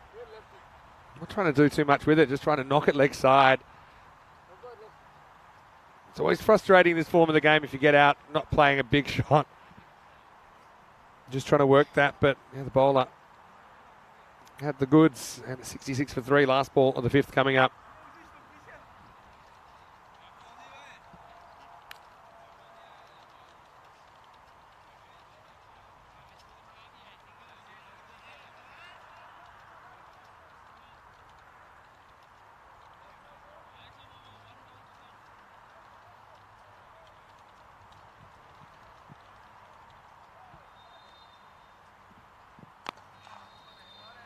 Next leg side. This is Osama Mahmood coming in at number 5. He'll retain the strike as we get to the end of the 5th. And Switzerland 67 for 3 after winning the toss and electing to bat. Hassan Ahmed, 39, but has only faced 11 balls in the first 30 in this contest. Let's have a look at the ECC groups, of course, the Dream 11 European Cricket Championships, the Euros of Cricket. Switzerland in a very interesting group, Group E. Now, they've got England 11, who are former champions. They were runners-up last year. And England 11, they're going to be there to play. Don't you worry about that. They're not too happy about the fact they lost the trophy last year. So, of course, they'll be favourites in that group, I think. But Switzerland, I think they certainly have firmed into second favourites. I think with some of the players that they've got at their disposal, they certainly can challenge England 11. For example, they've lost matches before to Italy and countries like that. We saw in the ECL level, England losing to Greece this year. So it's this point of the game, anything can happen.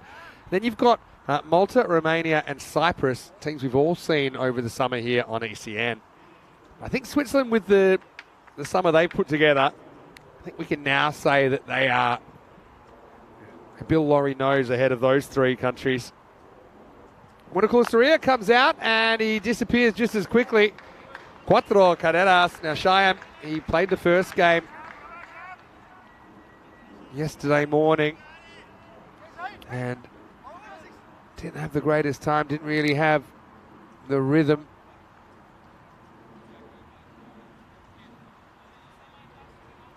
But now we're seeing him getting another bowl. Let's see him put it together. But yeah, he cannot bowl that short on this pitch. Even though Watercool 3 is known for getting a lot of lift, bowls a lot of cross seamers, gets some unreasonable bounce sometimes, but this pitch isn't doing him any favours. Maybe a slightly slower ball. Axton Jackson is all over it like a rash. Make sure there's no run. Well, hello, Mubin. He's saying that people would love to listen to some Punjabi words from me. Well, I do have some Punjabi heritage. Probably the most common Punjabi word I heard from my grandmother was Aja, Aja, which means come, come. So I've actually learnt more Punjabi from Rico than from my own family. Shot. That's absolutely lasered, and that's gone for 6. It's a no ball as well. Oh, well. This is timed unbelievably well to go all the way. Maximal, but then let's have a look at what the no ball's for.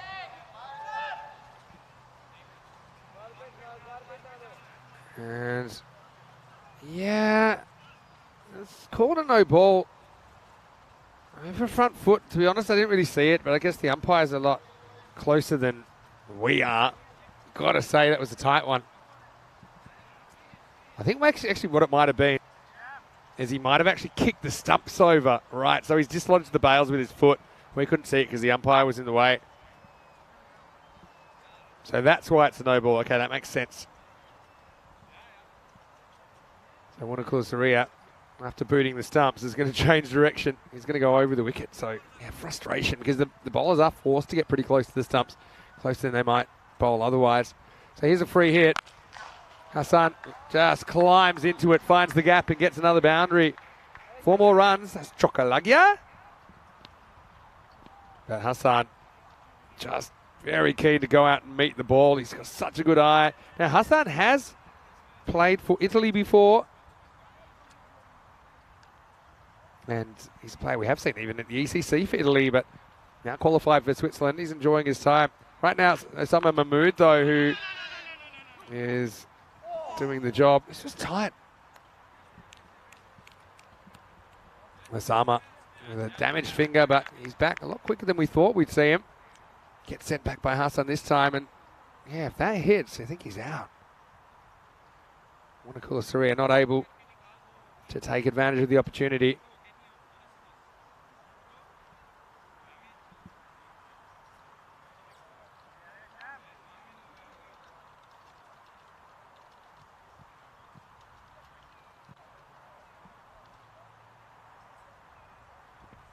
Yeah, I think that Wanakola Surya just looks down at where he's landing here, and he has concerns. I think he's right to have concerns. That step as he was launching his delivery stride, he hit the edge of the mat, and he said, well, hold on. I don't want to come down.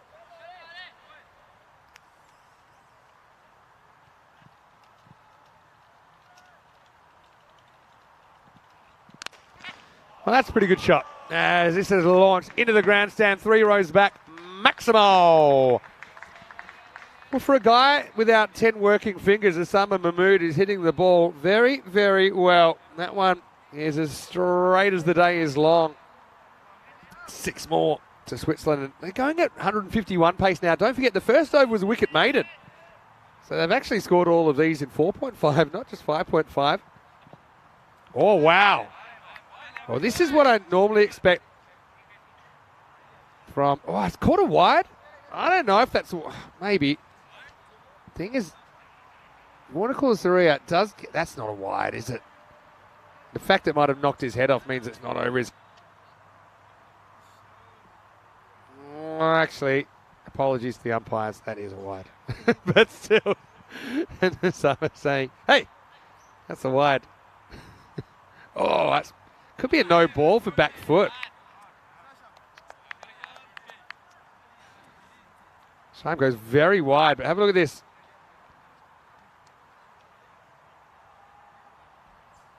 Yeah, how wide is this?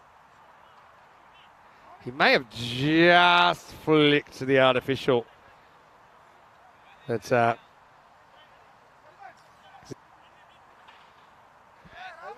he'll get away with it. Anyway, 89 for 3 after 6. Shayam is known for getting the ball to lift, and we see one example.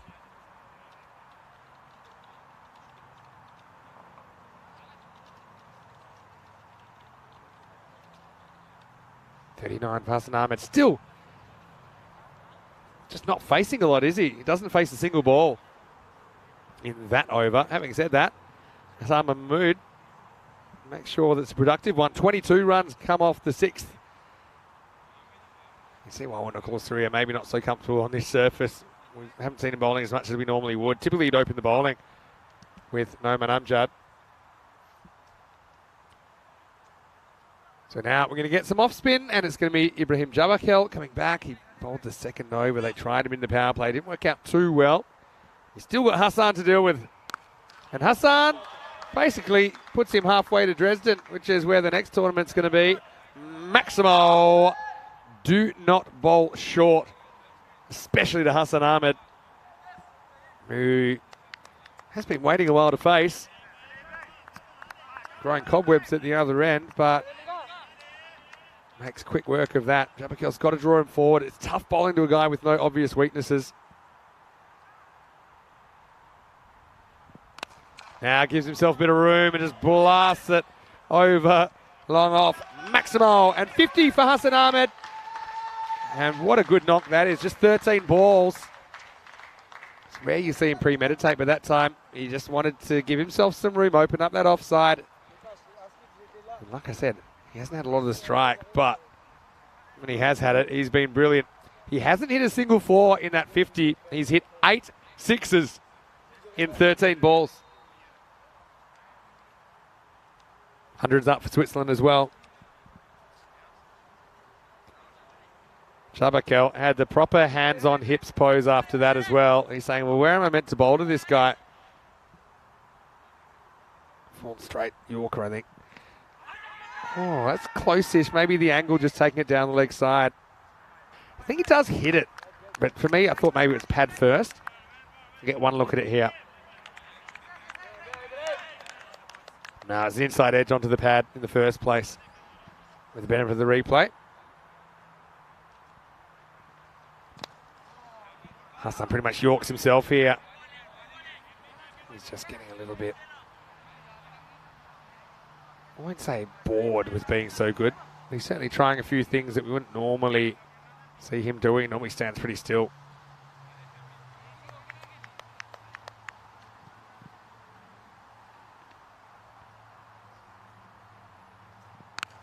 Osama, he gets a little bit of length and he puts it out of the ground. Maximo, excellent catch from Mukhtar. The only one problem he had was he was about 5 metres over the boundary, but I think some of our Blue crew can learn a few things from Mukhtar here about how to take the crowd catches, as Mukhtar becomes an honorary crowd member. Later James Cantor as well, who's down visiting from ECN headquarters today.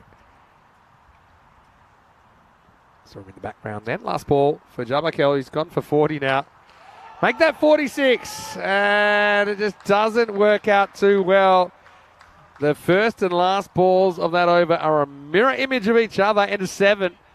Hassan Ahmed and Osama Mahmood putting on a show here, the two lefties. That makes it 114 for 3 after 7. And Osama Mahmood now 33 off just 10 balls. A reminder that we've got more cricket coming tomorrow, not only in Germany, where Rico is currently just settling in before day 1 of that European Cricket Series, but also we have a T20 International women's match between the Netherlands and Ireland. Corey Ruckers will take you through all the action. It starts tomorrow, which is Monday at noon GMT, which is 2 p.m. in Central Europe, and it's 5:30 p.m. in India, 6 o'clock in Bangladesh. And why don't you tune in? I know I will be. And first time we've ever had Ireland on the network in a women's match. I know they've been doing some very, very good things. Anyway, here's Rahula Mangal to bowl for the first time. Doesn't quite get the Yorker in, but gets away with it. I mean, Rahula, he's been okay in patches. I mean, the French bowling lineup, it's one of the most feared in European cricket, but with this pitch being how it is, with the approach and the narrowness and the kind of lack of life in it, you're a little bit like toothless tigers out there, Les Bleus. Again, doesn't quite get the Yorker. And this will be just a single. You can see Rahula, even the vibrations of him bowling here, I think you see how the bail comes off, but he doesn't actually touch the stump, so that's perfectly okay.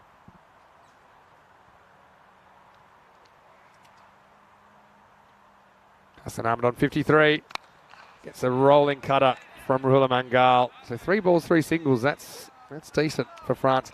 When these two met last night, the French batting kind of capitulated in match 5. They were bowled out for 65 off 9.5 overs. Switzerland getting the total easily, just taking 38 balls to chase it down. Mahmood climbs into this one, and well, another crowd catch. As it looks like Rahmatullah Mangal out there, goes the one hand, puts it down, but you can put that down in the book as 6. Maximal. Osama Mahmood, who we thought wasn't going to play for 2 months after he damaged some tendons in his finger, but he's come back and he just looks better every time. 40 off 12. What a partnership this is.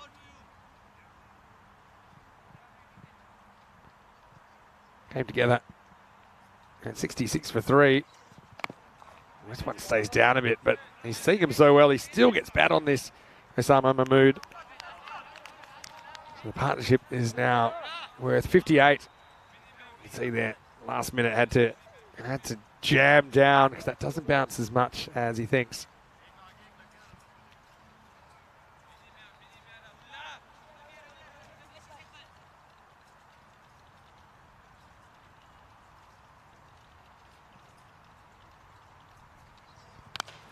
Full toss, trouble. Usman Khan takes the catch.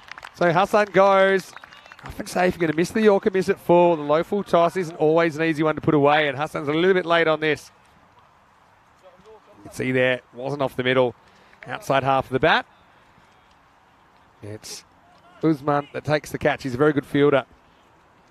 And it's also the end of the over. 8 overs down. Switzerland 124 for 4. So 155 pace. France, they're certainly capable of chasing down something like 150. When these two teams met yesterday, the first time, France made 134 and was chasing 152 for victory, so falling just short. We already talked about the second time they met, which the French viewers probably don't want to talk about. They got balled out for 65. Right now, Hassan is going to have to go, but another very good contribution. Last time we'll see him with the bat in this 2-week adventure. He makes 54 off 18. Yeah, but the thing is, hardly faced while he was out there.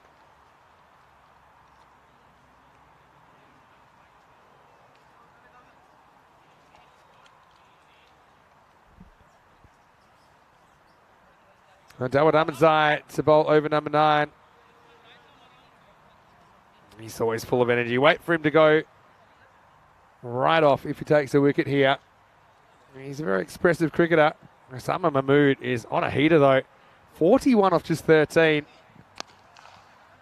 Dawood's kind of been forced to bowl quicker. That's kind of what's worked for him, but it hasn't always worked because then he kind of loses his powers as a genuine wrist spinner. This is the first one. This just comes out as pretty much a pace-on delivery. It doesn't come over the wrist. Ali Naya, the new batter, captain coming out at number 6.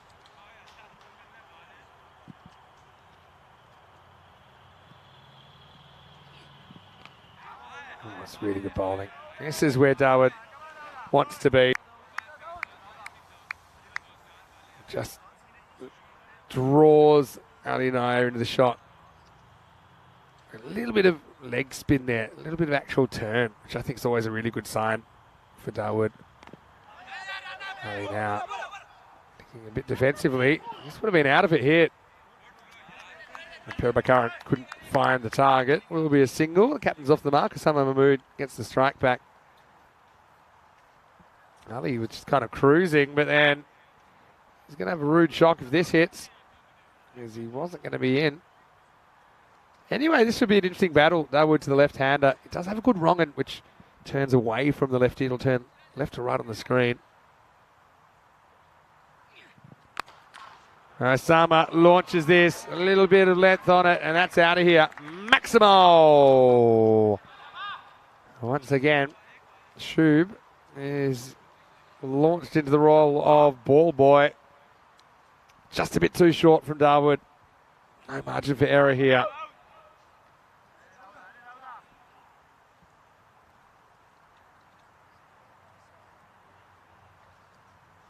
.48 for Osama Mahmood.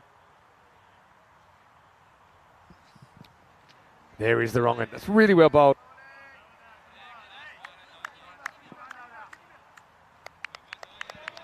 So this is the one that looks like it.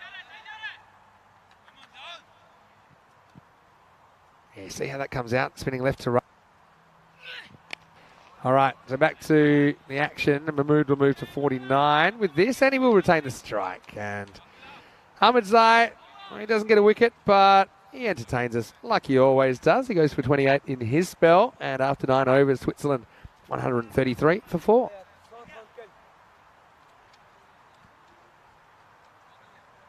So Switzerland have batted well, but I wouldn't say they've batted France out of the contest.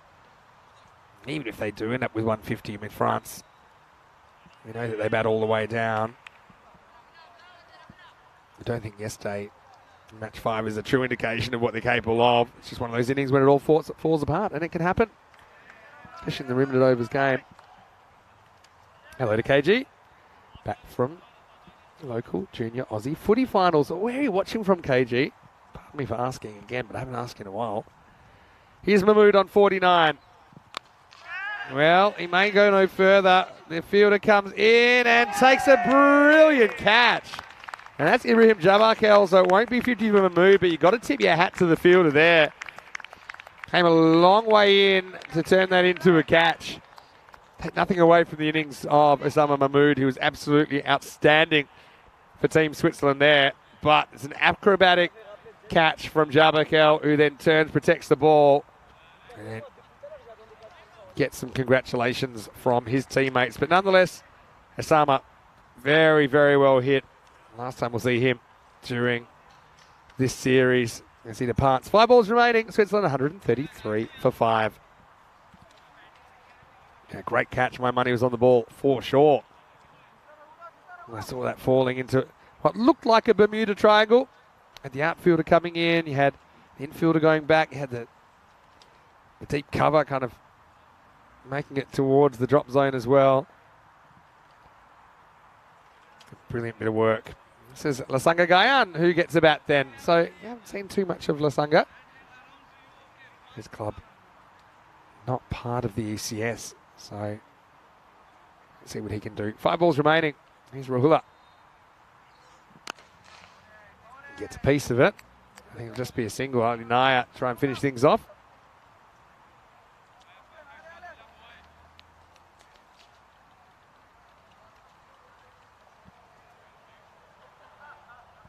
So what are we thinking about this chase? Looks like we're looking maybe around the 140 or so, maybe low 140s.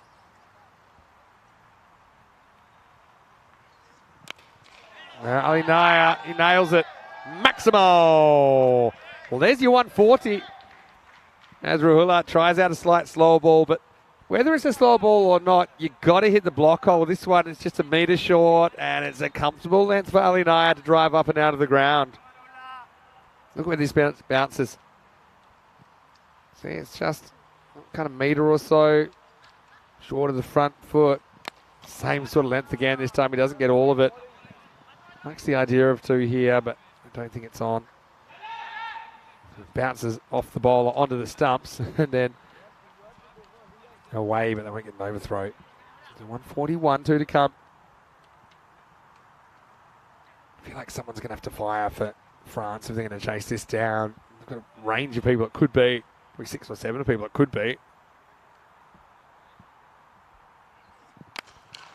Kayan tries to whack it down the ground, but I think he's in trouble. He's going to go off the second last ball. Shine Warner-Kulasaria with the catch.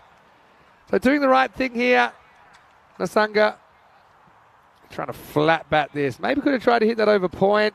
There's an argument for that, but it's not a bad tactic to try and hit the sight screen. Which is what he tries. He's a little bit late on it. Rahula cleaning up at the end. He has 3 wickets now. Switzerland with 1 ball remaining. 141 for 6. As Ashwin Vinod will get the opportunity to face 1 delivery in the innings. The last one. At 141, what do you think?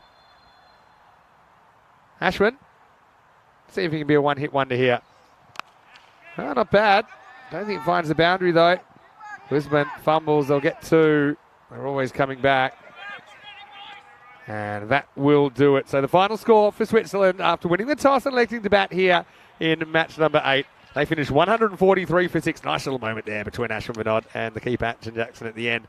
As the keeper was daring him to take another run, he said, no, I'm not falling for that one. Although we're just going to get the 2 there. And so 144 will be the victory target for France if they're going to take the first points off Switzerland in this series. So Ali Naya and Ashwin Vinod, 2 players that will surely have a say with the ball in the second half of this innings.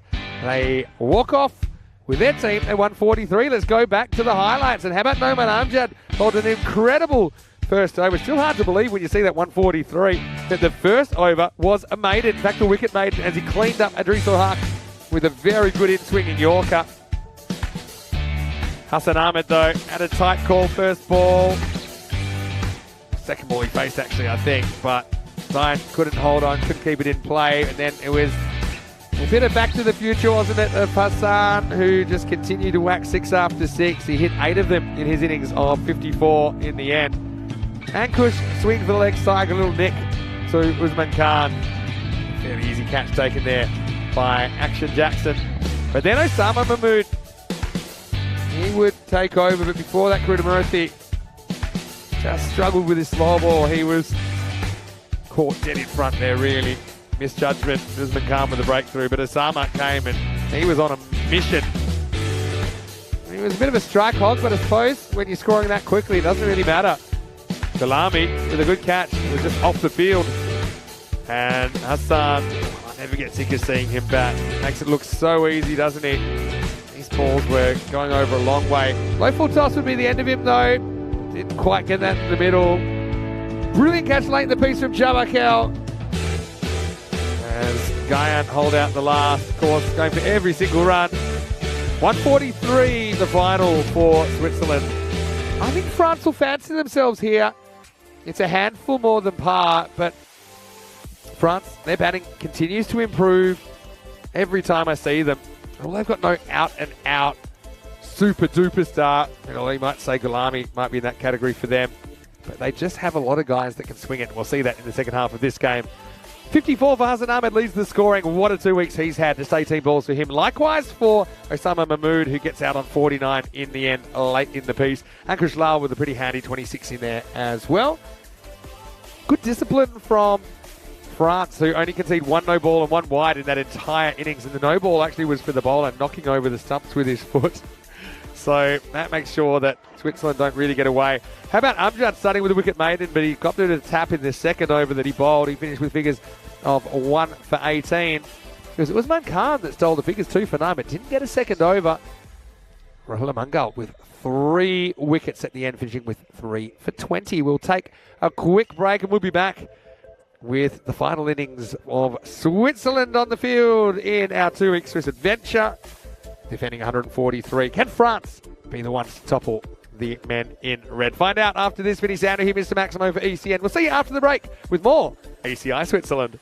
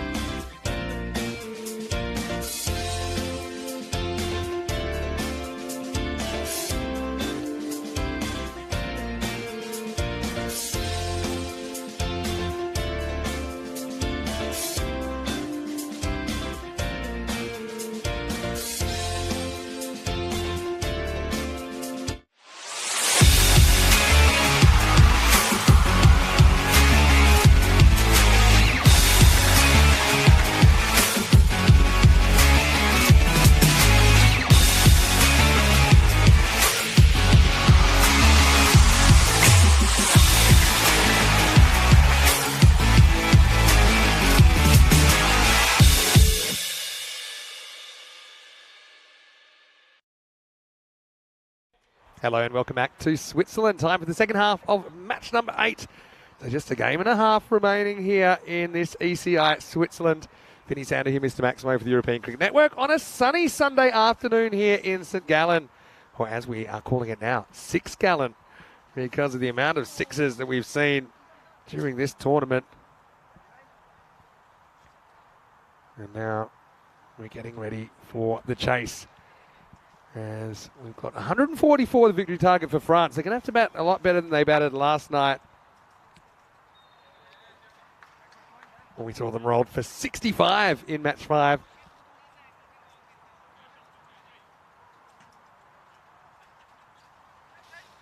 So, wherever you're watching from around the world, get ready, because this will be a show.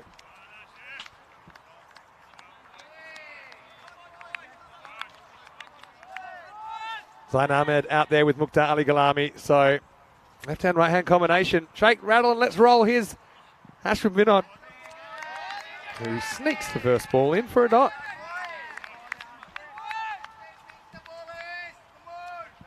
So a big thank you to everyone here at Cricket Switzerland who made us so comfortable. They've been very generous with us as well. Zain comes down, pretty much Yorks himself. He will get a single, and France are off the mark. French batting, bit hit and miss. Probably better than it used to be, when it used to be miss and miss. When we first saw them in the 10-over game in the ECC 22. They were actually the best bowling side in that group, but they were also the worst batting side. It was such a weird combination. They couldn't get 100 to save themselves. But they've come a long way since then. They've discovered a few players that can step up with the bat. I think the Zain Ahmed's one of them now. He's at the top of the order. Mukhtar Ghalami's always been an established bat in their lineup. No fine leg here for Ashwin Vinod. Comes in now to Mukhtar for the first time. Driven nicely, but can't find the gap. That's Musa Amatai doing the fielding. Yeah, so France, there's a bit of discussion about other players, particularly other batters that might be able to come and strengthen that element of their game, because if they can sort that out, then I think they're real contenders in the ECC. With the umpire with the early clothesline attempt on Ashwin, but Ashwin gets to the gets to the mark and says, "Hold on, you going to move that arm or not?"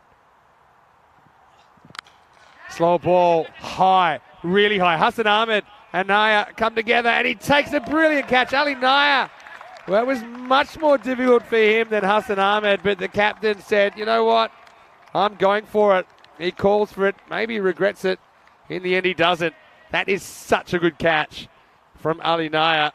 I don't even think it was his catch, because Hassan, he's coming around. He can take it kind of moving to his left, but Naya takes it going back with the flight. Incredible fielding from the Swiss skipper. And the first wicket goes down, 2 for 1. And Zain Ahmed, no good for him. Frustrated. And he couldn't get that all the way. And well done to Ashwin Vinod. I think that's that slower ball again. Come on, guys, keep the pressure. Come on. It draws a false shot, but what an incredible catch.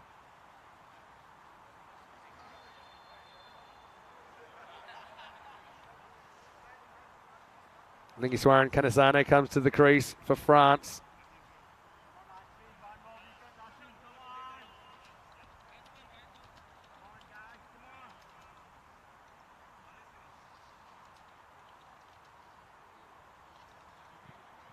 So it takes care of the left-hand, right-hand situation at least.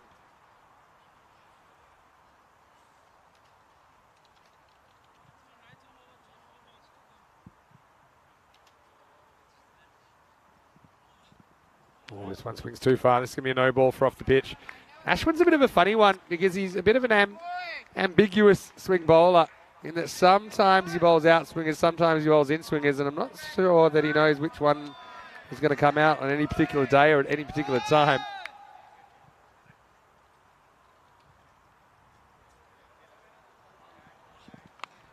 Well, this is a missed time pull shot, but it's going to be 4. Going to go dead backwards, and so Kanasane's off the mark.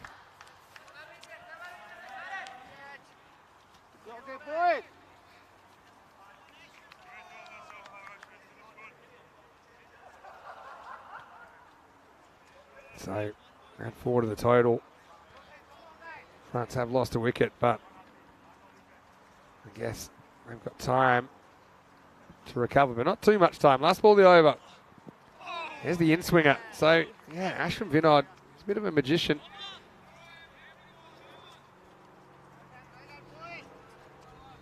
In the over 7 for 1. Think about Guyan, I've liked his keeping, but I don't know about his throwing. Look at this.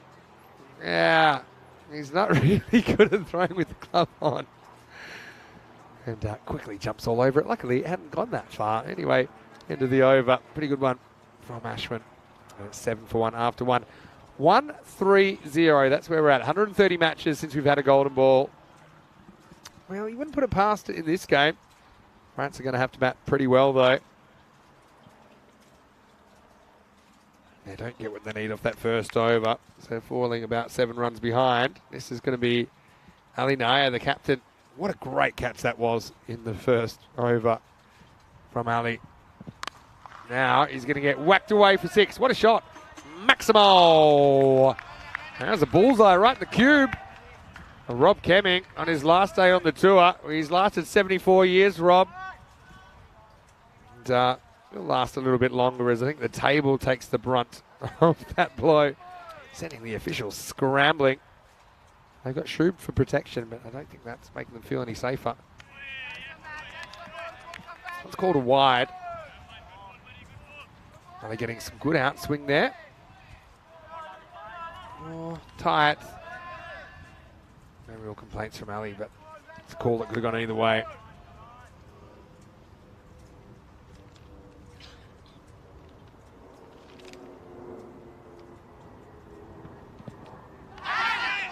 Ooh. I wonder if there's a little scratch on this. I feel like there was. Yeah. I mean, we don't know because the umpire wasn't forced to make a decision. I think it might have just flicked the bottom of the bat of Gulami, and if it was an edge, then Guyan, he puts down a sitter. I guess we won't know. Goes down as a dot ball. Does take this one. The reaction from the fielder seemed a genuine one. There was a little touch on that. Hello to Ken. And oh, there's a fake Mr. Maximo in the chat. Hello. Where are you watching from? It's always strange to see a fake version of you in the chat. I don't mind. Stick around. Oh, that's shot. That's a really good shot from Gulami. The man they call the Beast, and that's a major banker. And to sweep Ali Naya and to sweep him about 80, 90 metres off the stick, that is a shot and a half. Incredible timing. Goes down and escorts that one and doesn't move a muscle after he hits it. It's almost the shot of the day from Mukhtar.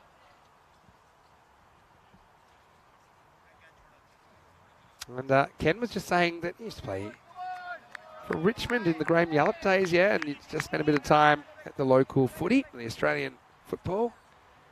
I know my West Coast Eagles are having a bit of a tough season at the moment. I'm trying to ignore that this year. But, right, everyone. Well, that's probably high. And it's going to go, and it's going to go for 6. Maximo. But, yeah, no ball is called on the field. Yeah, that's fair enough. And it's gone for 6. So that's a 7 up. There's a fast delivery. It was in. It was waist high, really. And remember, ECN regulations, anything waist high or higher. So it doesn't have to be above the waist. It's waist high or higher. Or anything you're not sure it's below the waist should be a no ball. So we've got a free hit coming up. And the Beast is going to launch this one too. Well, that's a roofer. Maximo.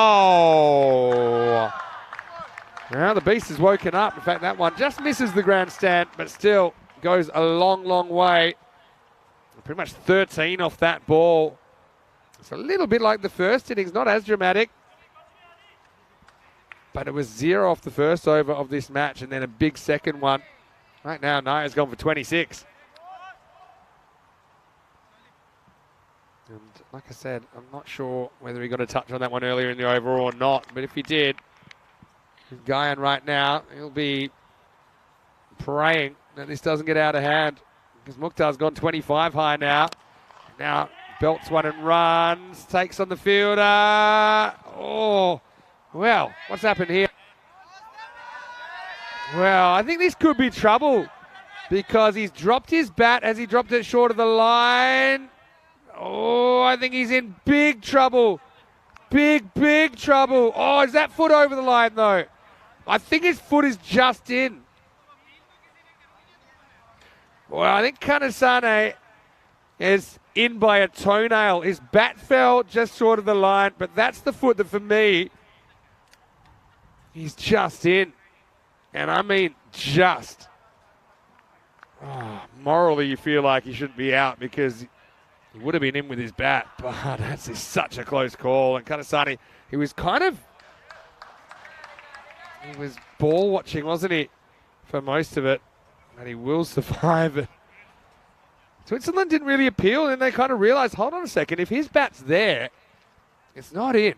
So is his foot in? And the thing is, if that foot was just short, it was a long time before that other foot comes down.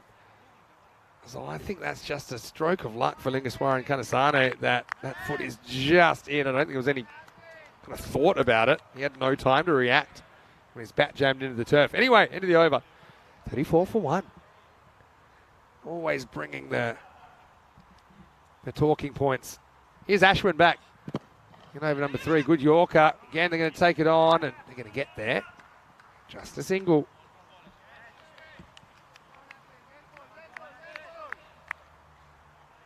Hello to Ben as well. Has fake Mr. Maximo stuck around a little bit. He's trying to predict how many sixes in the innings. Okay.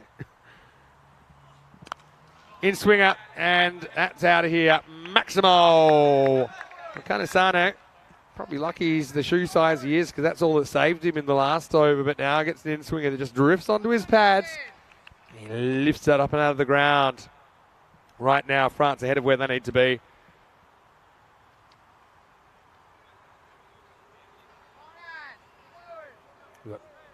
Viable watching from Ireland. Hello to you.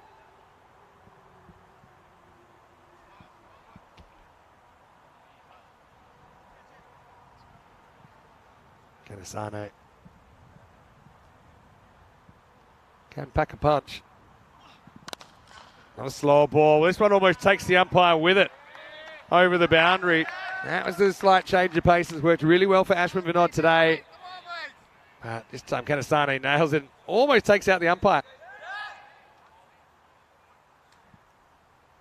Hit really hard. Watch the umpire here. You've got to have your wits about you.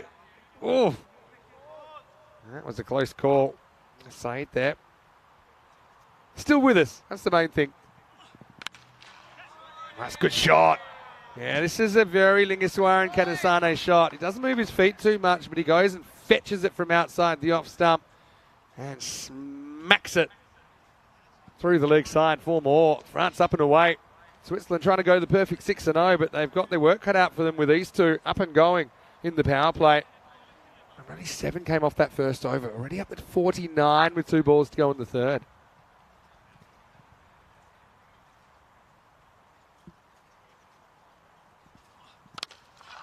Time it shapes out a little bit. Low full toss. Just be a single. So France bring up the 50 with that.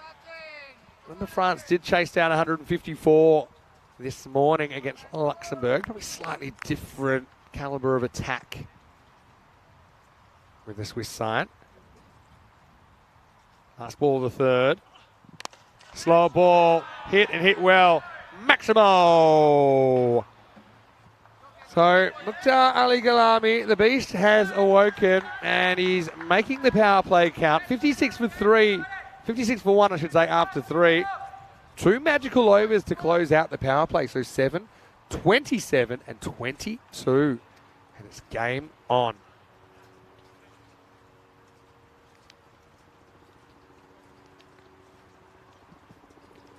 So Canado Fletcher is into the Swiss side today. He's going to bowl over number 4. Big burly left armour. Bit of a cult figure. Because he's got that kind of Caribbean swagger to him. And I think the viewers really like it. I certainly love to watch Canado operate. Might have seen him in the promotional video at the start of every game. Talking all about the wonderful area that this ground is located.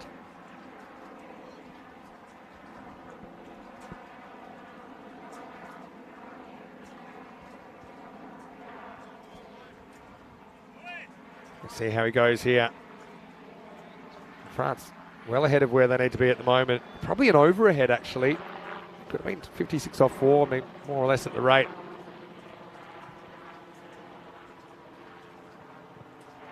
First one swing and a miss.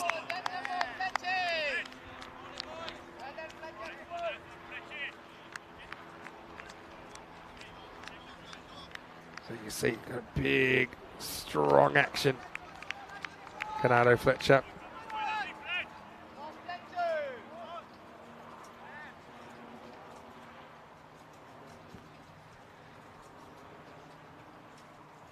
think he's Warren Kanasane. Missed out the first pull shot. He doesn't really get across when he plays that shot though. And he hits it nonetheless. Has to get moving with slight fumble. And he'll get home.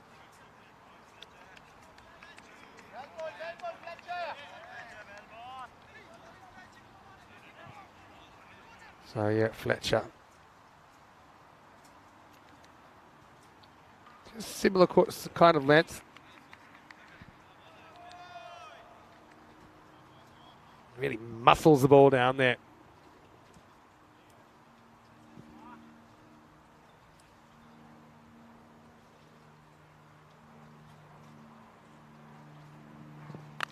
Wow, shot.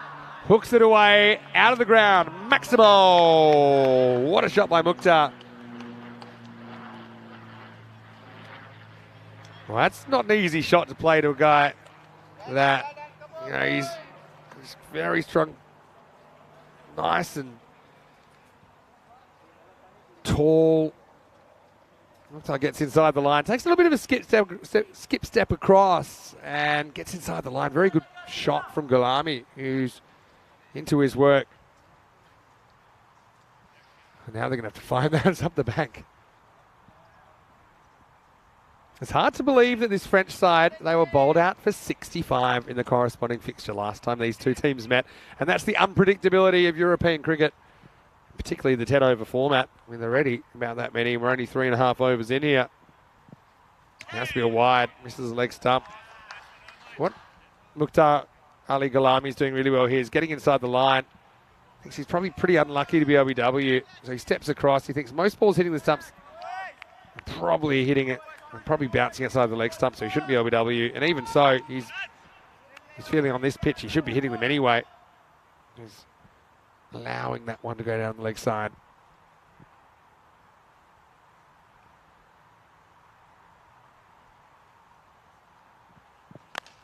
Another pull shot, another 6. Maximo! Mukhtar enjoying his work out there as Fletcher goes the distance. 14 have come off this over. Yeah, Fletcher does like to normally bang it in like we said, but this pitch doesn't really allow it. Not giving him a lot of assistance. Maybe he can try a Yorker. Maybe he can get Gulami caught on the crease, or LBW if he pitches it right up. France doing well, as Ken says in the chat. Well, slow ball, I like that. At least there's something different. I think of a bye, but it's not on. It's just a really good variation. Rolls it out of the fingers. Takes about 30% of the pace off.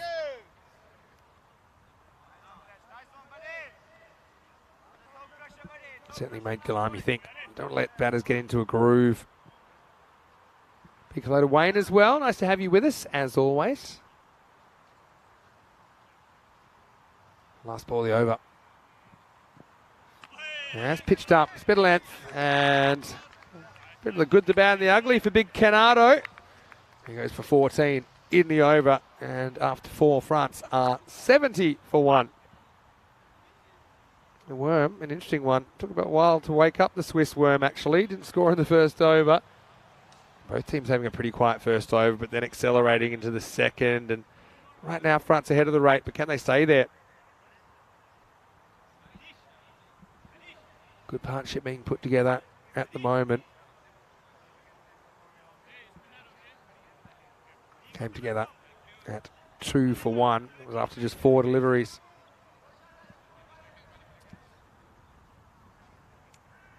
Hello to Emma, who's watching from France, saying, Gulami, the beast is on fire. Emma, I know that Mukhtar is your coach, so I know that's why you're here watching. Emma, always happy to see you in the chat and contributing. A very big bonjour to you and all of our French viewers, of course. Hello to Twilight.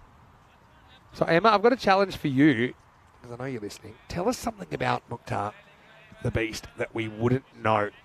Doesn't even have to be about cricket. Tell us a bit about what he's like, because I know he's got a lot of time for developing cricket in France. He works pretty heavily in the women's sector. Yeah, tell us something about Mukhtar that we wouldn't know. Give us the scoop, Emma, in the chat. ECN European Cricket Network. As Tanabala Singham comes on and he gets edged away. I don't know if there's 2 here. Ligaswaran Kanasani took a long time to get going. Then Paul hits the edge of the pitch when it comes back. So maybe they would have gotten away with it. But I don't think it's a bad thing to have Gulami on strike. He's the one scoring quicker. He's going over 3 a ball. Kanasani just over 2 a ball. Switzerland at this stage, they were 58. And France have crept ahead on the comparison, but can they stay ahead?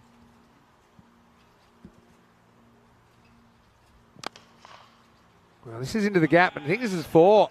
It's actually pretty well bowled, I thought, by Tarani, because took the pace off. And I think the batter, Mukhtar, probably likes that hitting that in the air, but he couldn't get it in the air. But what he did do, he found a gap. And although Tanabala Simon sticks out the foot, he can't make the stop.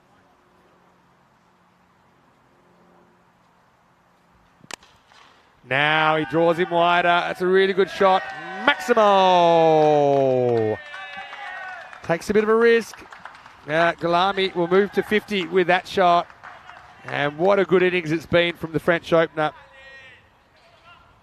He brings up his 50 off just 16 balls. The beast has awoken. 8 Maximos and a 4 in his innings. So out of 16 balls, 9 have gone for boundaries, and 8 of them for sixes. That's half of the 16. That's a pretty good rate to be going.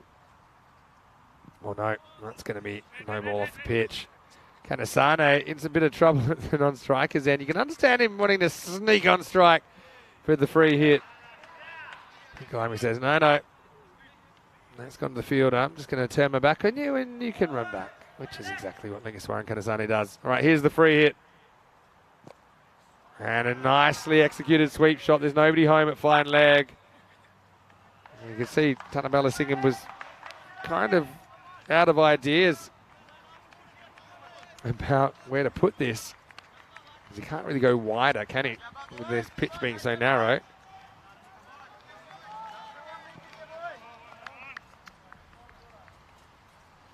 The question from Jatin. What is the time in Switzerland right now? Right now it's 2 o'clock in the afternoon. Another no ball, and this one is the accidental doosra because it comes in. Look at Gulami, really wants to get back on strike for the free hit, but he's not going to be able to get there. So Kanasane saying, hey, it's my turn. You had your free hit. Let me have a free hit. Poor Guyan. I don't know what he's meant to do about that. It'll be a no ball plus a bite. Plus a free hit. And he doesn't quite get it. Hassan might even just let it bounce. No. Well, now he might have gone a little bit too far. I think he did, you know. Hassan's disappointed he doesn't get this throw on target. As Gulami, he's looking for it too, but just shows a bit too much of it to Hassan. And if that throw is on target, I think, and maybe a bit quicker, I think he might have had Gulami in a bit of trouble there.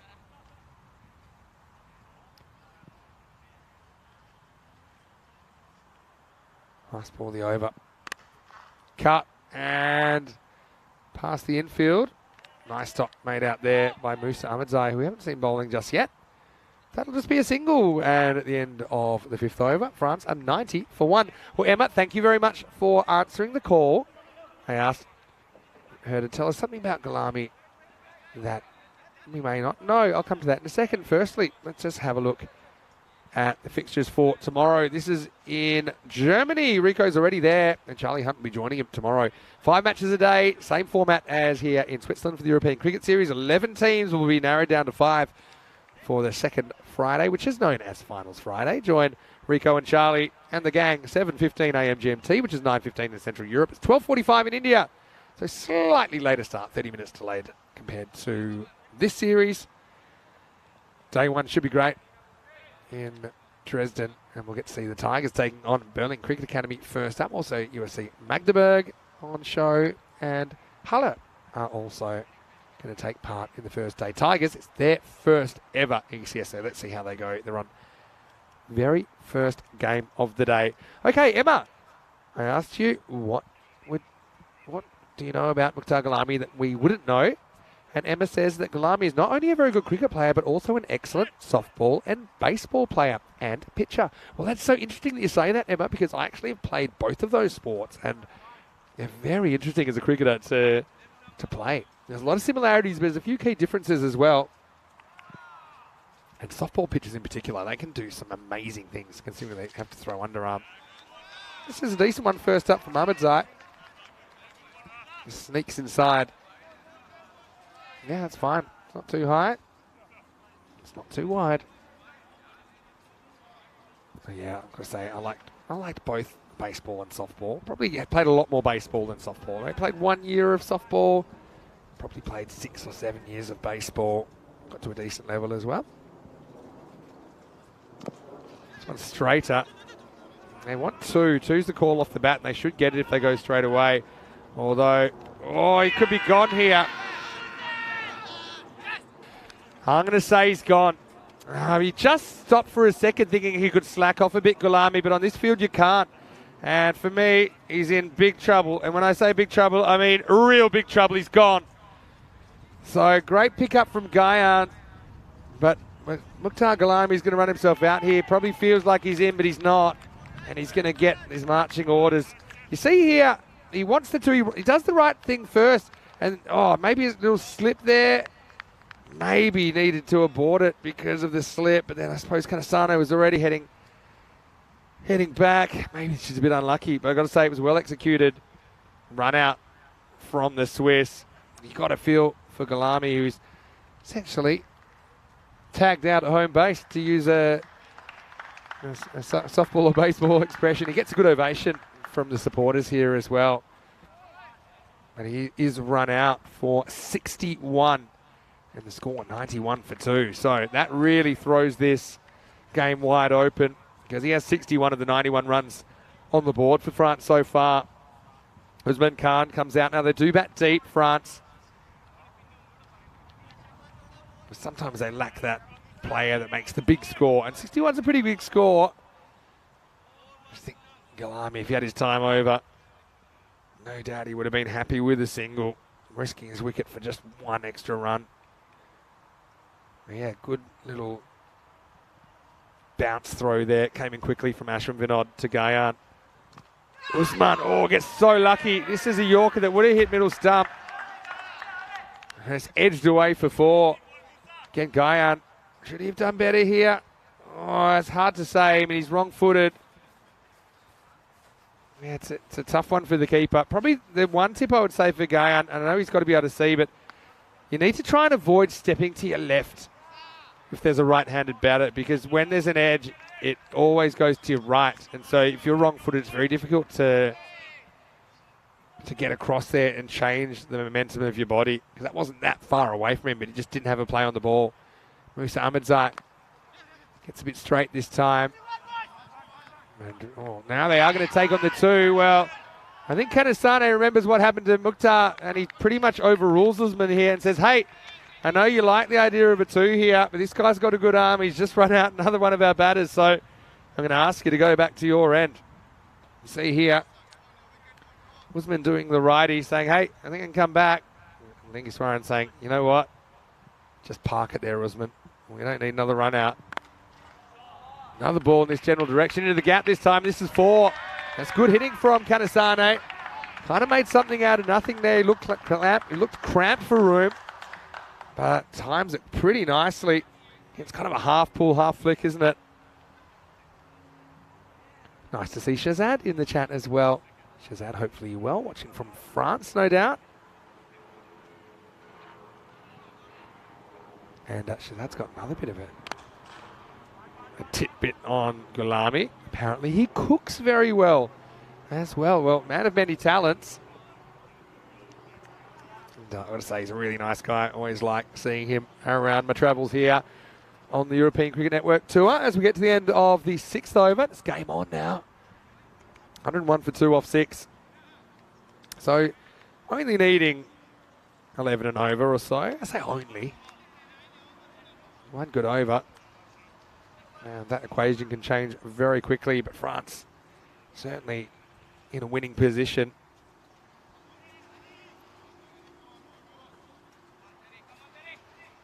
Yeah, thanks for the little behind the scenes on Gulami. Loving the interaction here.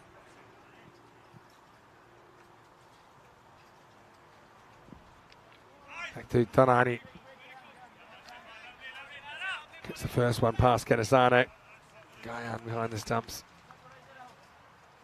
Quick to whip the bails off, but Kanasane always had the foot behind the line. That's well bowled in the air and just out of the grasp of the fielder. That's Musa Ahmedzai. They're just happy with the single in the end, but Tanabala Singham tossing it up, daring the batter to take him down the ground. In the end, he's mistimed that pretty badly, Kanasane. And he's pretty lucky that it's not a metre close to Ahmedzai. Now Usman, he walks, he doesn't really get it. Ali Naya, well, he backs off. Interesting one. Naya, who ran miles back to take catch earlier, pulls the parachute on this one. I thought maybe he had a play on that. There's still just ones at the moment. That's a big win for Switzerland because it'll push that rate out to 2 a ball and beyond if they can keep doing that. In fact, right now it is back out to 2 a ball, 40 of 20. Tanabala Singham's bowled a good over, but can he hold on here? Don't think so, because this is 2 straight and it's going to disappear. Maximo!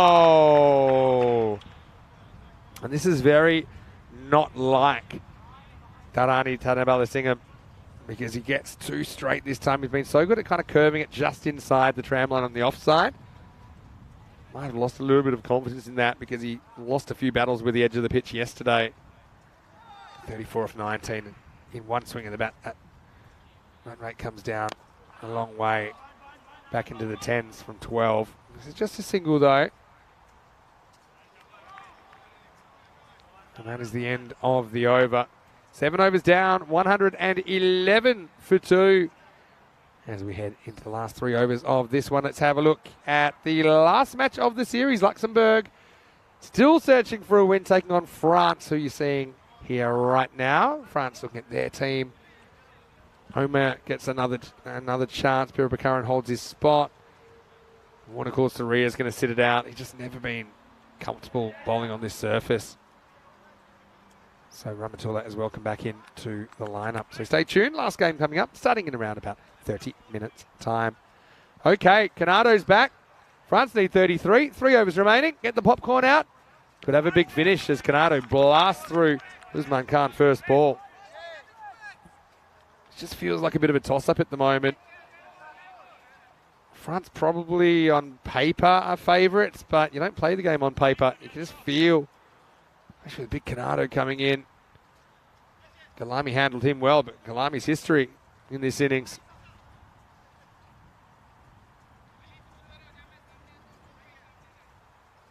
What kind of length is Canado bowling here?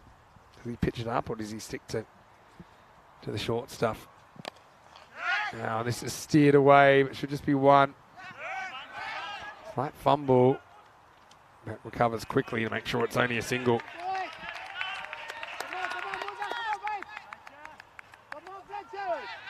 Just feel like we might have some late drama. Feel like we will one way or another. Canasane, he's been there for a while now, 29 off 16. 4 fours into Maximo in his innings. Here he is in the 8th facing Fletcher. He can't get it past him. Big Fletch wraps his massive hands around the ball and says, "You're not going anywhere." One ball can change the face of this contest at the moment. And we're back at 2 a ball now. 32 required off 16.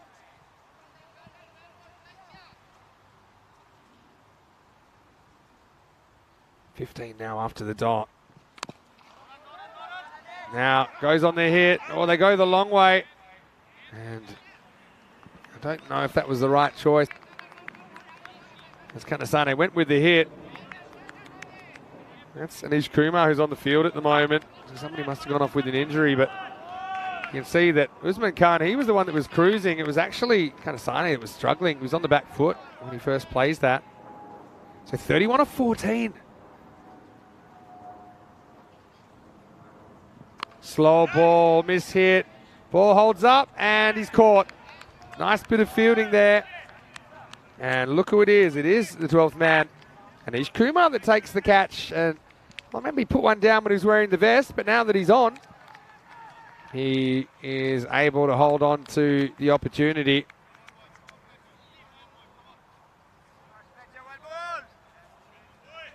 And maybe more importantly, it's dot ball. So Usman Khan, not bad from him. He goes for 14 off 8. 113 for 3. Good reward for Fletcher, who's bowled a good over here. But having said that, Noman Amjad's coming out. He's hit the ball really sweetly today. So probably not a bad time for him to come out. He's one guy, he eats up the pressure.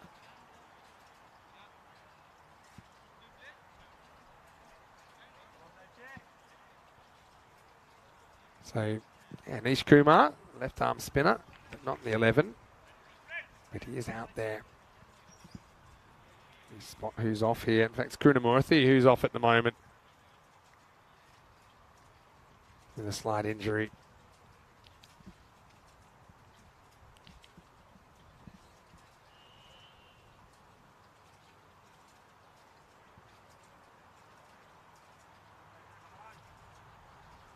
The last ball coming up. There just might have been some confusion about why Anish Kumar was on the field, but I think it's all been sorted now. Let's see what Amjad can do. Still 31 required for France. 13 balls remaining. Steps across and misses. Canado doesn't think there's an edge. He'll be pretty happy with his work there because only 2 runs come off that over.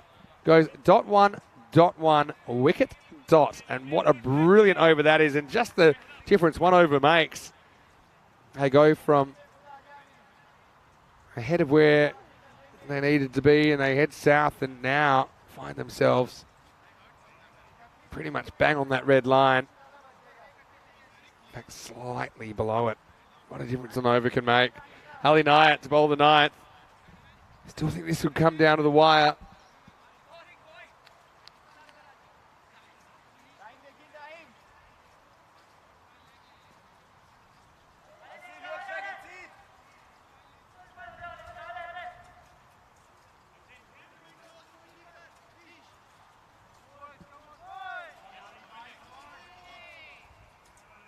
So, yeah, we go. All happens in the 9th. Kanasane's been out there for what seems like an eternity. He's 30 off 18.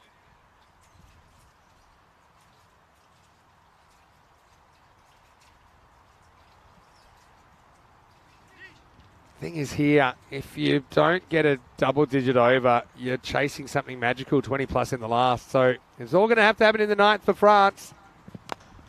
Naya pitches up. Kanasane just kind of steps away. That ball was heading down the leg side, but he's only able to get 1 out of it. So yeah, backing away I don't think is the play at this stage, even though it was only a subtle movement.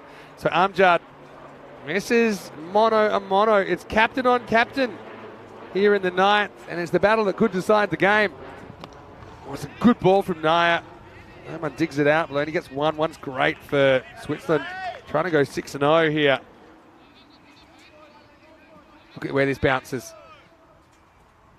right up towards the feet.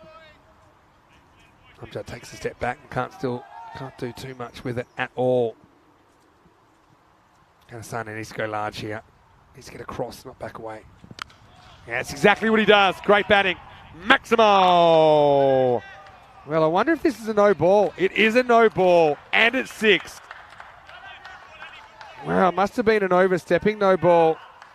Yeah, I mean, it's hard for us to tell, but it was called straight away. So a 7 up, and the game changes in a heartbeat. Yeah, it's hard to tell from our angle, but the umpire says there's nothing behind the line there for Naya. So now free hit as well. Oh, and he messes it up there. Lingaswaran Kanasane. That was a metre down leg side, but he basically clunks it off his pad leg by. That was a missed opportunity. I mean, if you're ever going to get across in front of your stumps, that's the ball. Because anything down leg side is going to be a wide. You can't even be LBW off a free hit. So 21 off 9. Let's see what Amjad can do here. Again, captain versus captain. Whips it nicely. Long chase for Vinod. Ball slowing down, though. Doesn't make it under its own steam, and they get 2. So 19 off 8, and this is about as close of a match as we've had here in Switzerland. I know we're into match number 67 now across the 2 weeks, but this is a real heart stopper.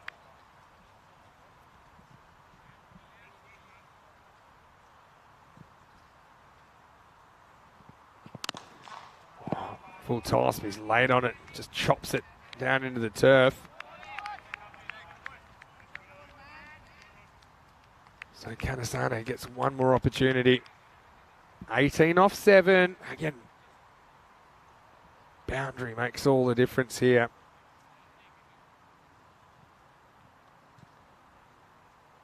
Big delivery coming up. Won't be ball just yet. Ali Naya. I actually don't think he's bowled that badly, but he's gone for 39 here. Last ball of the 9th. And he knocks him over. Full and straight, and Kanasane can't make any contact. So Ali Naya saves the best for last. And he sends the French number 3 on his way for 37. France just holding on, but they lose a keep out of there. 126 for 4 off 9. So the last over will start. It will be Noman Amjad, the French skipper, on strike. He's going to be joined by Ibrahim Jabakel. And Amjad and Jabakel have already had one very good partnership this weekend. Jabakel's no bunny at all. Again, Kanasane, when he goes back and watches this innings, I think when he's gotten in trouble, he's been backing away to the leg side. So 9 overs down, 126 means 18 required off the last over. If there's 17 on this over, we'll have Golden Ball 49 live from Switzerland, of course. Our last Golden Ball was in Czechia, in Prague, Brno versus United on the 22nd of July. And that was a pretty crazy one when Abhimanyu Singh, the United captain, he went to turn for 2, hit the ball in the outfield, but then realised he didn't touch his bat correctly, so he had to turn back, cost himself a few metres in touching twice, and ended up getting run out. All right, here we go. It's Musa Ahmadzai to try and ice the game. Amjad on strike. Gets a good ball first up. And Jabakel was off with the pitch, so that'll just be 1. 17 required off 6 now. And I just feel you need 3 boundaries here, and you've only got 5 balls remaining. 3 boundaries in 5 balls. And it's not going to be easy for Jabakel against Musa. Another left armour. I know that Corey Ruck is the Spanish coach who's often part of our commentary team here at ECN. He's always big on left armers. Says they just provide value. Jabakel loses his shape here. Tries to drag this leg side. Here's the thing. I mean, all the offside is available for him. You know, he doesn't need to try and hit the leg side. Everybody's up on the offside. Now they put deep third back. There's no one back to the left of the screen. You see those 3 that were in the circle. There were 4 in the circle before that ball.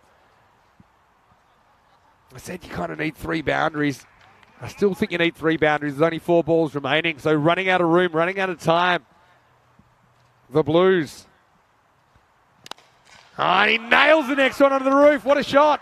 Maximo. Well, it wasn't quite a roofer in the end, but it's the result for France. Look at this, bang. And the game changes with one crack of the bat. 11 off 3 now. I said they needed 3 boundaries now. I think they need 2. There's 3 balls remaining. Musa just misses his spot. A 6 and a 4 give us a golden ball. There's different ways you can do it. Ahmed Zayn just misses the Yorker and pays the price. Thriller here in St. Gallen. 3 to come. And he misses. And they're going to go. And this is a crazy run because Amjad's never going to make it. And so Guyan holds his nerve. And it's a dot ball. And probably more importantly, a new batter's going to be on strike. You'd rather just have Jabakel bat again and have another go. He just hit a 6. And if you're going to do this, then you kind of need to hold your crease to allow Amjad to make it and force the keeper to throw to the bowler's end. And then, okay, then you can get Amjad on strike. But as it is, they've just unnecessarily run out the skipper. And that makes it 11 off 2 for the victory. 10 off 2 for a golden ball. Now, Pirabakaran is going to come out under all sorts of pressure, needing to hit a boundary to keep the game alive. If Switzerland can keep this ball on the field of play, I think it's all over. Unless we have something like a no ball or a wide or something like that. So, Pirabakaran, boundary or bust. And it will be stopped. And now, they don't even run again. Not that it would have mattered. Well, they'll have a look at this. Oh, well, how about that? This looked like it might have the legs to go to the boundary. Deep third was back. I think he has made the stop. We'll check it out. Oh, yeah. That's a clean stop. And so Switzerland now just have to bowl a legal delivery and they will go a perfect 6-0. Last ball coming up. And it's all over. We'll wait for the result of this ball. It's going to fall safely. They'll just go for 1 in the end. But a spectacular 6 from the Swiss. And they are your ECI champions here on home soil. A thrilling encounter with France, who pushed them all the way. But the final score in match 8, Switzerland 143, France 135. And the French, well, they'll be going home looking in the mirror saying, how did we not pinch a game against the Swiss in that 3-match mini-series? They go 0-3. But you got to hand it to Switzerland. And sure, they did have the advantage of playing on this surface for 2 weeks before the series. But you got to remember, France are a good 10 spots above the Swiss on the ICC T20 international rankings. France, I suppose their bowling attack, finding it pretty difficult on this surface. But you can't take anything away from Team Switzerland. They've rotated their players. They've done a really good job. And they will be your ECI champions. Still a match to go, though. And Luxembourg will want to take something away from this series. They'll get one more opportunity. They played a lot better today. In 15 minutes, we'll have match 9, Luxembourg taking on France. News from the toss, France. They've won the toss and they're going to bowl. So Luxembourg will be batting first. Ed Packard doing some good things today. And so is Dixit. Watch out for that. Coming your way in 15 right now. Let's look at the chase. Zayn Ahmed, the left-hander, went to a very good catch from Ali Naya. Running back with the flight, Hassan Ahmed. I think he would have liked it, but in the end, he left it to his skipper. But it was Mukhtar Ali Galami who did a very, very good job, despite Ashwin Vinod with his big in-swingers and some of the weird and wonderful throwing techniques of Guyan with the glove on. And here's the thing, slight stumble costs Galami his wicket as he is out by a hair's breadth. Guyan finishing off the dismissal. You can see that stumble costing was only just out, but he was out nonetheless. And you feel in the wash-up, considering how close they got, they really could have used a few more runs out of Mukhtar, who was up and going. Usman Khan came out, got a bit lucky with that one. And France continued to swing the bat. We're ahead of the game at that stage. There's Kumar with a catch on as a substitute fielder. This one really swung things. Ali Naya, no ball +6. But then the captain bites back with Kanisane castled on the last ball of the night. It left 18 off the last over, and that one sprung off the bat of Jamakel. But again, a little bit of pressure, a little bit of panic here as they run an impossible run. It cost Amjad his wicket. Brings that Pira Bakaran, who needed to keep the ball alive, needed to get the boundary if they were to stay in it. It was stopped by that much. It's the foot of God from Osama Mahmood, who keeps inside the field of play. That meant the game was out of reach for France. The margin, 8 runs in the end. A really good game of cricket. Switzerland, flawless here at St. Gallen. And once again, bit of a breath taker. We'll be back with more in 15 minutes, and we'll see if Luxembourg can pull something out of the fire. France, so they'll be hungry to avenge this defeat. Mukhtar Ali Ghalami, 61 before he was run out by inches. 37 to Kanisane, but just fell at a crucial time as well. Usman Khan with 14, the only other batter to hit double figures. Jamakel with a late blow. And then he swung and missed, and the game kind of went with the captain, Oman Amjad, as he was run out for 5. 135, more or less a par score. Not quite the 140s they needed to pull the points off the Swiss. As far as the bowling went, Canado Fletcher, I think he was incredible. What about that 2-run over that swung the game late in the piece? 1 for 16, his final figures. Wickets also for Ashwin Vinod and Ali Naya in there. But Switzerland, they can go home very, very proud of their performance. Not often you see a team going 6-0 in an ECI, but that's exactly what Switzerland have done here. We'll be back in around about 10 minutes' time, taking you to match number 9. Luxembourg, they certainly have improved a lot, but have they improved enough to challenge the French in this last game? We'll find out very shortly. Vinny Sounder here, Mr. Maximo for ECN. Come back and join us for another Sunday afternoon stroll, because match 9 is around the corner. We'll see you shortly for more action right here in Switzerland in the European Cricket International.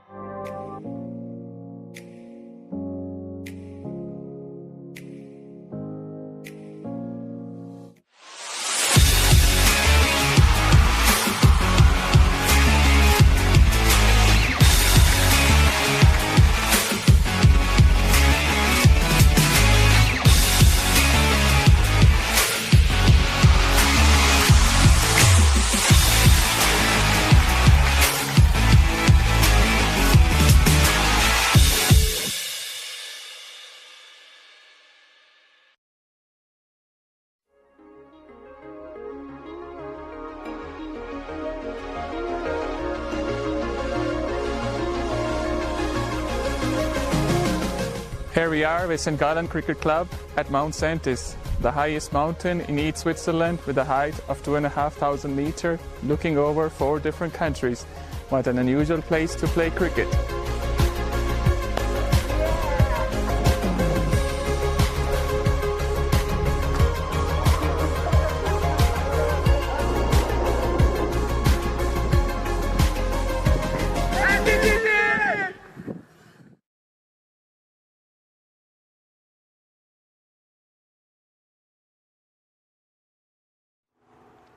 Hello and welcome back to St. Gallen. Time for match 9, the last game of this ECI, and it is a match between Luxembourg and France. Well, both these teams know they won't be raising the trophy, but they can still pull off a win here in this 10 over a side contest. Many sound to hear Mr. Maximo for ECN on a Sunday afternoon. Let's see what happened at the coin toss. Rob Kemming in his final ECI match as our tournament referee. He has the 2 captains a little while ago, and let's see what happens at the coin toss. Your call. Heads. Heads is called.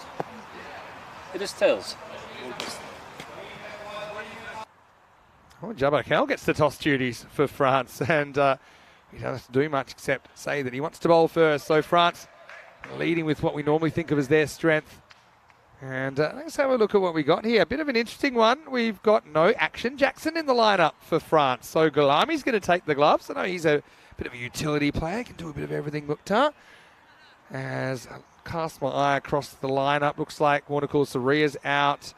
That allows Ramatullah Mangal to come back in. For Luxembourg, Packard's had a really good day for them.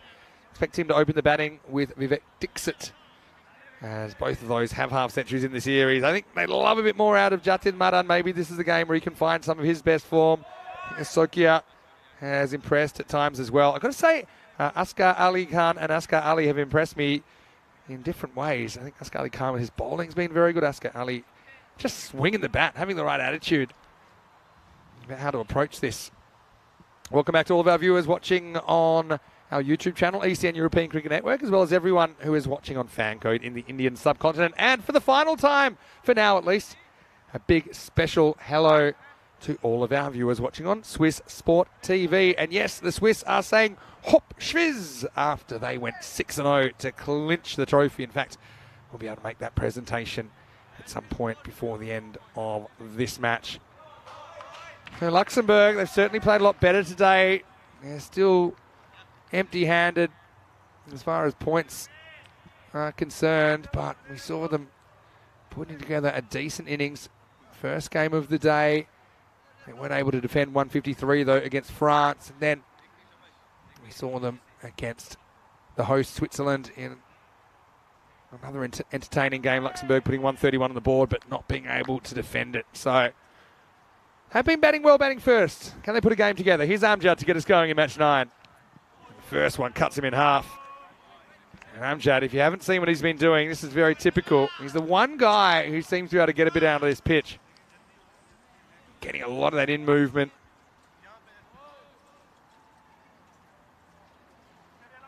And interesting that we don't have the opening combination that I expected, because that looks like Bingu who's out there opening the batting. So Packard just giving an opportunity to another player. Bingu is probably wondering what he did to deserve this, because the next one whacks him as well. And another dot. Amjad started with a maiden before.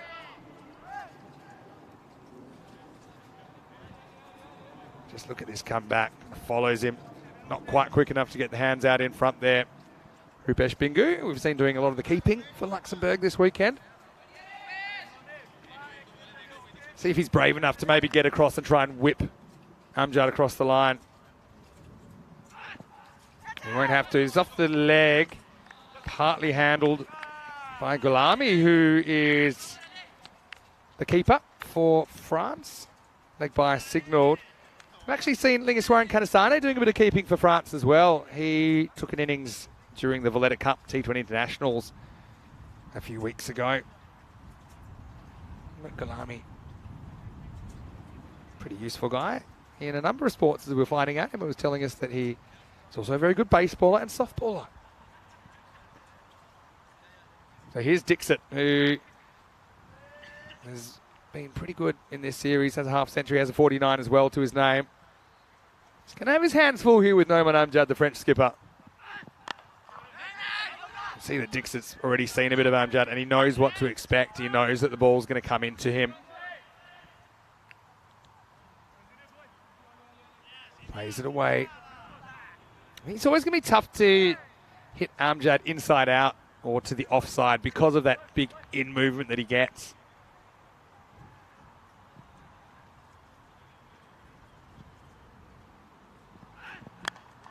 Again, when you back away, it's just going to follow you. He does get some bat on it. Gets one. Hello to everyone in the chat as well. ECN European Cricket Network. I suppose just want to remind everyone that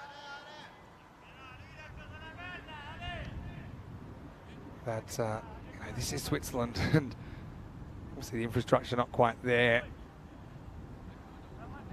at the moment, but a lot of this ground is very, very good for cricket. Maybe just the pitch is still the thing, missing piece of the puzzle. All right, it's a bit of a strange one actually.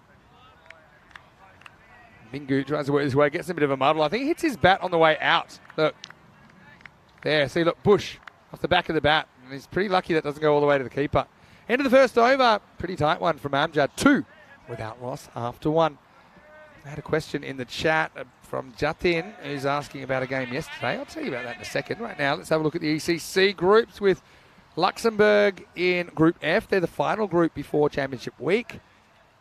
And we've got France all the way at the other end at Group A. And it does look like it'll be France versus Spain in the first match of the ECC on the 25th of September. So Switzerland, the other team this weekend we're seeing, they're in Group E on the 9th of October.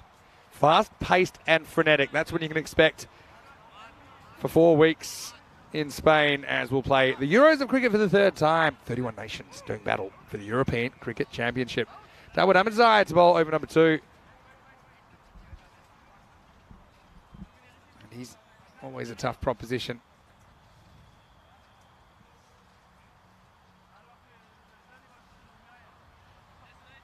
So, yeah, Jatin had a question about the score yesterday in one of the Luxembourg games when Nagyach hit the last ball for 4. But on further review, that was actually the 7th ball of the over. So it wasn't that the score was incorrect. The ball was cancelled. So that's the regulations now. If a 7th ball is bowled in an over and it's discovered before another ball's bowled, that result is cancelled. So poor Nuggiat, she walked out, hobbled out really, and then he hit a 4, but then the 4 won't count. So yeah, it's a bit of an explanation, as we've got a bit of a technical delay here. So Jatin, hopefully you understood what I said there. It wasn't the 7th ball of the over. Shub just doing a few running repairs. As we'll get ready for the second over now, and Ahmedzai.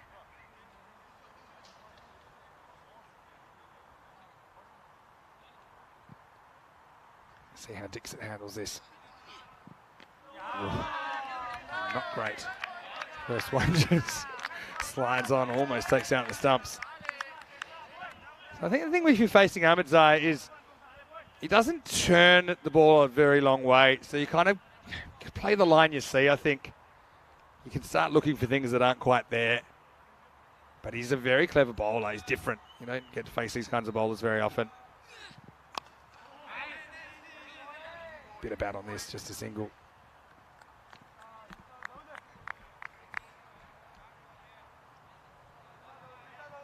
All right, Bingu. 0 off 4. It's not going to get a lot easier here. A little bit high, I think, here.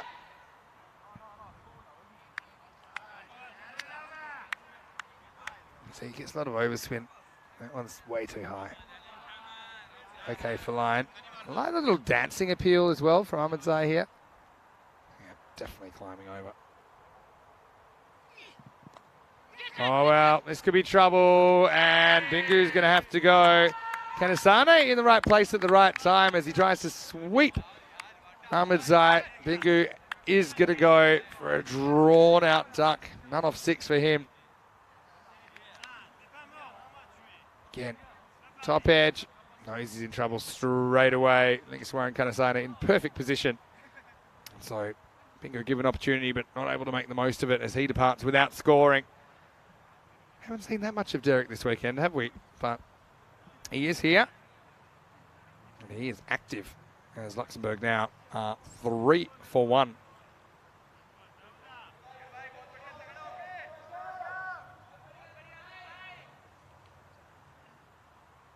Big hello to everyone in the chat as well. Just let me know, Jatin, if you heard my explanation about the 7 ball over.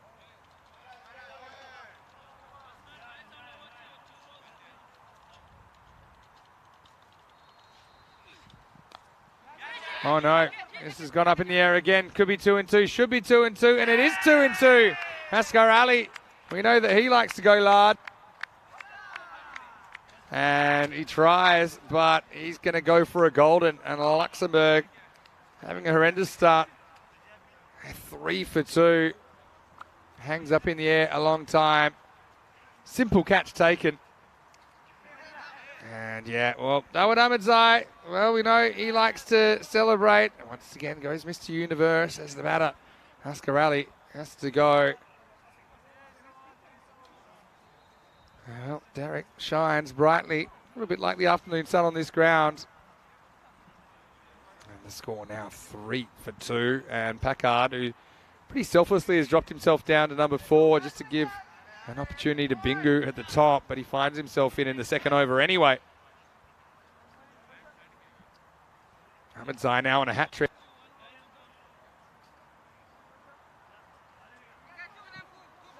Packard. Hat-trick ball. We've only had the one hat-trick. Packard keeps it out. I think that would slip a little bit on his back foot there. Pakaran with a good catch. Had a long time to think about it to get rid of Asghar Ali. Still like the wrong one to me. Yeah. Back of the hand. A little bit left to right. Great over though. 1 run and 2 wickets off the over. It is 3 for 2 after 2.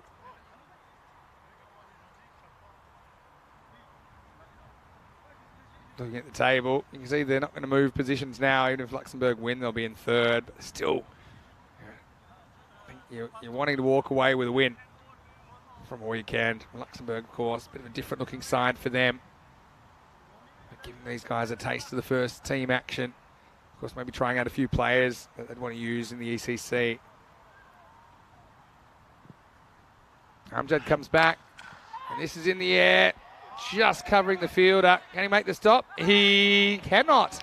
Zain Ahmed, well, he does pull it back, but he pulls it back too far. Now, this one belongs in the circus. Check this out from Zain Ahmed, who actually does really well to pull it back, but he just can't get the ball out of his hand. Look, and it scoops it all the way around. And then probably the worst thing for Zain Ahmed, he's looking for the ball. He's looking the wrong way. Still, 10 points for effort. 4 points the result. Vivek Dixit with his first boundary. And this next one through, sailing through to Mukhtar Ghalami, who's got the gloves this game. No Action Jackson, like I said, for France. But nice bit of wicket-keeping there. Amjad hasn't always worked out when he's come back to bowl straight away, even after a good first over. So I wonder if he thought to maybe hold himself back. He probably says, no, you know, I'm moving the ball a lot. I'm enjoying this new ball. I'm going to use it. Digs it in and beats Dixit for pace. We'll say, though, that these two at the crease right now, they put together a very good opening partnership for Luxembourg in the first game of the day. 67 in 4.5 overs.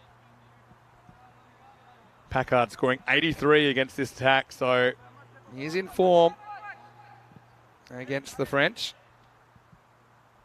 He's only faced the one ball so far. Again, look where Dixit ends up here. Again, the footwork's just not quite right here for a guy that's bringing the ball in. Look how dramatically his feet end up. He's actually off the pitch. Just not a good strategy. Got to get across. Make the swing your friend, not your enemy. Hello to the robot. Nice to see you in the chat. Saying great effort about Zain Ahmed. Again, stays leg side of the ball. Amjad's gone for the one boundary, but he really hasn't gone for too much else. And just a reminder, I'll be taking a little bit of a breather from the commentary box. I'll still be working hard in the background. Don't you worry about that. I'll take a little bit of time away from the commentary box after I put in a few weeks here, and I'll be back during the ECS Germany in Krefeld in just over a couple of weeks. But Rico and Charlie will take you through Dresden. All right. I have a feeling that Dixon can't wait for this over to end. Last ball of it coming up. Oh, well, that's a nice shot. So this time he decides he's just going to hang the bat out there, use the pace of Amjad, who for sure is giving it the high eye roll here as it flies away. I find it hard to believe they wouldn't have a third man back, or maybe a fine leg back as well, considering just the batters didn't look like getting a run in front of the wicket there. Okay, there was the one that got pulled over. That wasn't particularly convincing either.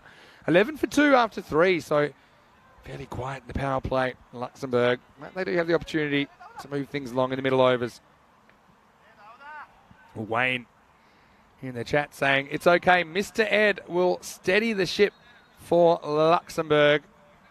Well, certainly no horsing around with the score where it is. Just 37 pace at the moment. And Ahmedzai coming back for a second over, and why not?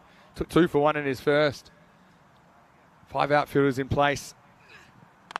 A little bit short, hit, and well stopped there. Just a single, so Packard gets his first run. I think Ahmedzai drags that one down. Wasn't intended to be that short.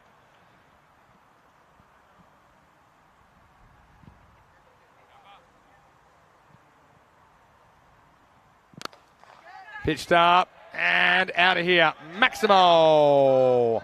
It's a good shot by Dixit. Again, the window is small for the spinner. This one isn't quite a block hole delivery. Turns out to be a bit of a half volley, and well whacked away by Vivek. He's having a pretty good tournament.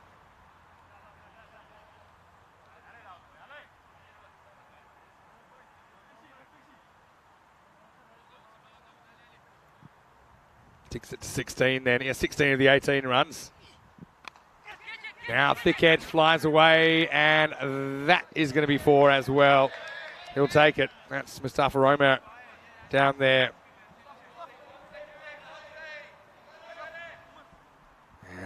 Just spins away from the fielder for 4 runs.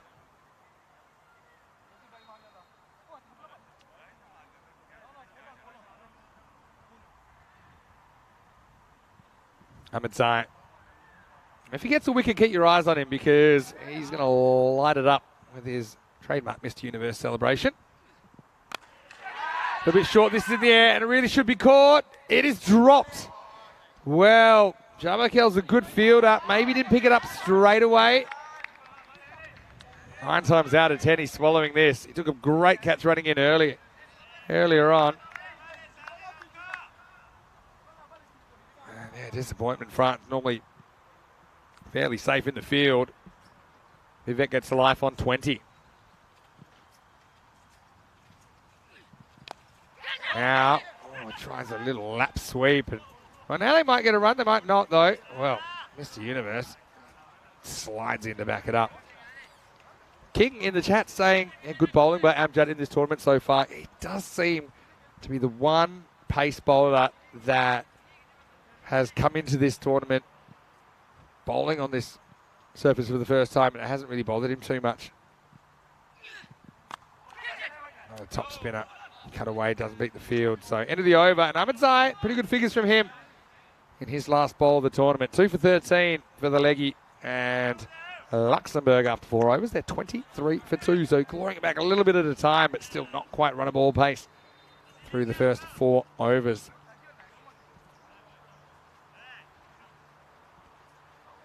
Yeah, so it's my last chance to have a chat with you from the box. So you can always send me a message, ECN European Cricket Network. Also, I'll say it's random question time. So if you want to have a random question, you can get involved in the conversation. Jamakel, who's built that catch, is going to get a bowl now with his off spin. And I think Jamakel's a good off spinner, but he's the bowler that you're going to have to roll the dice and attack. You've got 2 right-handers there, kind of hitting with the movement. Back yourself, hit up and over the top. It's exactly what Dixit does, but he's found trouble. He might get lucky, though, because it's a Bermuda Triangle situation. 2 outfielders and the bowler converge, and he gets away with it. Luck always plays a part. Jamakel, he was off to try and turn that into a catch, but it's just a little bit too far away from him.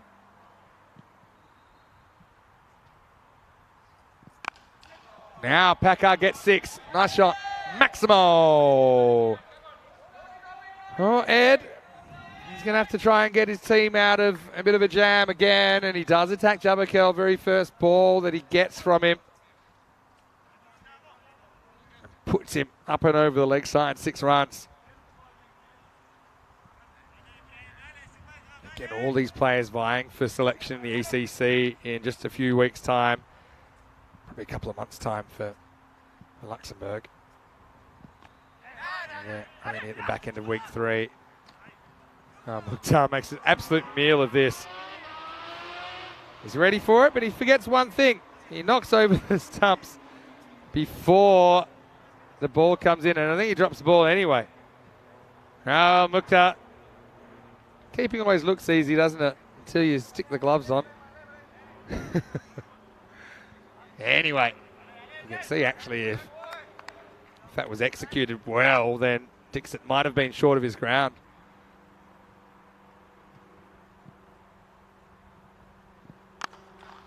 Well, hit straight, hit pretty well. Excellent fielding though. And the batters were certain that was going to go for 4, so they hardly ran. This is pretty well struck by Dixit, who just wanted to sit and admire it. Says, yep, that's the end of that. But guess what? That's not the end of that. Zain Ahmed to his preferred left side. You see, they were just watching the ball. Now, Packard gets the strike. He walks at it, just gets 1. So Jamakel, okay, yeah, got whacked for a 6, but you get whacked for a 6 and then you still come out of the over about 12 or so, then I think you've done pretty well. Still kind of an average over, but it had a worse than average start. So all things considered, I think you can be pretty happy with it. But will it be 12 or less? We'll find out because Dixit's after him. Last ball, the 5th. Just stroked away. Ahmedzai doesn't have a play on it, so it'll be 4 runs. Dixon moves to 27. Jamakel goes for 14 in the end, in the 5th of the score. Luxembourg, 37 for 2. So putting together a couple of good overs. 12 off the 4th, 14 off the 5th. But they're just starting so far behind, aren't they? Still a bit of a recovery. A reminder, we have so much cricket coming your way over the next couple of weeks, including some women's cricket from the Netherlands, where the Netherlands Island series will start tomorrow. It's a 3-match T20 IW series. Corey Ruckers will be there to take you through all the action starting at 12 o'clock GMT, which is 2 p.m. in Central Europe. It's 5:30 p.m. in India. Just one match a day on Monday, Wednesday and Thursday. Hello to Egan, who's watching from Spain. Nice to see you, Egan. He's asking, why isn't Nabi playing well? I know there's a lot of Nabi chat, all of our viewers, particularly those that watch the ECL, will be wondering why no Nabi in the side. Well, I do believe he's now eligible. That's the last I heard. That's been the issue so far. Of course, you need to fulfill the international eligibility criteria. So perhaps we'll see Nabi in September. We'll have to be selected though, but I mean, how could you not select a guy? He's hit over 100 sixes at Khartoum. 100 sixes. Most people wouldn't hit 100 sixes in their life. Anyway, here's Ramatullah Mangal. A little bit short, and Packard deals with it. Maximo! Ramatullah just seems to be struggling with his approach here. He had the big steps heading into the delivery stride. He's just pacing out his run-up again. But you've got to get Yorker here. If you're not going to bowl a Yorker, you might as well just throw the ball for 6. Save everyone a lot of time. And Ramatullah, he's a very good bowler, one of the top young seamers in Europe, but he's found it really tough to adjust to this temporary pitch. Packard not in control of the shot, goes a long way back and takes the friendly bounce. Amjad can't chase it down. 4 more. Luxembourg fighting back. Once again, here's the captain, Edmund Packard. Wasn't really in control of that shot, was he? But fortunately for him, there was no outfielder back there. Rolls into the fence stronger together.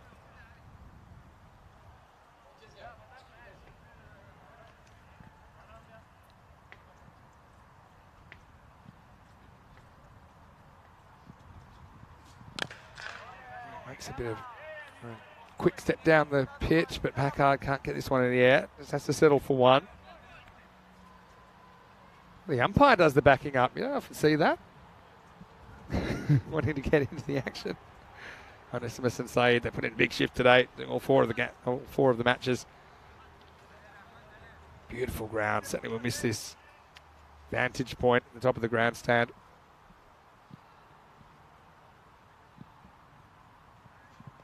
Oh, this is a no ball. Pretty well handled by Galami behind the stumps.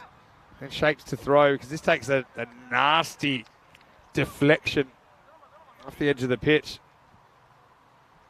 Pretty good keeping. Good reactions.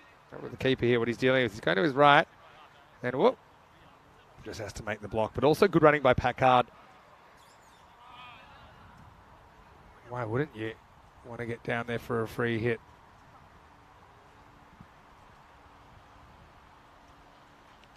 And Mangal. What does he do here? Maybe slow ball? Probably not. Try and jam in New Yorker, I think. Bit of an outswinger, actually. That's a great shot. It's got all the way. Maximo! It's not the worst ball I've ever seen, but again, it's just a length delivery that gets slammed, and Shub's having to do the chasing.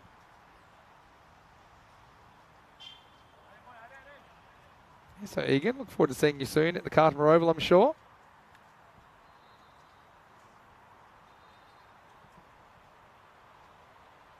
Mango actually getting some good shape on that. I tell you what, if you can bowl on here, you can bowl anywhere. That's probably one of the positives, I'd say, for the bowlers. Certainly forces you to adapt your skill set better. Now, Ramatullah needs to just dial that up 7 more times in this game, assuming he gets the second over. It's full straight with this little bit of outswing. Again, it kind of ends up swinging middle stump to middle stump. Dix at 27 off 17. Packard 27 off 12. 19 have come off this over with the ball to come. Yeah, again, full and straight. You don't get hurt. End of 6, and Luxembourg turning things around one over at a time. They're 58 for 2 after 6. 21 runs coming off that over. Goes magical for Luxembourg.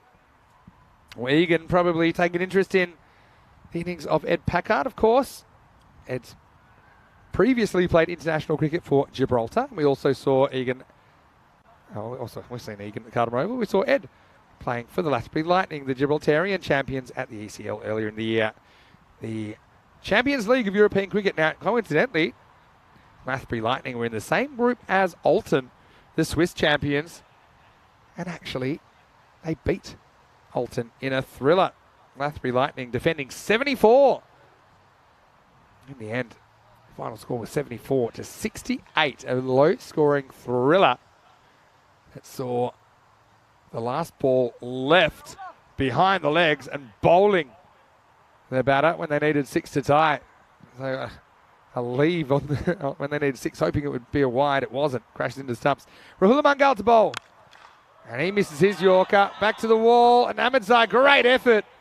And almost snaps his spine in half, trying to make the stop. Dawood, well, he's made of rubber, so he bounces straight back up. But again, slight miss from Rahula, and the batter didn't miss. Maximo. Wow. I mean, that wouldn't look out of place in the WWE right there.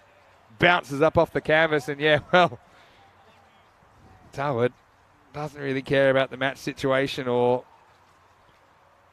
anything else. He just sees the ball. He's trying to catch it. Pretty good shot, though, from Dixit. I love him when he just stands still and hits. Play the line of the ball. Rahula's going to go over the wicket to him now.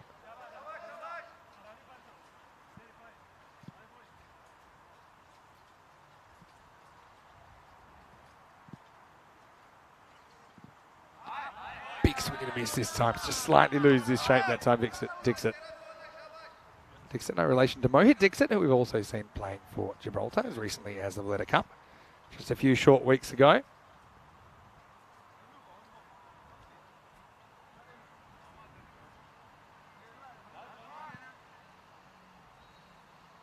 Rahula. In the air, Usman Khan, he's going to try and make a play and he can't do it. Maximo!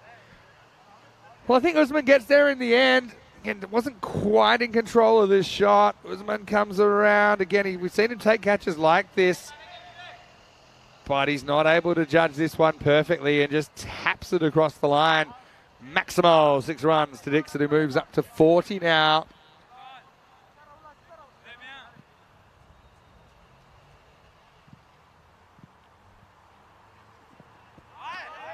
Again, Dixon's got a little bit of a habit of running away from the ball because he's scared or anything like that. I think it's just because he wants to open up the offside. And yeah, you look like a millionaire when you hit it, but when you don't, it seems like a poor tactic.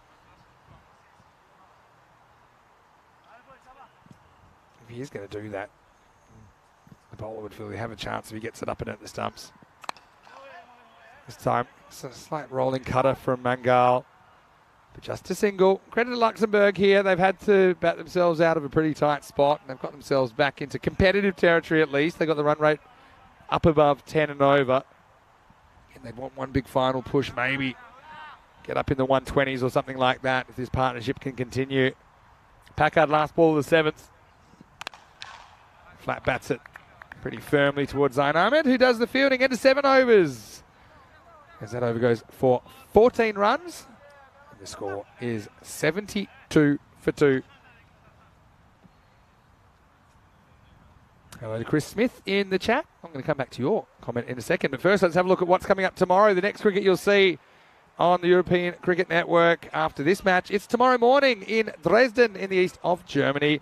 Rico Fool and Charlie Hunt will take you through the action. 5 matches a day, starting with the LB Tigers taking on the Berlin Cricket Academy. The Tigers, their first ever European Cricket Series.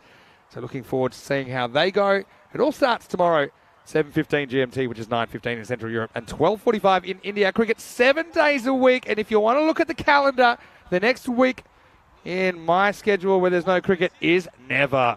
So if you like cricket and you like a lot of it, then stick around, tell your family, tell your friends about the European Cricket Network. Time for over number 8, and they're going back to Jabarkel, the off-spinner.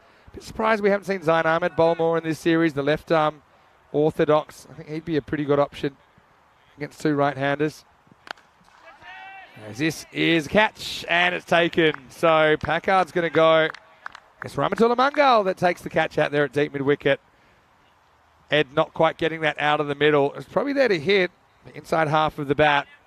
And nicely held. Good technique by Ramatullah. He went down to his knees and caught it, fingers pointed to the sky. Still, pretty good innings from Ed, who came in a tough situation. Remember, he came in with a score at 3 for 2. So those two put on 69. They turn this innings around to an extent. Luxembourg lose their skipper at 72 for 3. Ed's had a really good day. I just hope that we see him in a position to bowl 2 overs, because I think that he was a very, very useful bowler back in the first game of the day when they almost pulled off their first win against France.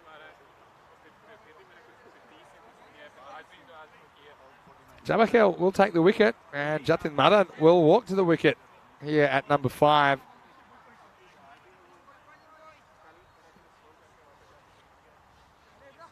Yeah, Chris was saying in the chat, talking about the Australian football, at least my Eagles only have 2 games left. Yeah, the season can't come quick enough. The season end can't come quick enough, I think, for the Eagles. They've had a bit of a shocker this year, haven't they?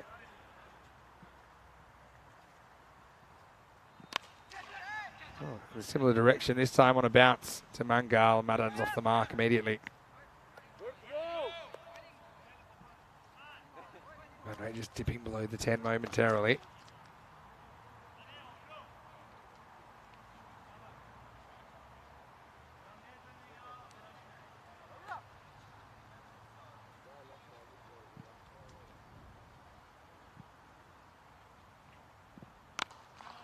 Up and over the top. Really good shot from Dixit. Maximo. And Dixit, you got to give credit to him. He's one guy that's had a really good weekend with the bat. Okay, it hasn't been perfect, but it's never going to be perfect. He struck a 52, he struck a 49 right now. He's on 47, not out. He's had a lot of time at the crease at least, and he's shown he can mix it. A little bit of length to work with there, and he sent it away nicely over that offside.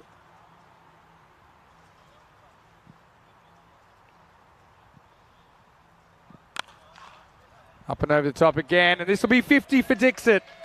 Brings up his second half century of the series and brings it up off 25 balls, and he gets a good ovation from his teammates as well. It's going to be a really proud moment for Vivek, who's represented Luxembourg with distinction this weekend. He watched a couple of early wickets fall at the other end, and this is how he brought it up. Again, just gives himself a little bit of room. I guess against the slower bowler, it's a bit easier to do that. And, yeah, nice bit of batting. Brings up his 50. Now, back to live action. And the next ball will just be a single. Jabarkel. Can't be easy for the bowlers at any time, even though you'd argue the bowling team's on top here, but as a finger spinner, you know they're just going to be going after absolutely everything. Can't miss your spot even a bit. Last ball there over his Madan.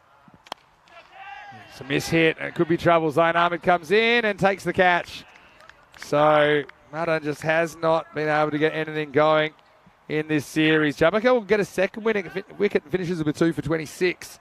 Jatin not able to move the needle, goes for 6 with the 1 boundary in there. In fact, pardon me, in this game he goes for just the 1 off 2. Made 6 earlier in the first game of the day. But Luxembourg now 84 for 4 after 8. Well, sometimes it can happen. You can just have a weekend where nothing really goes your way, and Jatin's certainly a player that I rate very highly.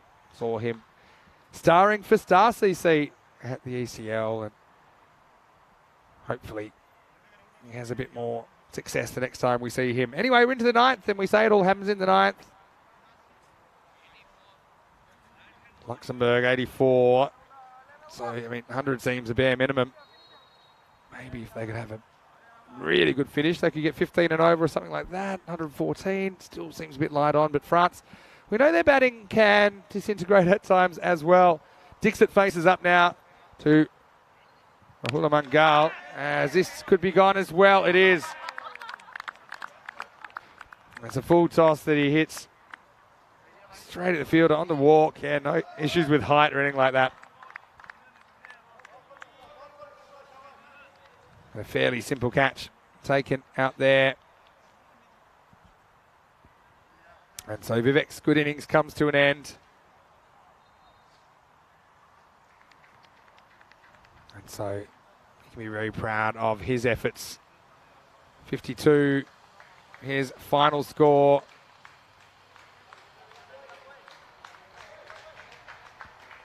And he matches the effort that he was able to compile against Switzerland earlier in the tournament. So well done to Vivek, but he leaves with 11 balls still there. Mohammad Amjad, the skipper, it's a fairly simple catch for him out at deep cover. Do you guess who, Pat? The new batter? The puzzle. There we go. Not a bad shot at all. As 4. Nice. As he got a little bit of length there from Rahula, who doesn't hit his spots. A little bit into the pads as well. And swung away for 4. Good batting. AVD with a good question. Will we ever see Corey and Charlie commentating together? Well, no reason they wouldn't. Just kind of the scheduling and availability. It hasn't happened just yet, but I'm sure the day will come where Corey and Charlie will commentate together. AVD. Big swing and a miss this time. Better length there from Rahula Mangal. You've got to realise Charlie's also studying broadcasting at the moment, so it's only available some parts of the year. Corey, of course, been pretty busy with his Spanish coaching commitments. Also, he's had coaching commitments previously in the Netherlands. Some obligations there.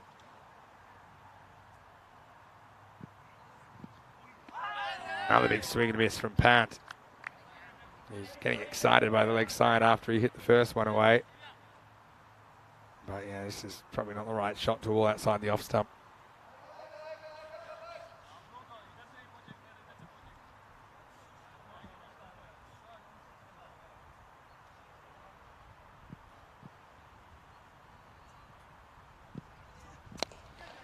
Hit down the ground. And will just be a single. Chris Smith, thank you for your interest. I can tell you, there is a second account. It does not belong to me. It's been in the chat. Doesn't bother me that much as long as you realise it's a fake account. A minute ago, I sent you a bit of a message there. Well, he completely loses the handle on this one. Gulami deputising for Action Jackson behind the stumps.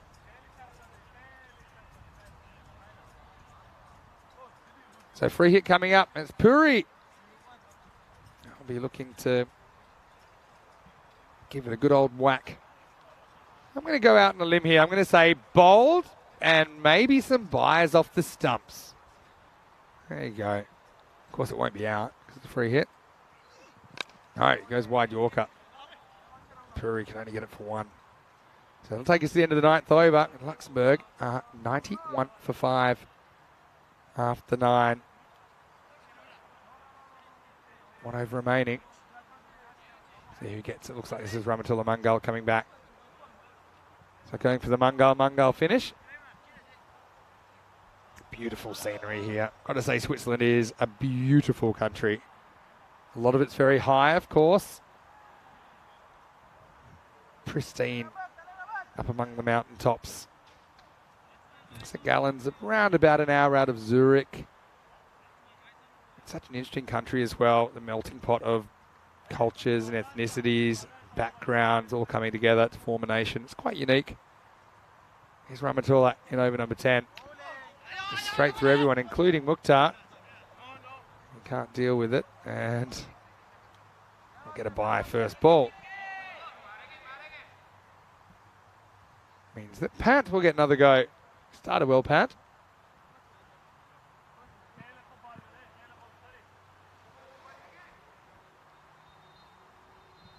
See what Ramatula can do here, Pan. Enough to take him down. That's pretty well bowled. Full straight again. You bowl there, then you're probably going to be fine. You get the occasional French cut, which might sneak away to the boundary, but I think that's a really good spot. Can't really get the middle of the bat on that. You just got to jam down, take one, move on.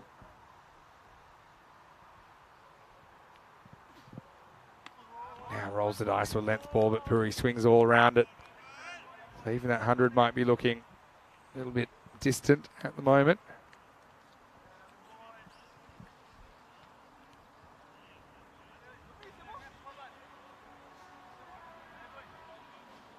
Great sleuthing in the chat by Chris at the moment.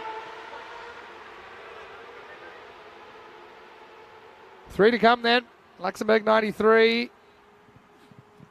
Yeah, good length.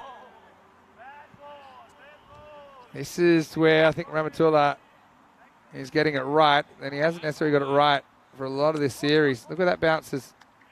Bang right up.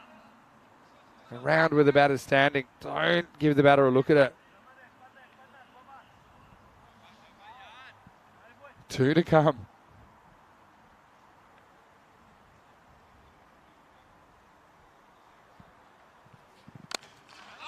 Not quite the Yorker this time, but it should be gone, and it is. So Usman Khan will take the catch. It's a wicket for Ramatula as Puri goes for 1 and struggles to keep things moving. With the ball remaining, Luxembourg 93 for 6. That gives me a chance to turn to the chat. And yeah, Chris is saying that his co-worker, her son was working in Zurich and lives between there and St. Moritz. Yeah, St. Moritz is a place I've played actually. Cricket on ice. She said, it is expensive out there, yeah. Well, I mean, if you compare it to other countries, it is a pretty expensive country, but I suppose also there's a lot of infrastructure here in Switzerland. So it's one of those countries with quite high rates of taxation, and it pays for all these things. Cost of living is pretty high, but also wages are pretty high. I suppose it's all relative. All right, last ball. And Sokia gets 1 opportunity. And he hits it. And he'll probably get 1 in a run out. Probably worth trying for. Galami's just got to take the ball. He does. Worth going for. Unselfish stuff from Sokia though. But a pretty good last over from Ramatula Mangal. There's just 3 runs off it. And so Luxembourg are going to finish at 94 for 7. It's a golden one for Sokia. 95 for France to sweep Luxembourg 3-0 in their mini-series. As we roll into the highlights, and Luxembourg, there was trouble at the old mill early. They tried Bingu at the top of the order. That didn't work out. Tried to sweep Mr. Universe. Went absolutely crazy. As usual, every time he takes the wicket. Then it was double the fun. As Askar went first ball, he wasn't laughing. Hat-trick ball was negotiated by Packard. It really was up to Dixon and Packard to pick up the pieces again for Luxembourg after those first 2 wickets. They were 3 for 2 when they came together. But then a partnership of 69 brought some respectability to the scoreline. Saw Galami in with the gloves. Action Jackson just given a rest in the last game of the series. Ahmadzai did have those 2 wickets early. Could break through again. Have a kill. Again, I like his work. Couldn't quite turn this one into a catch. Well into no man's land. And then this is a bit of a funny one where Galami broke the stump, dropped the ball. And Zain Ahmed, well, I love his work in the field. France are willing to throw themselves around. Feature of their cricket. Case in point, this one. And no regard for how he's going to land there. Dawood Ahmadzai is a little bit sore and sorry for himself after that, but he was fine. Usman Khan couldn't quite turn this into a catch. Ended up going over the line for a maximo. Meanwhile, Ramatula did hold on to 1. Dixon was able to bring up his half century. A nice moment for him. Second half century of the series. He's also got a 49. He's had a breakout weekend. His teammates appreciating that. Late in the piece, Luxembourg just struggled to turn this into something 100 plus. they were kind of on track for that with a few overs to go. That was the end of Dixit. Finally hold out to Raymond Amjad in the deep.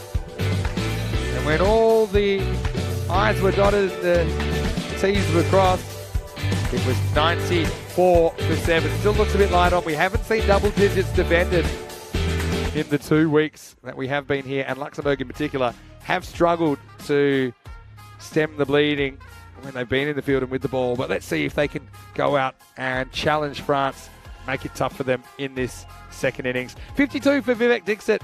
Again, I really liked his weekend. 4 Maximos, 5 fours in his innings, striking at almost 2 a ball. Packard to the rescue as well, 28 off 14 with 3 sixes before he held out to Ramatullah Mangal off the bowling of Ibrahim Jabakel. And in the end, 94 on the board. Pretty good effort with the ball, I think, for France with those early wickets. But also, look, not a single wide in the innings. There were 2 no balls, but not a single wide. And the extras, you can see the difference between the club level and the international level. Just not as many extras at all in the weekend session. 2 for 13, Dawud Ahmadzai gets the figures. 2 wickets also for Ibrahim Jabakel, the offie, and the Mongals get 1 each. Shout out to Amjad, though, who did a great job again without picking up a wicket. He only conceded 9 off his 2 overs.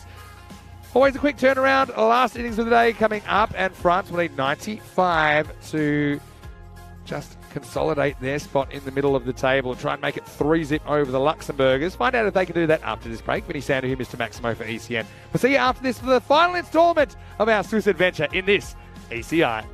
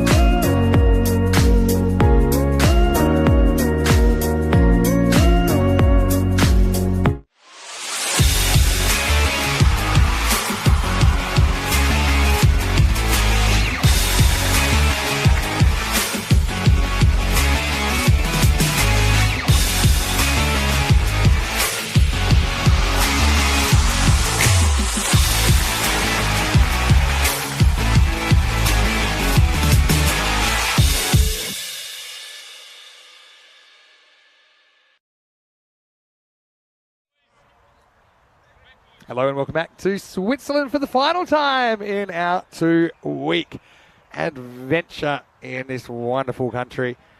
And fittingly, the sun's out as we'll take the show home in the second half of match 9 with France out to make it 3-0 over Luxembourg in their little mini-series. They'll need 95 runs if they're to do that. Zain Ahmed has come out to open the batting.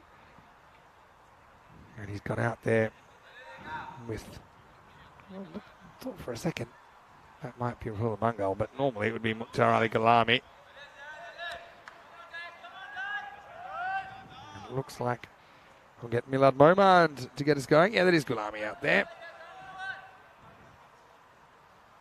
And so 95, you'd think France should be able to do this fairly easily, but you never know in ECN cricket. And don't forget, in the last game last night, France were only able to get 65. Let's get going then. Momand to kick us off. And the first one's gone. Well, he's gone very first ball, if you don't mind. Well, there's some discussion, but I don't know what that's about. I can tell you that Zain Ahmed, he's gone very first ball. And it was Asghar Ali that takes the catch. And nice to see Luxembourg having a bit of fun, but Zain, he's not having too much fun at all. Just drives on the duck, drives on the up and has a golden duck for company. Derek makes an early appearance. And the first wicket falls 0 for 1 as Lingaswaran Kanasana comes to the crease.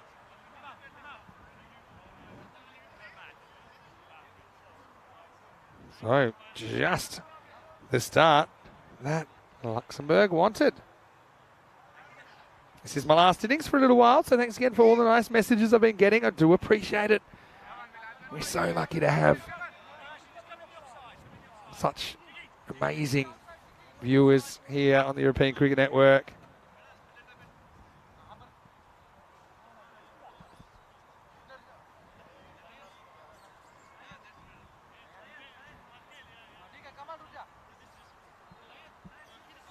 This will bring Lingaswaran Kanasani out effectively as an opener. Momand with the wicket. It wasn't a bad ball. It was up. Quite the York, but almost. Got Zain Ahmed driving on the up. Over the wicket now to the right-hander. Oh, Kanasani just lifts him up and out of the ground. Maximo! Well, Valentines, that was very close to the camera. Maybe give us the thumbs up if you're okay, Valentines. Because that was slammed straight and smacks into the seat. Well, I hope Valentines is all right anyway, because that was pretty close to where he was set up on the main camera. So Momand goes the old out and 6, not the 6 and out. Full toss. Very optimistic shout. It will be a leg by.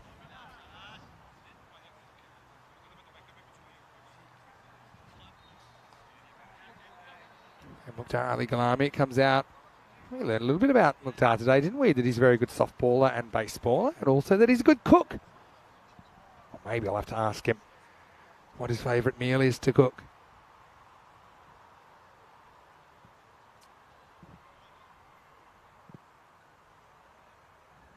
Mukhtar faced up for the first time. Pitched up, driven. They go on the hit. Oh, had to hustle for it, but I think he was home anyway. This is the time of the day where it starts to get a bit difficult to pick out the line with the sun in the position it is. Safely home at any rate. Good judge of a run.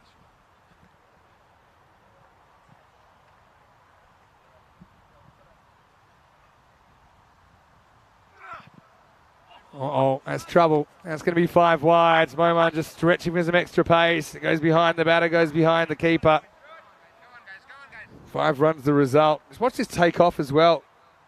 The keeper didn't really get a good look at it because the batter was in the way, blocking his view. The ball ends up screaming away to the fence.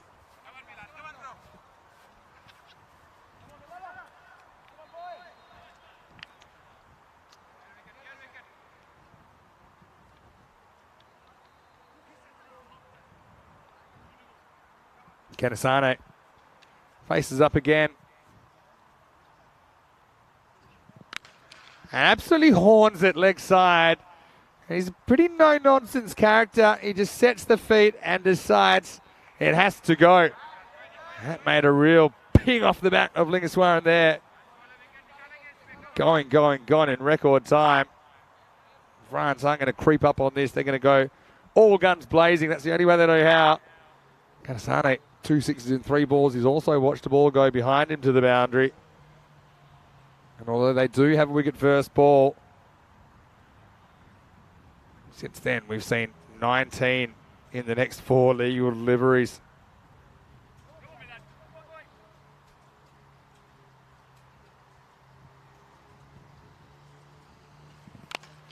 All right, in the air. Not really timed, but it gets over the fielders and it's going to skip away for 4. So that's power play batting from Kanasane. Goes up and over the offside, down towards the bottom of the bat. It wasn't perfect timing. I think later in the innings it's going to be a chance for a fielder. It's on the boundary. But as it is, it will be the end of the over. Now, one thing we haven't had the whole time here in Switzerland is a golden ball. And the way things are going, it looks like we might have to wait till next time we're here. 131 matches since a golden ball. Well, I'm going to hand the torch over to Rico and Charlie, assuming this isn't a golden ball. And even in the second week of Dresden, during the second week in Dresden, we'll have 3 10-over internationals in the Netherlands between the Netherlands and Jersey in the women's, and maybe they'll give us a golden ball. You never know.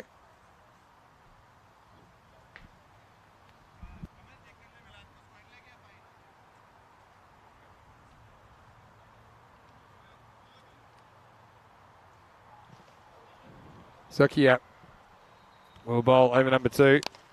And he's hit. And he's hit well. Straight over the infielder's head. Gulami's so strong. Those cuatro carreras. And again, it's not quite the Yorker, but almost. But Gulami, good swing of the bat, good shape. That's going to be 4 more to the total.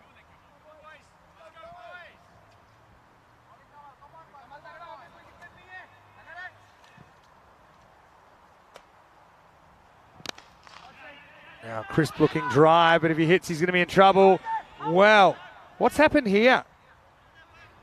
Did the ball hit the stumps, or did the stumps get knocked over by the vibrations around? Yeah.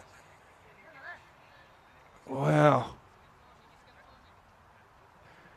I mean, I'm not sure if the ball's flicked the stumps or not. And then if it has, I'm not sure if he's in or not. I'm going to go in, just because there's a fair bit of doubt around that. Might want to have one more look at this. Let's assume the ball hits the stumps. There's nothing to say it doesn't. Oh, it's so close. I think you've got to go benefit of the doubt there, because the bail isn't dislodged until both ends are out of their groove. So the fact that the bail takes so long to fall, I think, basically costs them. Interesting. Really nice shot, up and over the offside. Kanasane has really come into his own in the last few weeks in a French shirt. Just gives himself a bit of room. Slices it away over point, 4 runs.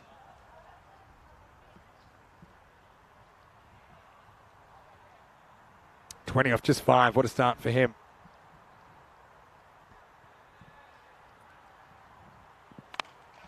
All right, up and in the air, catching opportunity and gone. It's Puri that takes the catch. So Kanasane with a lightning 20, but he's going to have to go. Last we'll see of him in this ECI. Again, taking on that pull shot. We know he doesn't really get across. He just kind of stands there and swings for the hills. Works sometimes. That time doesn't quite get the distance. And another wicket falls, 32 for 2.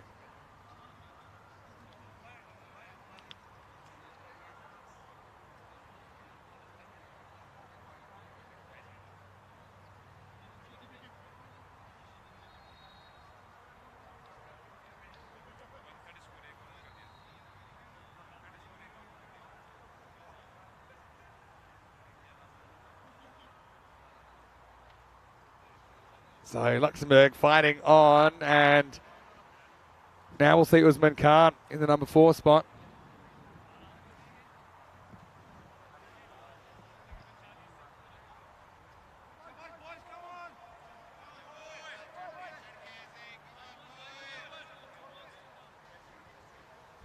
All right, 2 to come then in the second over.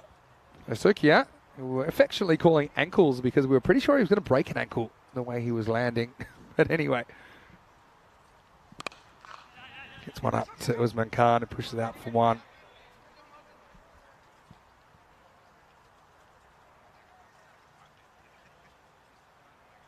France have won both their encounters against Luxembourg, but weren't able to take any points off the Swiss. Now, false shot, it's going to work out fine. It's going to skip away for 4. So, sometimes you can hit the ball in the middle and get runs. Sometimes you can get runs other ways, and that's what happens here. Galami not quite timing up that pull. And the result is a boundary. End of the second over. The score is 37 for 2. Well, it gives us a chance to look at the table. I think it's pretty clear by now. If you haven't realised already, Switzerland, they win the series with a perfect 6-0 record. France with 2 wins at this stage. Luxembourg without a win. Really, the way things are looking, they'll need a miracle to pull this one off against France. Although we know France are prone to the odd collapse.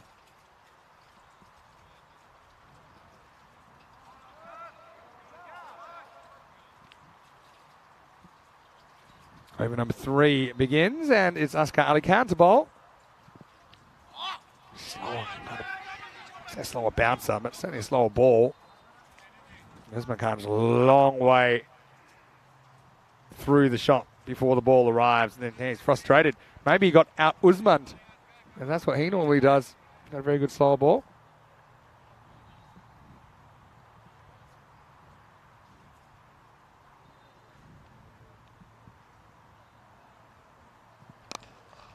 Oh, nice shot. There's nothing too wrong with that ball, but it's driven away and it's going to roll into the rope. So Usman Khan with 4. He's really improved his batting, Usman Khan.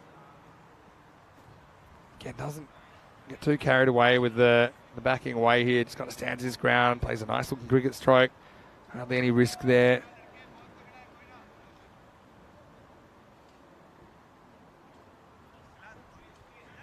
It's in pretty good shape, to say the least. 54 required or 46 now.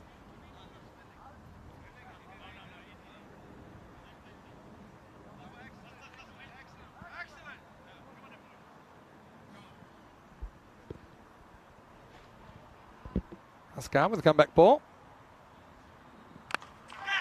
Slight miss hit. Opportunity. Oh, and he can't quite get there, Vivek Dixon. Can't get off his feet. It won't go for 4. Because Sukia's going to jump all over it, but oh, no way. Well, this will be quite something if this is out, because Usman wasn't really watching, and the throw, I don't think it was even intended for the keeper's end. Oh, I think he's just in. Let's have a look. This is super tight. Here he comes. He's just in. Just in. Well, this would have been comical, and I'll show you why. Because look at what happened here. He's just sitting watching it. He's assuming that they'll probably go for 4 if it's not caught. So he just kind of trots and pretty much stopped watching. And then he says, oh, hold on a second, that's coming my way. Like he realised at the last moment that he had to turn the afterburners on. But he does survive, and he gets 2. Now he's going to chop on very next ball, so his luck runs out. And it's Askar Ali Khan with the wicket. So one Khan gets another. And France have lost 3 wickets now in the power play, 43 for 3. And this is the risk with Usman Khan's technique, because he stays leg side of the ball. He's reaching. The ball's a long way away from his eye line. And he just gets a little inside edge back onto the stumps. So Luxembourg may be feeling there a glimmer of hope, but they're going to have to keep taking wickets. It's very hard to see how they can contain the French to under 94. I think you've got to continue to take wickets, make opportunities, take opportunities. Add 2 or 3 wickets onto the score right now. It's a very different looking contest. So Amjad comes out at number 5. He's a good cricketer, Noman Amjad. He's the one bowler, I think. I have him as the bowler of the weekend, actually, because even though he hasn't always taken wickets, he's very rarely gone for runs. Here's this one pretty much straight back to where the bowler was, but the bowler was following through. So it's just a single. How long can Luxembourg keep that runs required versus balls remaining equation in their favour? Currently a difference of 8. Galami hasn't really hit his straps yet, but he's a very, very good striker. And this is up in the air. Another opportunity. This time it's an easy one, and he's caught it. Well, Dixit kind of went on a little march around to nowhere in particular. He was wandering around, didn't really get his eyes behind it, so he made it tough for himself, but he still got the composure to hold on to the catch. So he lets it get a bit to his left, maybe drifting a bit in the wind. So, well, there's another wicket, another piece of the puzzle. 44 for 4 at the end of the power play. Are we going to have some late drama here on a Sunday afternoon?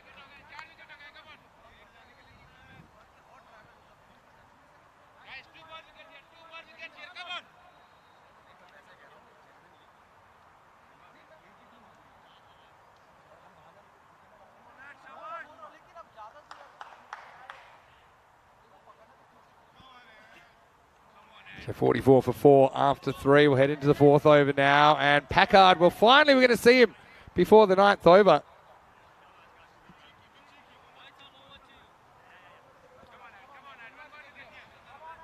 Edmund has actually had a really good day. Shows you how much one day can make a big difference. They call cricket the great leveller. Edmund didn't have a great day yesterday, but he's cracked the runs today. He's taken important wickets.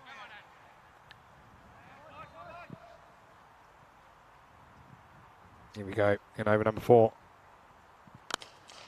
Low full toss and dealt with Maximo. I actually think this probably was a Yorker waiting to happen, but Amjad seemed to get on the front foot. Let's have a look.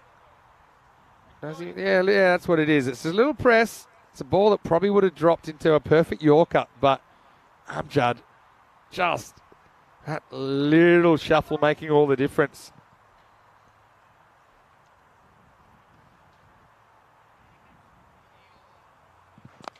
Now more. How much more? Well, no, he's gone. How about that? Well, Amjad goes 6 and out, and Packard does it again. I thought that was going to get over the fielder, but he was perfectly positioned. And a great catch down there by Jatin Madan. Well, we know that Madan's had his issues with his catching, and then Packard says, yeah, that's exactly how I planned it. Not 100% sure that was the intention, but France bring up the 50, but they've lost 5 wickets now. It's amazing how things can kind of fall apart in the last game of a series as well. Bit of fatigue creeping in, these players playing their 6th game of the weekend in high-intensity environment. We talked about the need to take wickets, and that's exactly what Luxembourg have done here. 50 for 5 now in the 4th. That's 5 wickets in 20 balls, to give you a bit of context.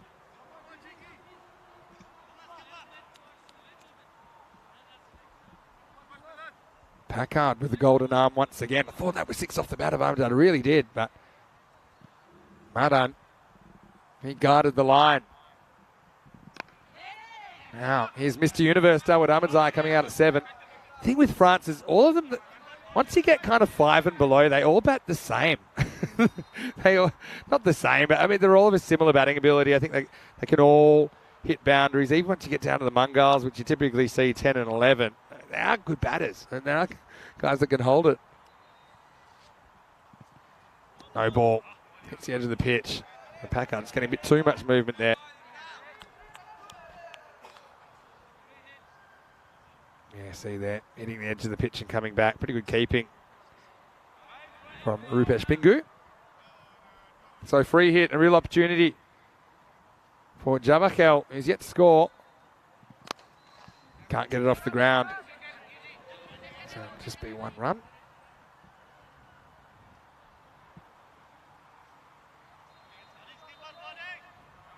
Are we going to see an unlikely defence? We haven't seen double digits defended this whole time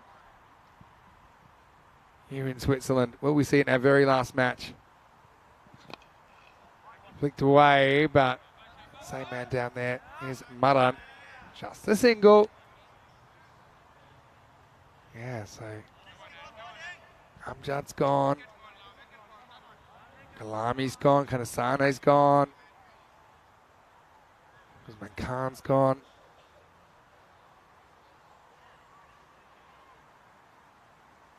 And Ahmed's gone. Now, could have another one. Fielder misjudges it originally, but he recovers and he catches it. That's 6 down now. Jamakel goes for a single, and it's 54 for 6. High drama here in match 9, and don't you tell me this is a dead rubber. As Luxembourg, they've waited long and hard to get anywhere near a win. They've almost scaled the wall today, fallen short on a couple of occasions. But right now, I don't know if they're on top, but you could argue it's a 50-50. As 6 wickets have gone in the first 4 overs, 54 for 6.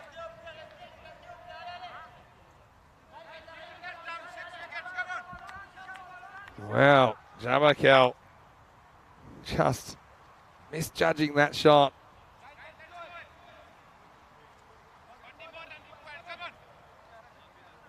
What do you think about this?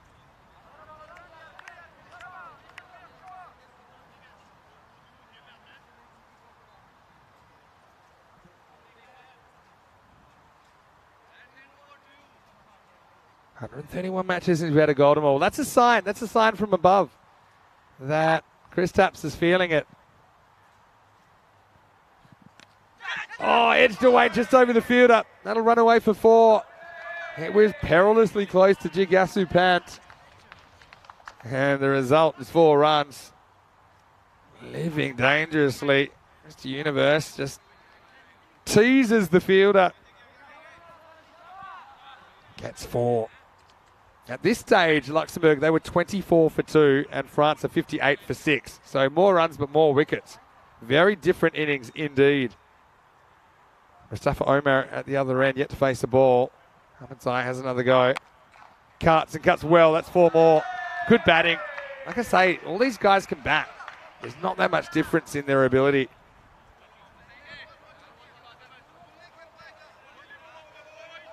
And just leans on that. I like the way he goes offside. That was the line of the ball.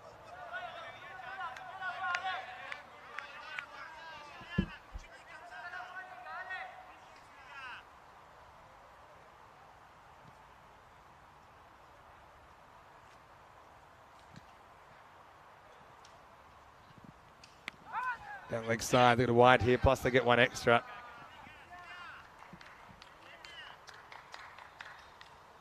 So 2 more to the total. France edge closer. 6 wickets down, though, in the first half.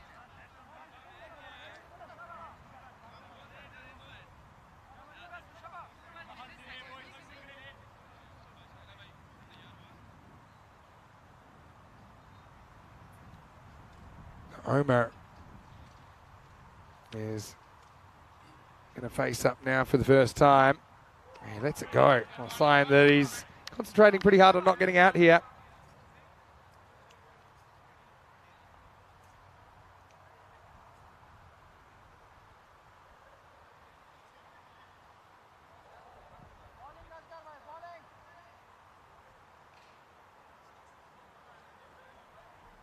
Asghar Ali Khan, slow ball. And here's the thing about Omar, he's only playing his first kind of batch of 10-over cricket for France, and you can see he's been thrown into some pressure situations. One thing about his batting, I would like to see him try and hold his shape a bit more and open up that offside. Seems to really want that leg side, and I think at the international level, you just can't be too one-dimensional that way. That's hit the edge of the pitch. This will be a no ball. So what a nice opportunity for Omar to maybe whack a boundary. You can even tell by how that ball bounced. It didn't bounce completely on the pitch. So another free hit. What a game.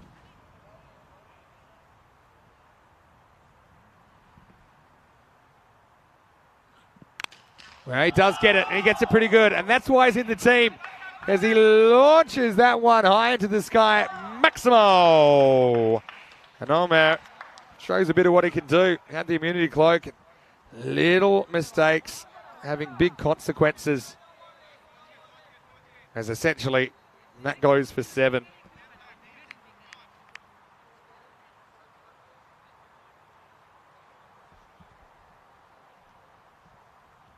Askar Ali Khan has 1 ball to go in his spell. He's got 2 for 24. Would give anything for a 3rd wicket here.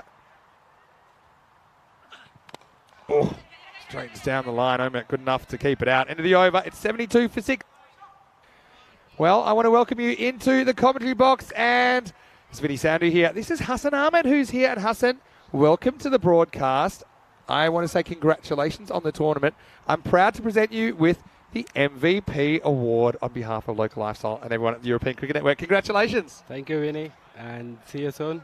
See you soon. I'm going to ask you one question.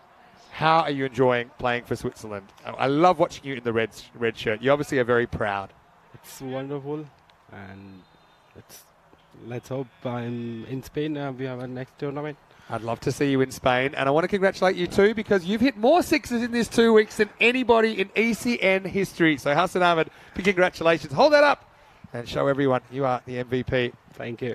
It drops well. And well, this is going to be a drop chance. He jams down on this. It goes late. Just have a look at this. Bingu's a little bit wrong-footed. Definitely bounces, takes the edge, and then he just basically clangs it. This will be a great view. He's in pretty good position. He's not wrong-footed. He just has to react with his hands because he's not that far back, and Packard could have had a wicket. Unfortunately, it goes down. Now, full toss, and that's into the gap. That's 4. So little things making a big difference at the moment as France will get 4 more.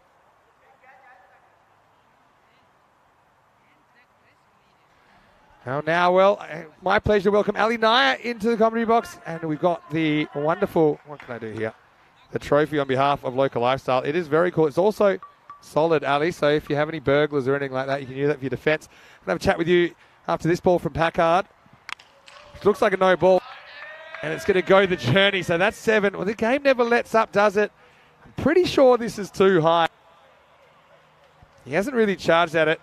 Oh, yeah. To me, I reckon that's a no ball. If you go on what they've been calling so far in the series. So, well, we'll find out whether it is shortly. Well, we'll come back to us in a second. Right now, we'll watch the next delivery, which has worked away. It goes pretty quickly out to the boundary. In fact, it goes over. Well, no, it doesn't, in fact. And they're going to have a look at this. I thought this went over the boundary. Mudden out there. He actually kicks it twice, and then the ball gets away. Now, I thought this might have gone. Runs away, runs away, runs away. I mean, that's 4 for me. I think it is called 4 now. Well, Ali, sorry, I know it's very hectic, but I want to say congratulations on your win in the ECI this weekend. How do you feel leading the side? Very happy as a team, as a captain, and yeah, it's been a wonderful tournament and really enjoyed. And it's also very nice to see every young comer is playing very good, performing. So it's a very good thing as a captain. Yeah, I've really enjoyed some new guys coming to your setup as well. Obviously, you want to have a look at as many guys as possible heading into the ECC. We've seen you a fair bit at the Carlton Oval. You must be looking forward to getting back there again. Of course. We are all very excited to that. Yeah, absolutely. And in your group, you've got the England 11, you've got Cyprus, you've got Malta and Romania in there. You must be pretty confident, especially because you won the Valletta Cup recently. As we get to the end of the over here, 88 for 6, just 7 runs required right now for the win. You must be pretty confident. England 11, of course, they'll be tough. Yeah, of course, but also, you guys, you've played some of the format, and you're looking in some really good form. Yeah. I think we are very positive that we want to go on the final day. And hopefully that all the players come also together and try to win also that. Yeah, well, I'm we're just going to present you this trophy now on behalf of Local Lifestyle and everyone at European Thank you Network. so much, Vin. Congratulations on winning the ECI Thank you this so weekend. much. Thank you. Always a pleasure to see you. Thank You're you. a fantastic Same. player to watch, and to you and all the guys. It's going to be hard to pick your team, that's for sure, but I'll be Yeah. seeing you pretty soon in Spain. Thank you. Ali Naya, the Swiss skipper, of course, you. Switzerland, going 6-0 to win the series. Let's get back to the action here because we're rapidly drawing to the conclusion of this match. France have had a scare. 7 to win and make that 6 to win after this. So, yeah, France, as they tend to do, they tend to lose wickets sometimes, but they don't really slow down. They have confidence in each other. I've got to feel really happy for Mustafa Omer here, who's put together a pretty crucial innings, and that's whacked away. And where's that gone? It's gone for 4. So this is going to get them ever closer. Luxembourg, got a feel for them.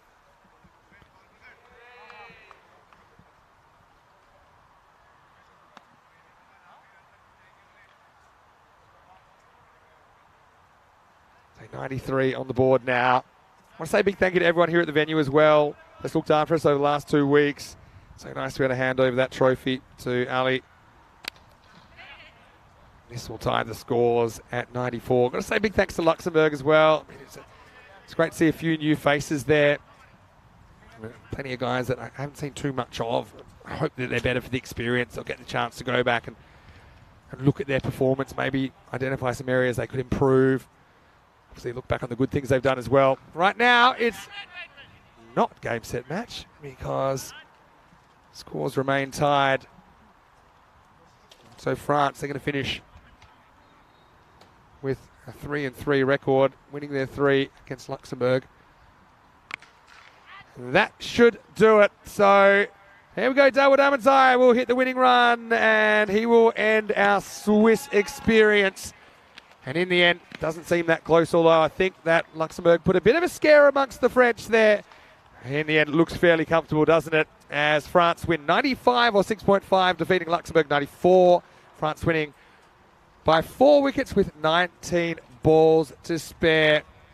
Big thank you once again to the Blue Crew, to everyone here, to all of our viewers as well. And a reminder that the next cricket you see will be tomorrow from Dresden, where Rico and Charlie are currently preparing for the next European Cricket Series. So we never really take a break. We'll be back on tomorrow. Join us 7:15 a.m. GMT, which is 9:15 in Central Europe, and 12:45 p.m. in India, 1:15 p.m. in Bangladesh for the next European Cricket Series. 5 matches a day, 11 days, and then finals Friday. Then more ECI action. The cricket just keeps on coming here on ECN. As we'll roll into the highlights here, and well, let's just say Luxembourg were starting to dream big, weren't they? Especially after the first ball wicket, and just put themselves in the frame, but the wicket just kept on coming, didn't they? Kanasane has been a bit of a revelation there at 3. Loves to swing the bat hard, and certainly had the fielders chasing their tails a little bit. But Luxembourg just found a way to keep breaking through. Some nice looking shots in there. This was a strange one. I think it hit the stumps and Bale came off, but not quite in time to get Galami, who's always big fish for France. And that was a nice catch taken out there. And Usman Khan, he's almost caught napping here and realised the ball's coming his way just in time. He would survive the run out and that catch attempt on that delivery, but he would only survive one more delivery as the very next ball, Usman reaching would chop on. Asghar Ali Khan with a big wicket. And France just continued to lose wickets at key intervals, and thought there's no way they can mess this up. And you thought, well, maybe if Luxembourg can take another couple of quick ones, then we'll have a game. And then this happened. So first there was that catch taken, Amjad came out and he just looked so good. You thought, well, he'll finish things off, won't he? But then there was more trouble ahead as Justin Martin caught him on the boundary. So with 6 out, you're starting to think maybe there's a boil over on the cards. Packard's had a really good day for Luxembourg. Came up with the wicket. And yeah, so this one 6 down. Now they're starting to believe Luxembourg, but then Dawood Ahmadzai and Mustafa Omer came together. They put together the resurgence. That was the chance, though, to get Omer Tungu couldn't hold on behind the stumps, had to change direction quickly. Ultimately, those two would get France over the line and chase down this total with 19 balls to spare. So we go our 2 weeks and we never see a double-digit total defended successfully. Let's look at the scorecards.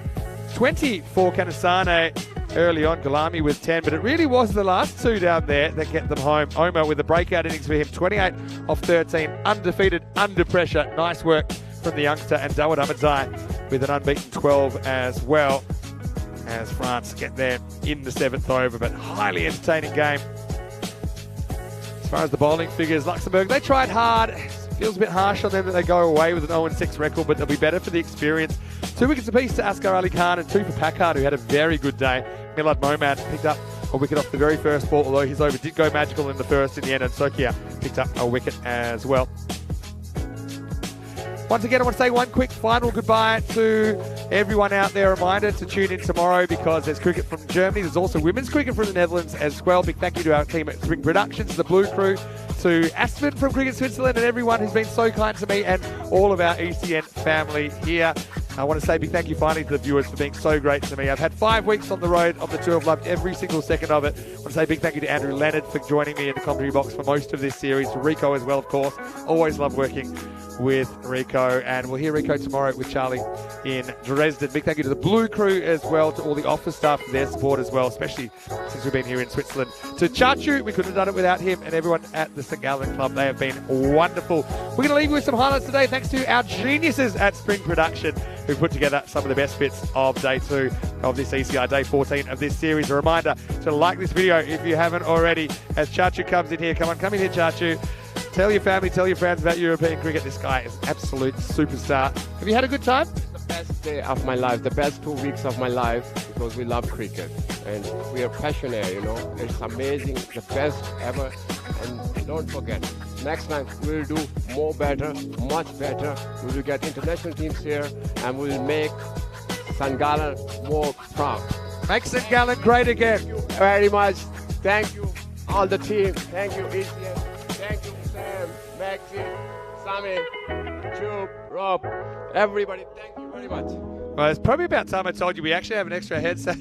You could have said that yourself. But yeah, it's been a great family affair. So I want to say a big thank you once again to everyone out there. Don't forget our website, EuropeanCricket.com, and our social media at European Cricket, as well as like and subscribing to our YouTube channel. Final thanks to everyone watching on Swiss Sport TV. Thank you for your company. And don't forget that you can flick over anytime to our YouTube channel, ECN European Cricket Network, and watch every day. Well, I think I can hear the end of day music going in the background as we'll get ready to take you out the best bits of day number 14, day number 2. I'm going to break my chair in advance here because it's goodbye from me, it's goodbye from us. I'll see you in a couple of weeks, but we'll see you tomorrow right here on the European Cricket Network for some more action. Hasta mañana. Bye for now.